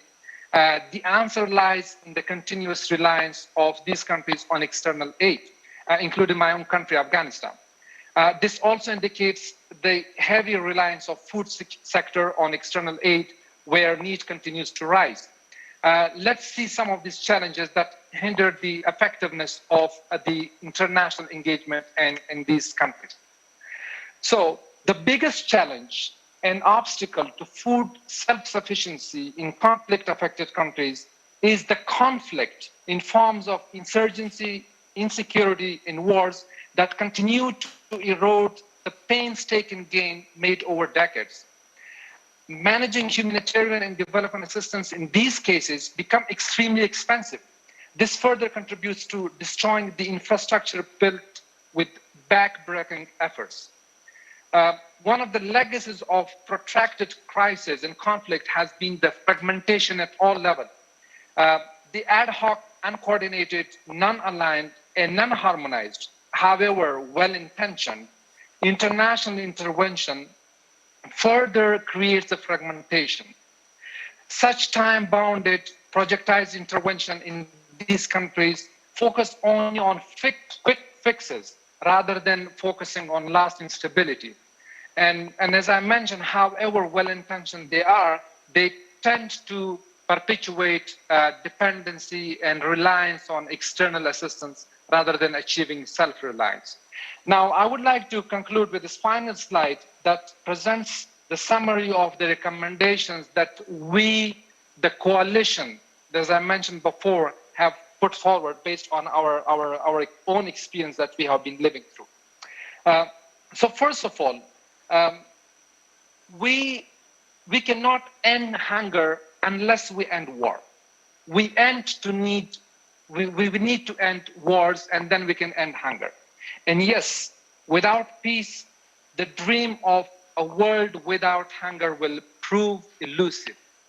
Therefore, all actors, the governments, the humanitarian, the development actors, partners, need to take bold steps to achieve or help in achieving peace. Peace and lasting stability should be a pillar to guide these interventions. Promoting and helping to pursue reconciliation should become the core of our engagement in conflict-affected countries.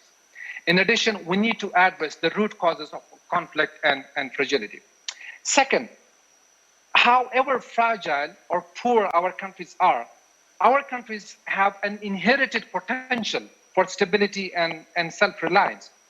The humanitarian development actors need to unleash that potential. This can be done through investment in infrastructure and also in institutions with a very far-sighted aim of achieving self-reliance rather than perpetuating the dependency on external aid. And finally, and very importantly, we need to incentivize food production in countries where humanitarian development actors engage. In line with the international principles of aid effectiveness, we need to encourage local procurement that can boost the economic sector or that can boost the economy of those countries, where the effect can be trickled down to the local level. This helps in achieving peace and stability.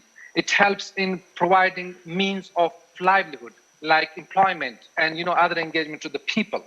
And ultimately, it can help in ending hunger from the root. Now, I would like to conclude by reiterating that we know that we are soon running out of resources. When I say we, I mean the world. We are running out of resources to react to these crises. We need to find a solution that can address the root causes of hunger, of poverty, and also of conflict. And only then we can end the human suffering from the globe. I thank you for your attention, and I would be happy to take any questions. Thank you. Thank you very much, Mr. Mayar. For our final presentation for the forum, let us welcome Ms. Rosa Laura Romeo, Program Officer, Mountain Partnership Secretariat, UNFAO.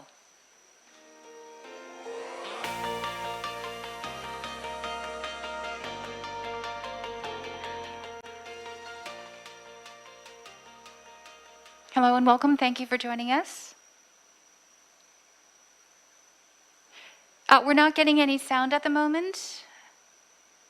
Is your mute button on? Better now? Yes, we can hear you. Thank you. Okay, good morning, good afternoon, and thank you so much for this invitation. I think it's also a very nice transition to be speaking after Mr. Abid Mayar, because I will be mainly speaking about mountains. And mountains are the areas in the world in which we have the very high food insecurity, and this is very much due to the fact that most of the wars and conflicts of the world are green, I hope. Can I? Connection seems to be slightly unstable, but for now, I think we're back to normal. We're okay. You may proceed. Okay, thank you. Okay, let me start talking about mountains. Why mountains matter. Of course, in Korea, this is very well known because Korea, I think, has more than 70% of its land covered by mountains. But when we look at the world, mountains are about 1/4 of the land surface. and they host 1,100,000 people. And those people are mainly living in developing countries. Mountains are providing to us very important goods and services. And the most important good that mountains provide to us is water, because they provide up to 80% of the global fresh water that the world, humanity use every day. Mountains are also covered by forests, about 40%. And as you know, Korea will be hosting and organizing the next World Forestry Congress in May this year, next year, in fact. Mountains are also very important for tourism and for spirituality and for recreation. And we are conducting studies with the World Tourism Organization to understand how tourism in mountain areas can promote development. But let me go to the sad part of the story. As I was saying before, most mountain people are facing daily hunger, malnutrition, poverty, social exclusion, etc. We have been conducting studies about this since the year 2000, and we have seen that this trend is on the rise. So food insecurity is currently involving 50% of the rural mountain population in developing countries. Almost 350 million people are food insecure. And as I was saying before, this number is on the rise. So the number of people that are food insecure in mountain areas keep increasing. And this is due to a number of facts. First of all, the marginalization, because there is a very limited access to infrastructure, markets, education, services, etc. So mountain people have less resources, less services than people living in the lowland or in other areas. The natural hazards are also on the rise because of climate change, because of desertification, because of land abandonment. Almost 300 million people are also affected by natural hazards. And then we have a very important trend in land degradation that expose people to increased food insecurity and problems. And as I was saying before, I didn't put it here because it would have been too much, but war and conflict are also paying a big token out of mountain people in many parts of the world. Ms. Romeo? Yes? I'm sorry for interrupting, but it seems as though, we are in control of the slides. So as long as you tell us when to move to the next slide, we will be moving on to the next slide.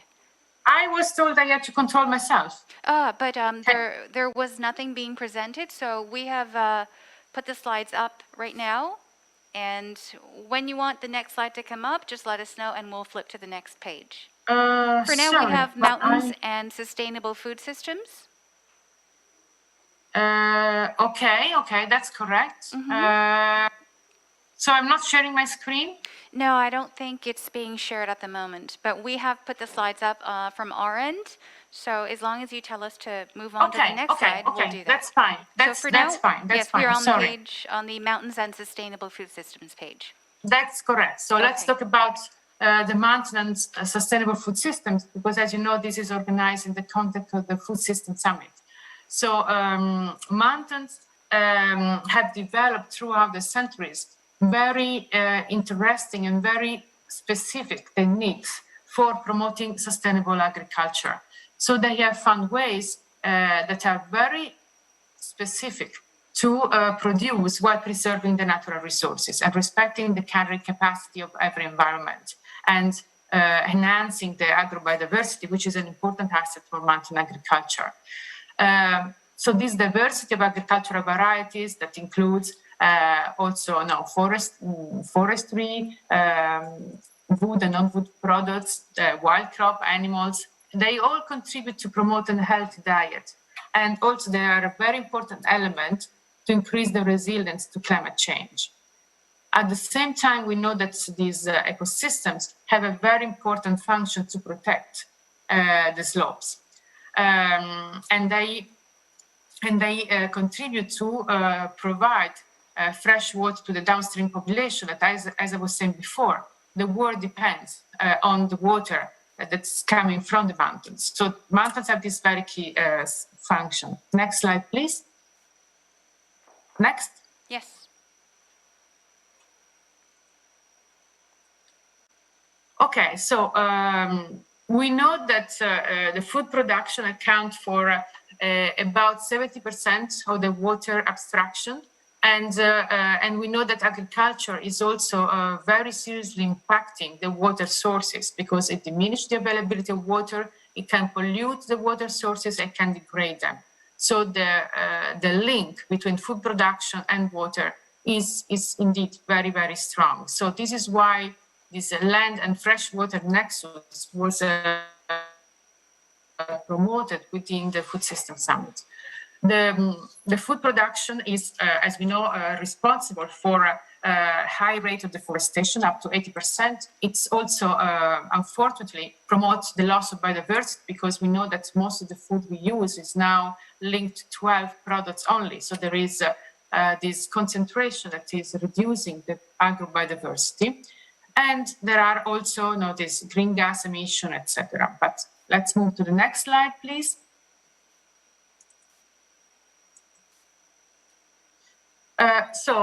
This land and freshwater nexus coalition was developed in collaboration with Conservation International and IWMI, and proposed development of incentive and initiatives to better integrate the land and water resource management to protect at the same time the watershed, so the water sources, and conserving the water, both surface and groundwater services.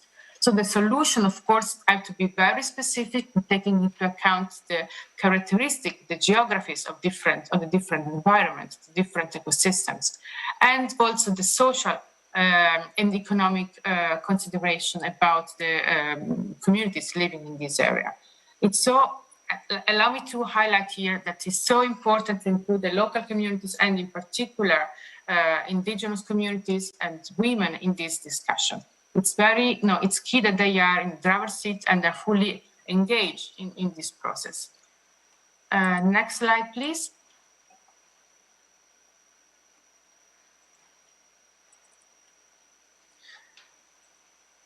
Can you, okay. So this coalition will function based and fully into this United Nations food system process. And we are building on a number of very forward-thinking and progressive organizations. And we are trying to identify solutions that are very, very based in nature and can provide national or even very specific local pathways. But the integration with the private sector is also extremely important. And we hope to be able to come up with a set of very concrete proposal. Next, please.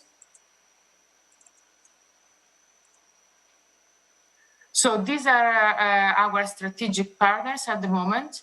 That I was mentioning before. As I would say, we have also the regional convention for mountains, such as the Alpine, the Carpathian Convention, and the Andean Initiative. We have a number of research and development organizations around the world, and of course, FAO, IUCN, and WWF, the World Bank, etc. Next.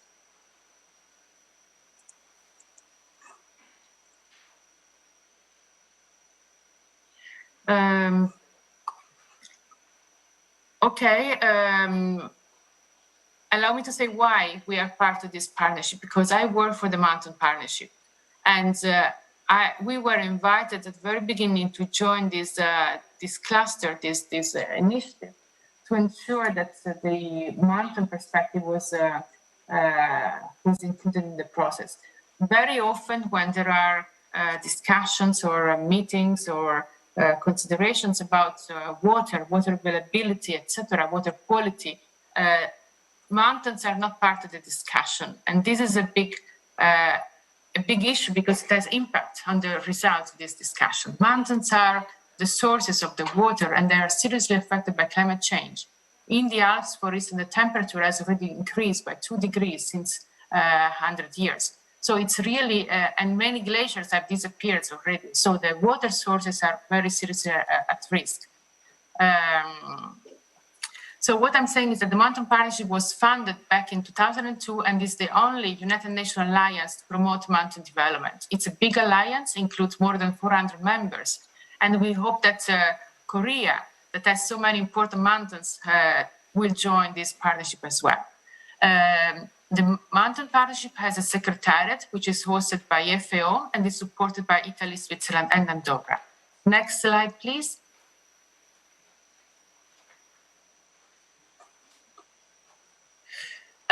The Mountain Partnership has 4 main pillars of work. In particular, it works on advocacy to ensure that mountains are included in the main international processes. For instance, we did organize 3 events at the COP in Glasgow. We always organize events at the high-level political forum. So we do our best to ensure that mountains are included in the process. We work on capacity development and we organize training program on mountains. And we promote information sharing to ensure that our members stay connected and the results of their research or the activities is shared at large. Next slide, please. I would like now to mention quickly one activity that is really producing very beneficial results for local communities in the mountains, that is the certification and labeling of high quality mountain products. Most of mountain products are organically produced and they have a very high quality, they have a very intrinsic, they have an intrinsic value and they can really boost the livelihood of mountain communities. So it's really a very rewarding activities to work on value chains for mountain products with specific high quality products that can really be very beneficial for mountain communities. And we have seen that, can you go to the next slide, please? We have seen that this work has, we have been working with more than 10,000 farmers already around the world, and all have reported that since we start this work, their livelihood has increased by at least 50%. So that was my last slide, and thank you so much. I would like to say that it would be great if we could join forces with Korea and work more on mountain development and better define this land and freshwater nexus. Thank you. Thank you very much. Thank you to all our speakers for food for thought. With this, we move on to the final discussion.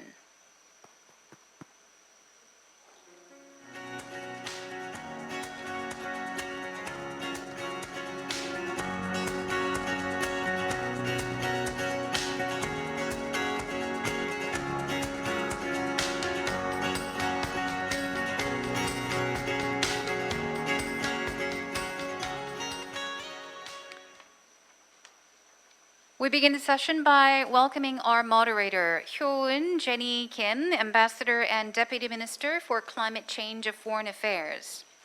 Our distinguished panel discussants are Professor Kim Young-won, Department of Political Science, Seogang University, Professor Kim Tae-yoon, Graduate School of International Agricultural Technology, Seoul National University, and Professor Lee Sang-hyun, Department of Agricultural and Rural Engineering, Chungbuk National University. And we thank our speakers from this session who have remained with us to join the panel discussion. Samira Hotoba-Deering, Ms. Cristina Tirado, Mr. Habib Mayar, and last but not least, Ms. Rosa Laura Romeo. Ms. Moderator, you have the floor now. Thank you very much for the kind introduction. Good afternoon, and most probably good morning to many online audience. Thank you for joining this discussion session. I'm very pleased to be a moderator of this important discussion on building resilience to vulnerabilities, shocks, and stresses in agriculture and food system. I thank to the presenters for sharing your organization's activities, ideas, and results produced. I think this topic is very relevant and timely because agriculture and food system are under significant shocks and stresses posed by multitude of factors, including COVID-19 pandemic, climate change, extreme weather events, conflicts, and natural disasters. Therefore, small-scale farmers, particularly women and children, the vulnerable people in the least developed countries, they are very negatively affected and they are in strong need of supports. Therefore, in this session, we will discuss how to effectively respond to the food crisis due to climate change and/or conflicts, many other causes, what actions to be taken to build integrated local food supply chain, and how to ensure inclusive and resilient agriculture and food system. We also explore good practices which can be replicated elsewhere so that we can identify what factors bring about impacts, real impacts on the ground. Because this is Korean Ministry of Agriculture, Food and Rural Affairs ODA forum, therefore, I'd like to invite three discussants. When you are asking questions or making comments, please focus on how to further elaborate or design a good ODA program from Korean Ministry of Agriculture's perspective. And also I'd like to invite to the presenters as well, when you are responding to the questions or comments, please focus how to design good projects or programs, good ODA projects or programs based on the activities, concepts, or business model of your organization. Therefore, I'd like to invite discussants one by one. We have three discussants already introduced by our MC.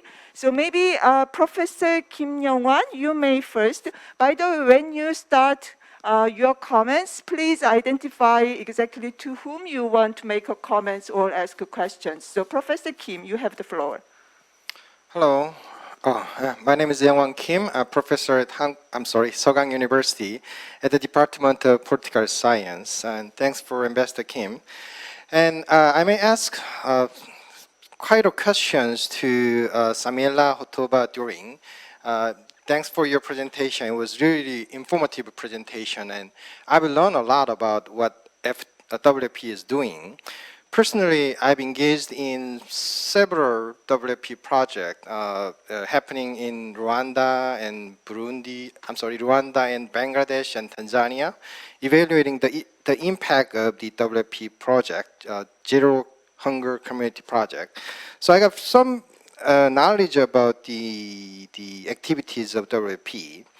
My major question is, I can see the goals and the objectives of resilient local food supply chains. I mean, this issue has been one of the biggest and most important issues that we have dealt in the field of agriculture and food supply, because this can change the whole lives of the farmers and the peasant in developing countries. I'm well aware of the importance of the issue, but I can see the objectives and goals from your presentation, but I want to ask you, how can we change the local food system? It would be great if you can elaborate the ways we can change the local food supply chains, because I don't know, because each country in each area might have different solutions for better local food supply chains. If we can come up with unifying solution, it might be better, but can we really do that? Because we can come up with tons of solutions for different contexts. So that's my major questions. And also, since each developing country has different context and capabilities and resources, how can they do that? It seems like you are proposing alliances for achieving resilient local food supply chains, but these alliances can really provide solutions for these different developing countries. And related to the comments from Ambassador Kim, I also want to ask you if we can conduct some project by using the concepts and objectives of resilient local food supply chains, what kinds of specific project would it be possible? And that's another way of I'm asking, how can we achieve the resilient local food supply chains? So if you have, can you show me any successful project related to strengthening local food supply chains? That's another question asking the real-world examples that we can actually apply. It will be really, really helpful for us to conduct similar project if you can elaborate the really successful cases related to these alliances. And this is also related to the M&A aspects. If we do conduct these kinds of projects, how can we evaluate and how can we monitor the project? How can we quantify the result and outcome of the project? Have you done this before by using the real-world examples? That's kinds of questions that I have. And also, you're talking about making alliances in this world. What would be the incentives for countries to join these alliances?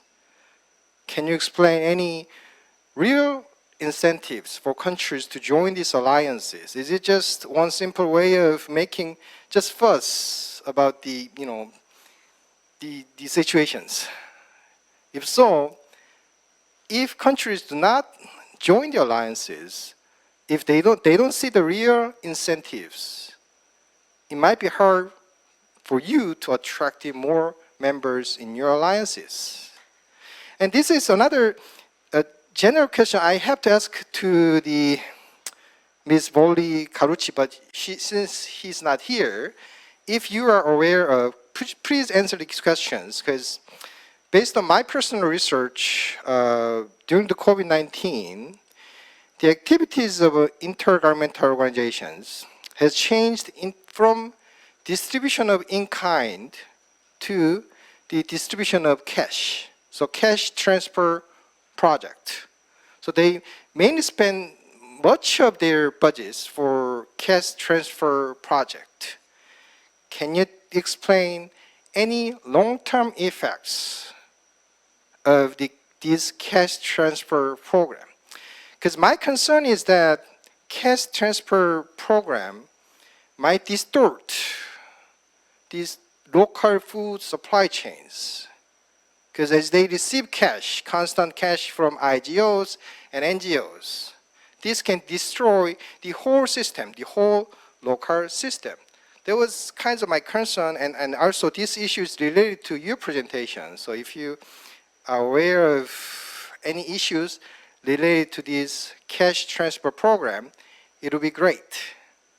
So I think this is all of my questions. So I mean, I'm asking too many questions, I know that.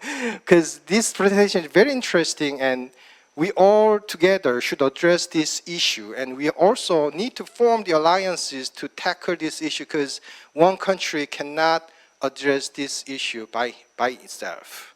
Thanks a lot. Thank you.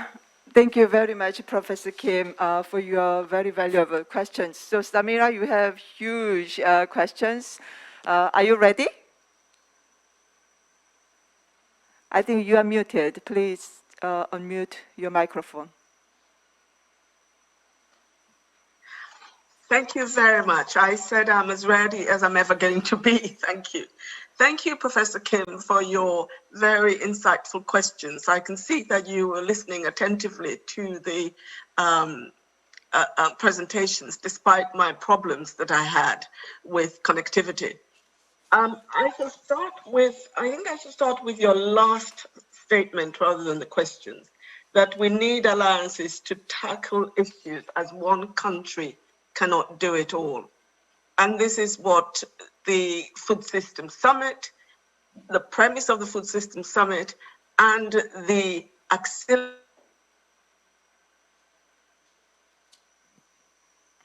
and the alliance itself, and our alliance, which is I'm sorry, I'm going to be breaking out because I'm getting my internet connection is unstable. But I hope that I can continue. So what we are saying, you have so many questions, and some of these questions would be best if we would engage with you, maybe to give you more information, especially the question that you put to Mr. Voli Carucci, who is a director in the Resilience and Partnerships Support Service at WFP, but he only sent in the video, and he's not here. So those are detailed questions about WFP's programs and how those interventions are supporting the developmental aspects, objectives, the changing lives objectives of WFP's programs. I can just say very briefly that the cash transfer programs is supposed to be using that cash to buy locally, the objective of supporting local businesses to support local farmers. So that is the objective. But as you point out, that there is the problem that it can distort the markets. But that's where I believe, and we can engage with you on that, the WFP put in place those safeguards so that this distortion does not happen. With respect to, I've been taking down your questions, with respect to countries, you're quite right about countries wanting to say, and we've heard that from some countries, what is in it for us? Why should we join the alliance? And you're quite right, because countries want to see that this is not another high-level platform that we're going to join. We've joined many coalitions before, and they don't go anywhere. What this is that countries support each other. It is not led by WFP. It is not led by a UN agency. In fact, our co-lead is the African Union Development Agency and the Democratic Republic of Congo now. They are the champions, the co-leads. They will be taking it forward. What our role as the UN agency is to support them. So countries are in control. Countries should come together to be able to have peer-to-peer support, to be able to exchange on innovative practices in agriculture. So where Korea, for example, countries in information exchange, technology support, in best practices, in lessons learned. Those are the issues that countries should define and debate on. So the platform is a global platform, a global alliance of partners to engage with each other, not being influenced by the UN agencies or other agencies. But importantly, what it will do is that countries will be able to discuss and communicate the problems that they encounter, the challenges, and what would be required to be done through the co-leads. And the co-leads can be more than two. We have two at the moment, our aspiration is to have a co-lead from each region of the world, so that we will have co-lead membership and regional organizations from Asian countries, from Latin American countries, from even Europe. You might have seen from my presentation that the priority areas of the alliance cut across all regions and all countries.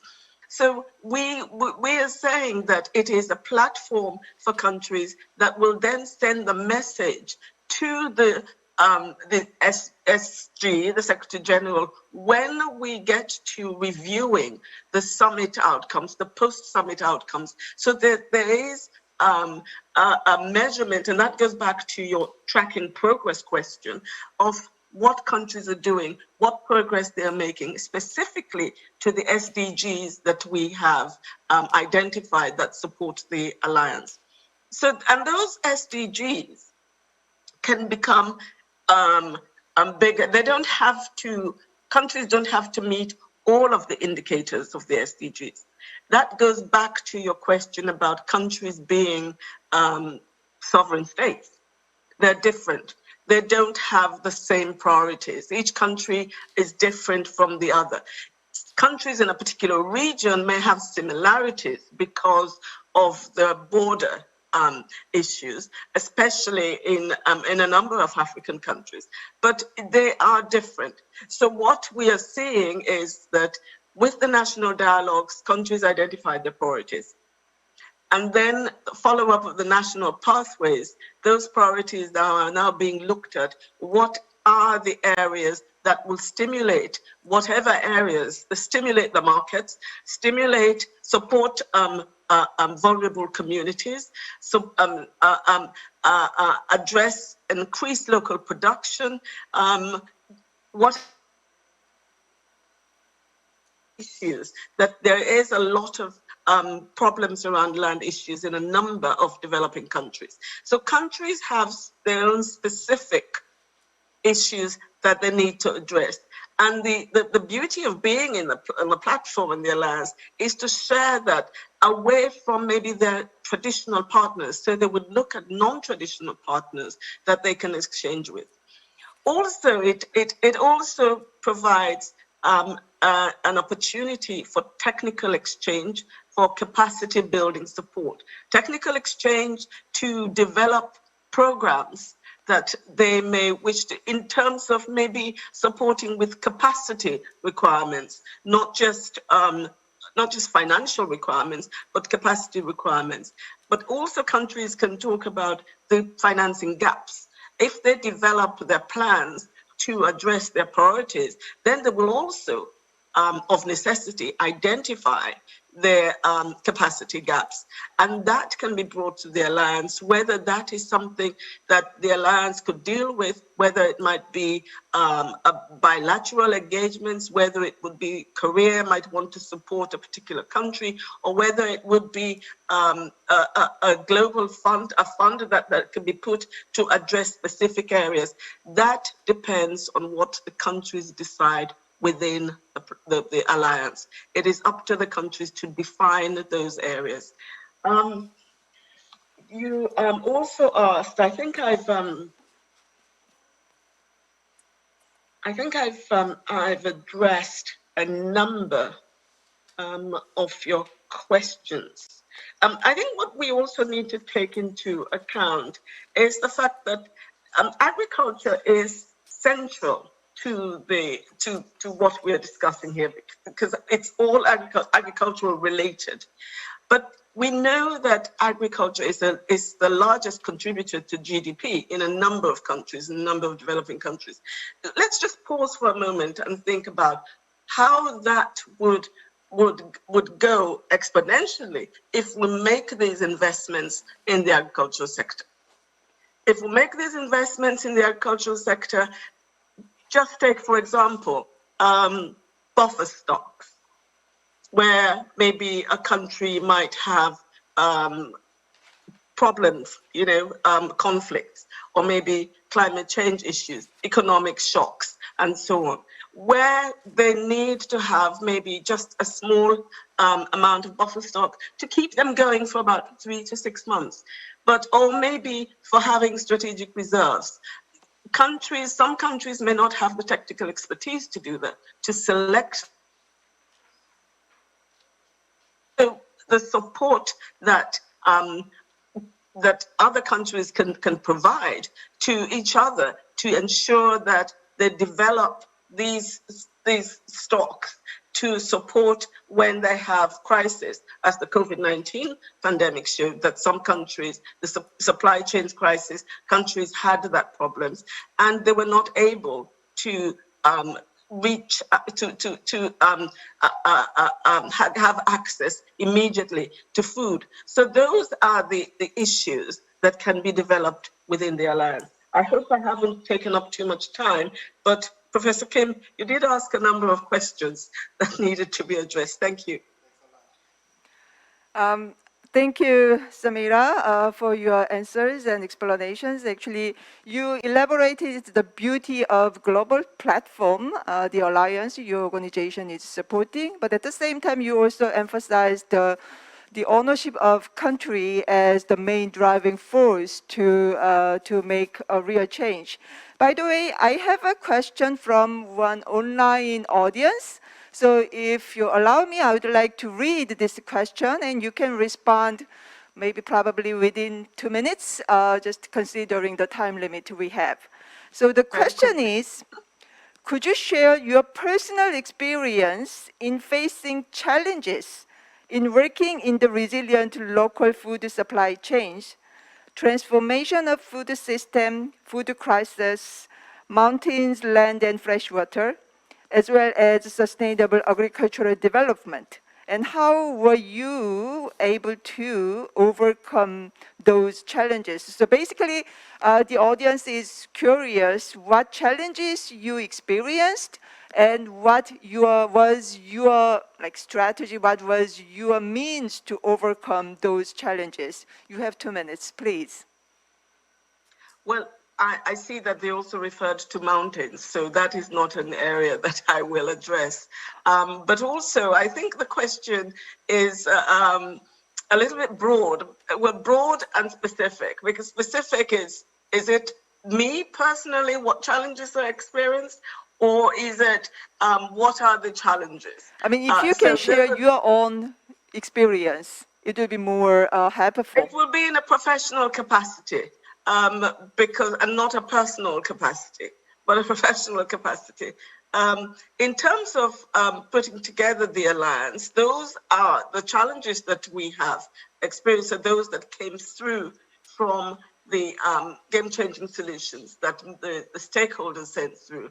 And there were a numerous amount of them. Presentation.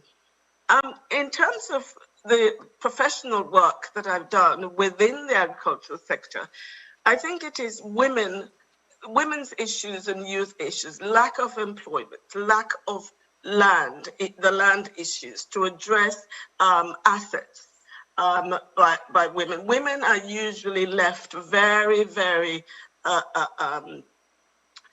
in a bad way. I can't even begin to think about the words for that they don't have access to assets, they don't have access to credit. I recall taking a group of women who were in a cooperative and wanted to set up a poultry farming and discuss this with the manager of a bank within a country.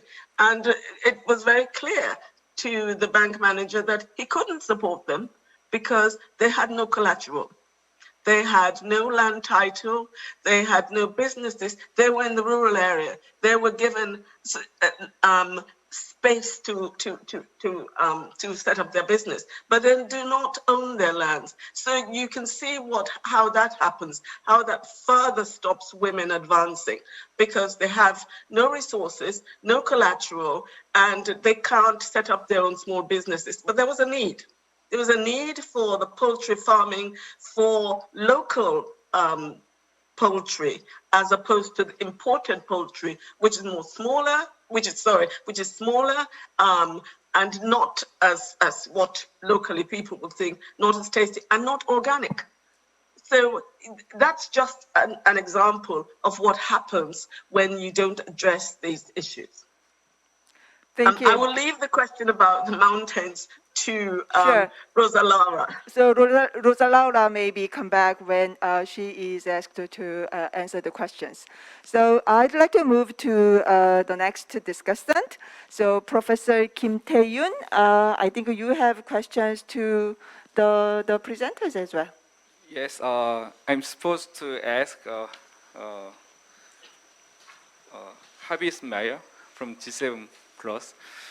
But I'd like to share some of my research experience based on my international development research in Thailand, which is one of the Asian countries. Regarding the global food system, Thai produce a lot of rice, but still the farmers having that because of the lack of entrepreneurship or lack of information for the market.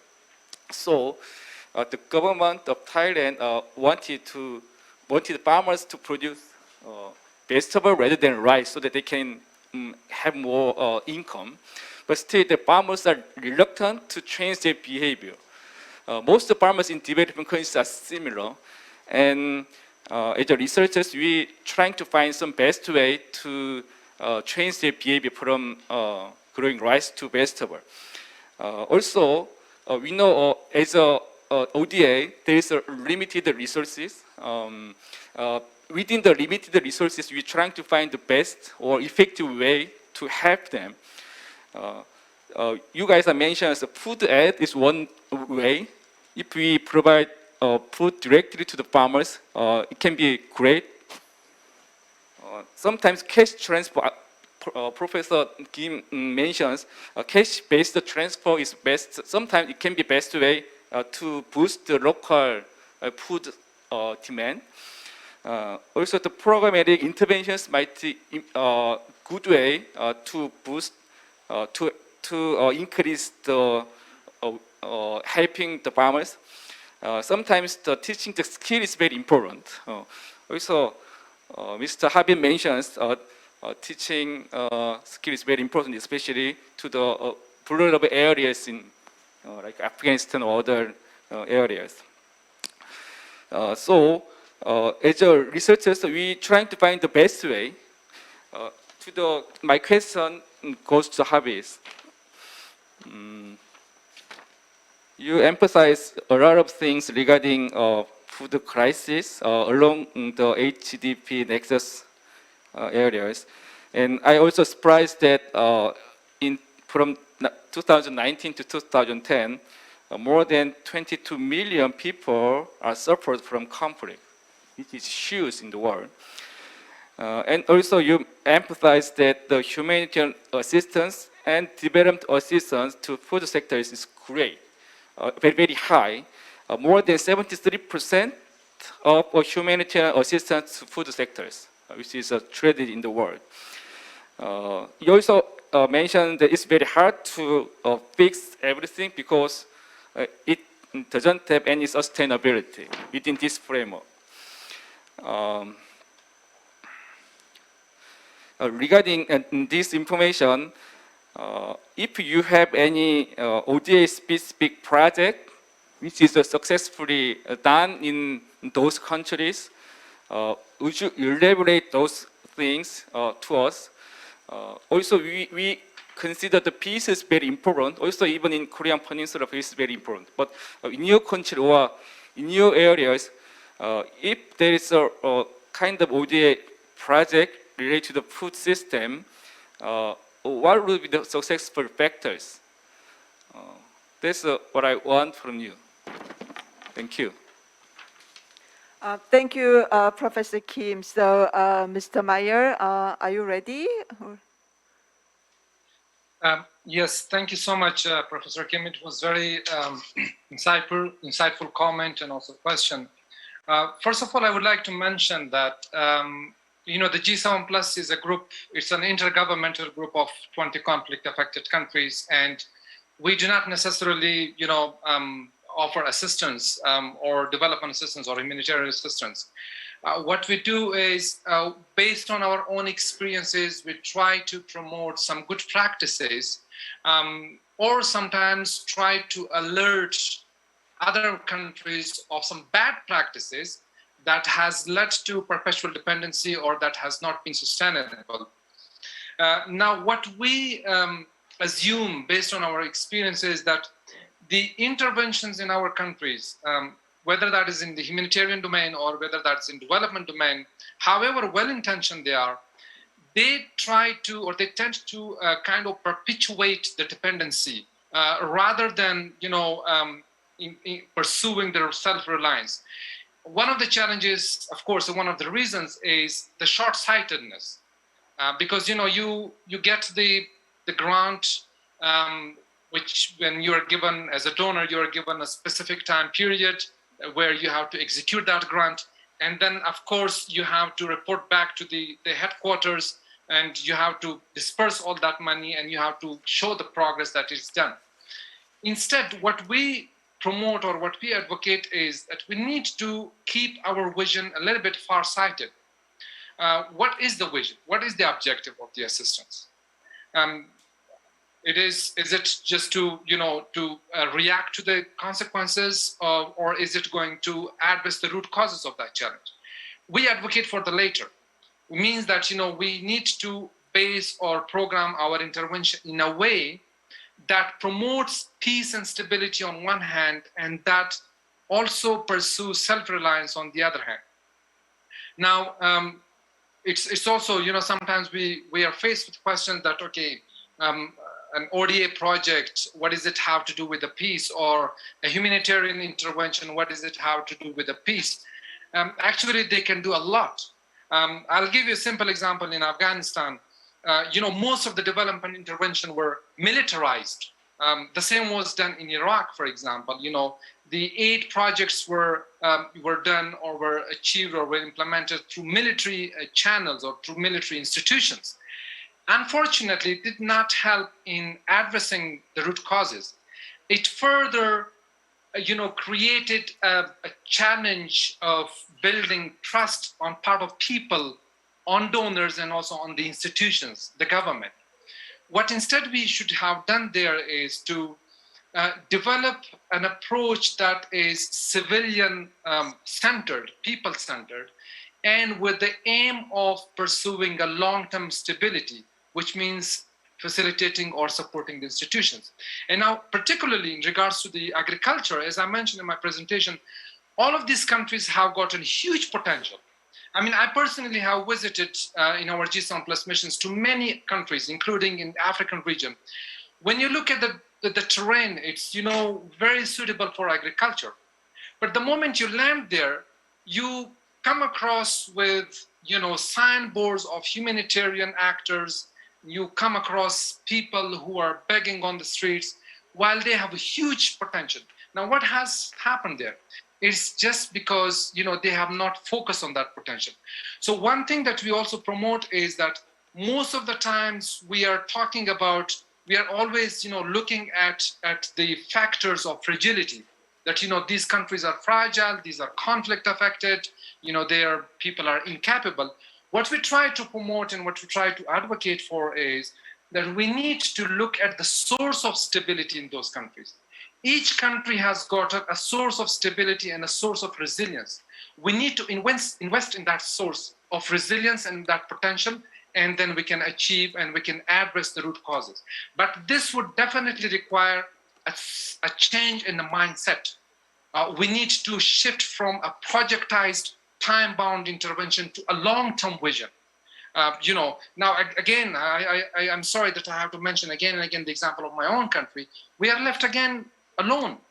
Why? Because of the time-bounded intervention that were done. And again, our people are exposed to extreme poverty, extreme crisis, extreme hunger, and it will become a challenge for the whole region and also for the whole world. And this goes across the countries. Now, we also have some good examples of, in conflict-affected countries, and I would like to mention one of them. In Rwanda, for example, many of you might be aware of that. One of the features of the Rwandan trajectory was that the government and the international community tried to intervene by trying to support the locally grown initiative, which was most often grounded in their culture. For example, one of the programs that they have, the Grinica program, where the families that would suffer from hunger or their kids would suffer from malnutrition, they were encouraged to the government was giving a cow to a family, or they were encouraging other people if they have extra cow that they have to share with their own family. And this program was designed, it was founded on their local tradition, and you can find similar tradition in all of the countries, and you just need to invest in that. And with the help of that, they address the malnutrition over there. And one last question, last comment that also the previous speakers also referred to is that the mindset of the farmers, or changing the mindset of the people, And particularly, I would like to emphasize on the local procurement, which is extremely important. And this is also the case not only in development, but also in humanitarian interventions as well. Yes, economically, I'm not an economist, it will definitely distort the market, but what it can do is it can incentivize food production. Believe me, in my own, I was watching the previous session where one of the gentlemen, the speakers, he mentioned that he belongs to a farmer family. My father was also a farmer, and I also belong to a farmer family. But believe me, in most of these cases, they have land, they have, potential, but they don't work. Why? Because there is no incentive. If you incentivize them, if you provide them the facility, if you help them build the infrastructure to connect the farm to the market, and also provide them, infrastructure, they will have the incentives to produce or to, you make more production, and that can ultimately end hunger. And one last point, I'm sorry for taking it too much longer. We are talking about the nexus between war and hunger. It goes in both directions. In most cases, conflicts, of course, they're one of the major drivers of the hunger, but hunger again creates more conflict. It reiterates and reinforces war and conflict. And we need to look at both of these, dimensions of, hunger and war. I would stop here, and I hope I have answered your insightful question. Thank you very much, Habib. And I'd like to invite Professor Lee Sang-yeon for his comments and questions. Hello, everyone. My name is Sang-yeon Lee, working in the Chungbuk National University. And I had really great time with you speakers and with very valuable topics. And I have some comment and a question to Christina and Rosa Laura about some water and food nexus. I'm really happy to hear about the nexus system because I'm also one of the researchers who is working at this water and food nexus development in South Korea. And my question is about two things. One is about boundary scale issue in the nexus. Second is about the multi-stakeholder in the nexus. For example, food security is really related to the farming areas, but the nexus include not only some crop area, but also watershed management or energy supply management. But each resource has a different boundary of the management. Kind of transboundary watershed in small food crop areas. How can we solve that kind of different scale of the boundary issue into the water and food nexus? And second is about some stakeholders. Usually the nexus is really focused on the resource relationships, water for food or energy for food or water for energy kind of things. But we need to bring some people into the nexus. I think this is the Christina and the Rosa mentioned the importance of the human manpower in the nexus.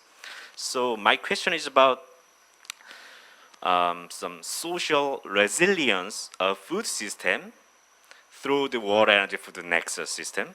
For example, farmer and land manager, water manager, policymaker, in addition to the consumer of the food product, are really related to the food security. I think we need to bring everyone into the one table using the nexus system. But mainly the program about the nexus is more focusing on some supply facility or technologies. So could you give more some example of the social program using the nexus approach? And also some successful some example in some other countries. And my second question is about some localization of the nexus system. Even if we have very good medicine, but we should follow some quite right prescriptions.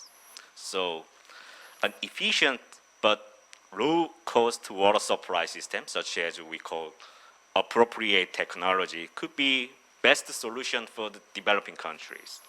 But these countries also need to transit cutting-edge, high-efficiency food systems, such as a smart farm or ICT-based food system. But actually, the infrastructure is really essential for adapting to that high technology food system, like database management system or some other high technology irrigation system. But also we need some software, like some high technology education for farmers or for resource managers, this simultaneously. So my question is about how can we apply that kind of a new high technology, some food transition system using the Nexus orbit to some developing country, while we need also some additional, how can I say, some connector to change from the old level some food system to high level food system. And my comment also, so I would like to emphasize some new food system support from the developing country through the ODA. Not only infrastructure of farmland or irrigation facility, but also some decision support system like water and food nexus. So we need to consider holistic support like Christmas package, not only hardware, but also software, including education or social, multi-stakeholders, some decision support. So wrap up, my question for the all, not all present, for the Christina and the Rosalaus, is that while we need support to new high technology-based food system to developing country through the ODA program, and are there some cases about this support about the new transition to high technologies by not only ODA, but also maybe any global institutes? Thank you. Thank you, Professor Lee. So maybe Christina, you can start first, and then I'd like to invite to Rosa Laura. So Christina, over to you. Yeah, thank you so much for the question, Professor Lee and him, and for the other questions from the other commenters, which I would like to put together and to present some of the examples that I have seen that have been working in different geographical areas, and one of them is the Hunger Zero from Brazil. So that program was starting food supply and food systems where was nothing there, right? So how we were starting to do that? We were starting around schools. Think about the presentation yesterday from Carmen, looking into the school feeding programs, okay?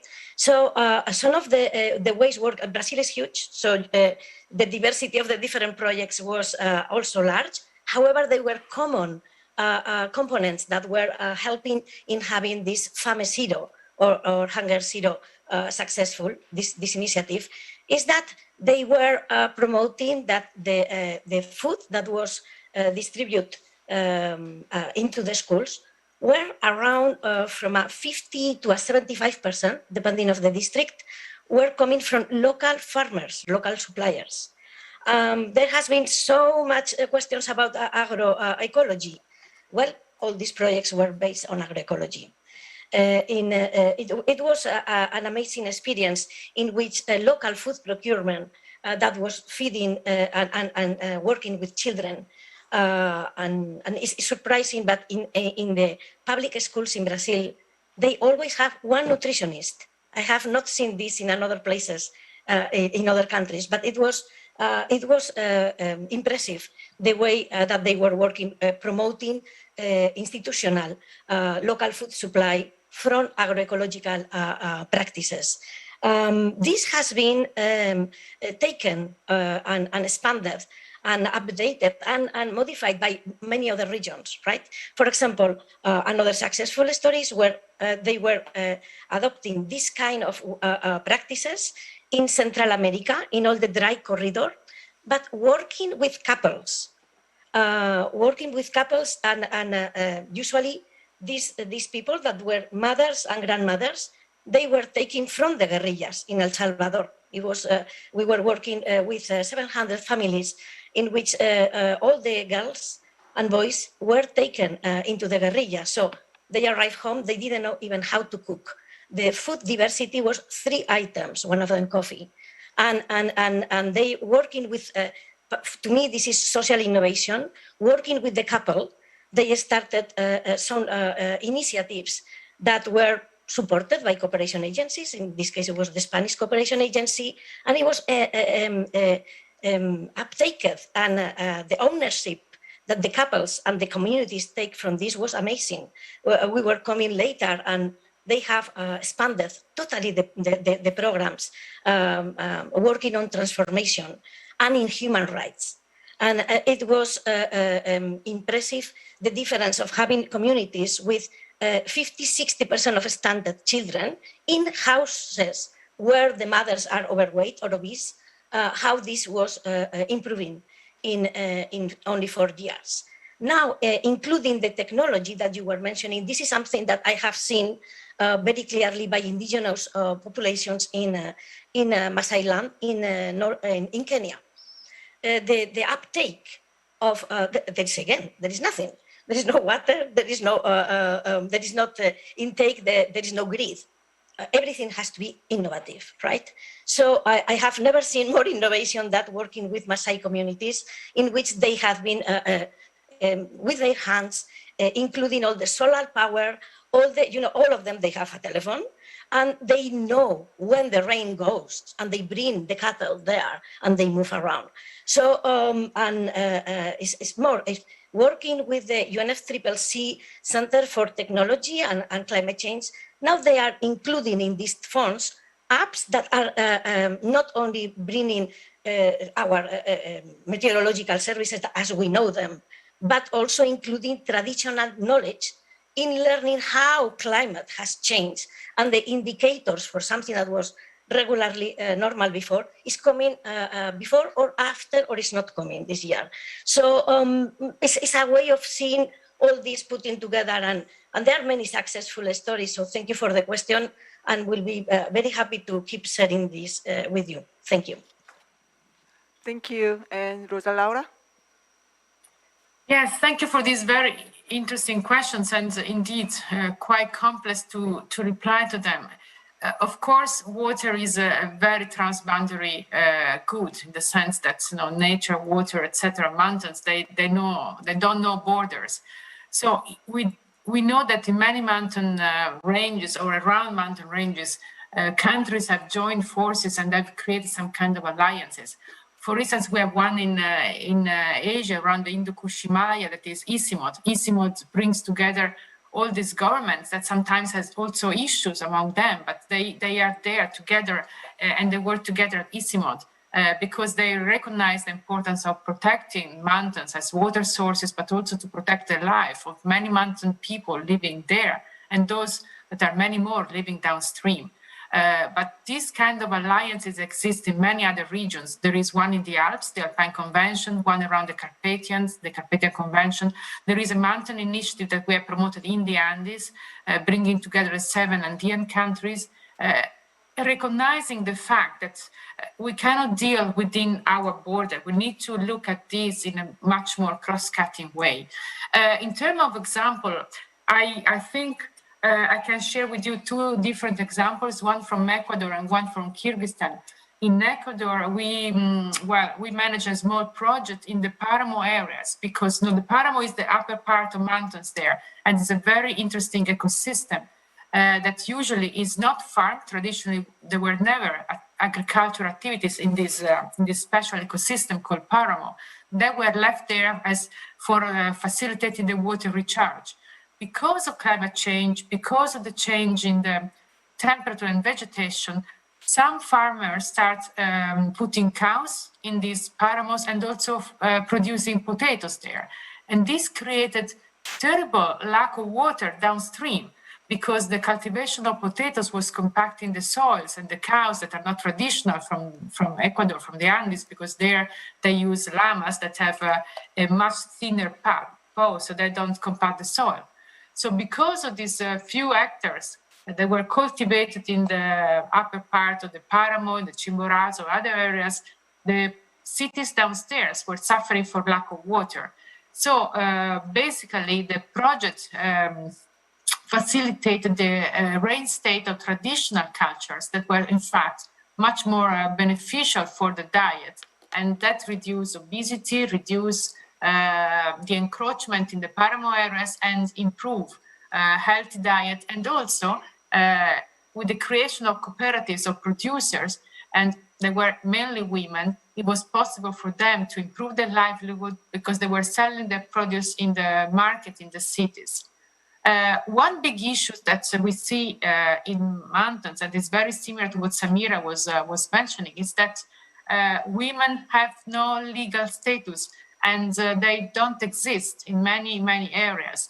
And when men migrate, they're left there, and most of the time they don't drive. They're not able to reach the market because they cannot use a bicycle, they cannot use a motorbike, they don't have cars.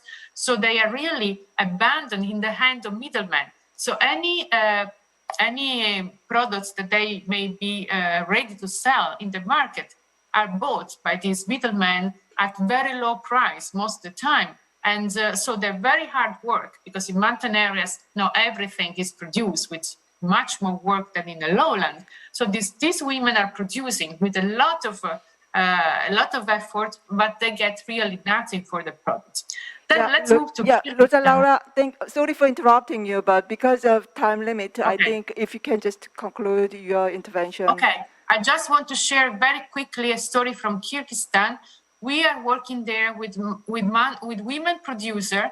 If you have been there, you know that they produce very beautiful handicraft with silk and felt. Felt is typical from the ship there. So we put them in contact with the fashion stylist from Italy, and she's in fact half Haitian and half Italian, and she used to work with Armani. So they produced a collection for her, and she left everything with them, and that was presented at the Milano Fashion Week.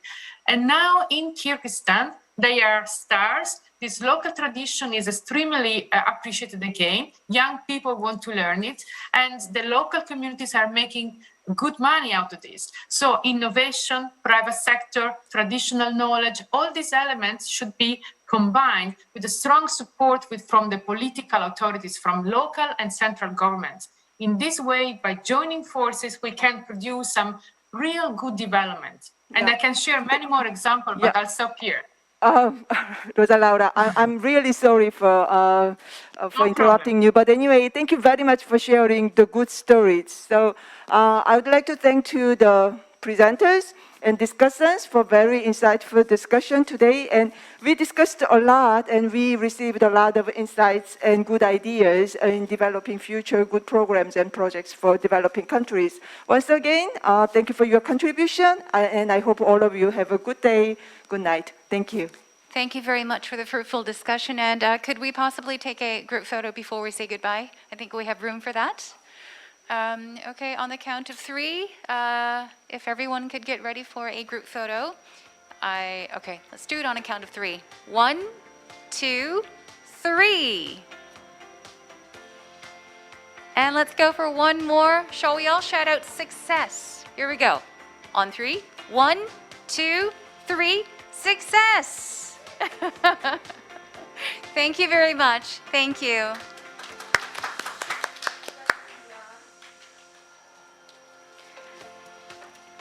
Now this brings us to the end of the 2021 Global ODA Forum for Sustainable Agricultural Development.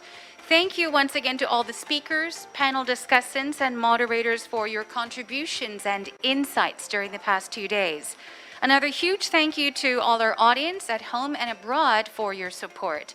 This year is truly one in which the importance of food security and the role of agriculture and food was highlighted in the international community, such as the G20 Summit and the 26th United Nations Framework Convention on Climate Change.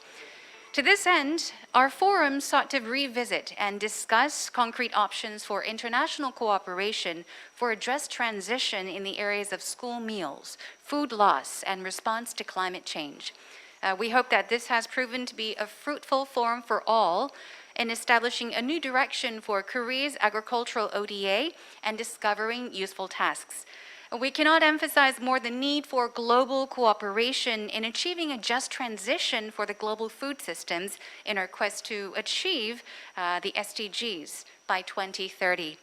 I hope that the Global ODA Forum has become a conducive platform in addressing these global issues, as well as advancing toward a better ODA plan.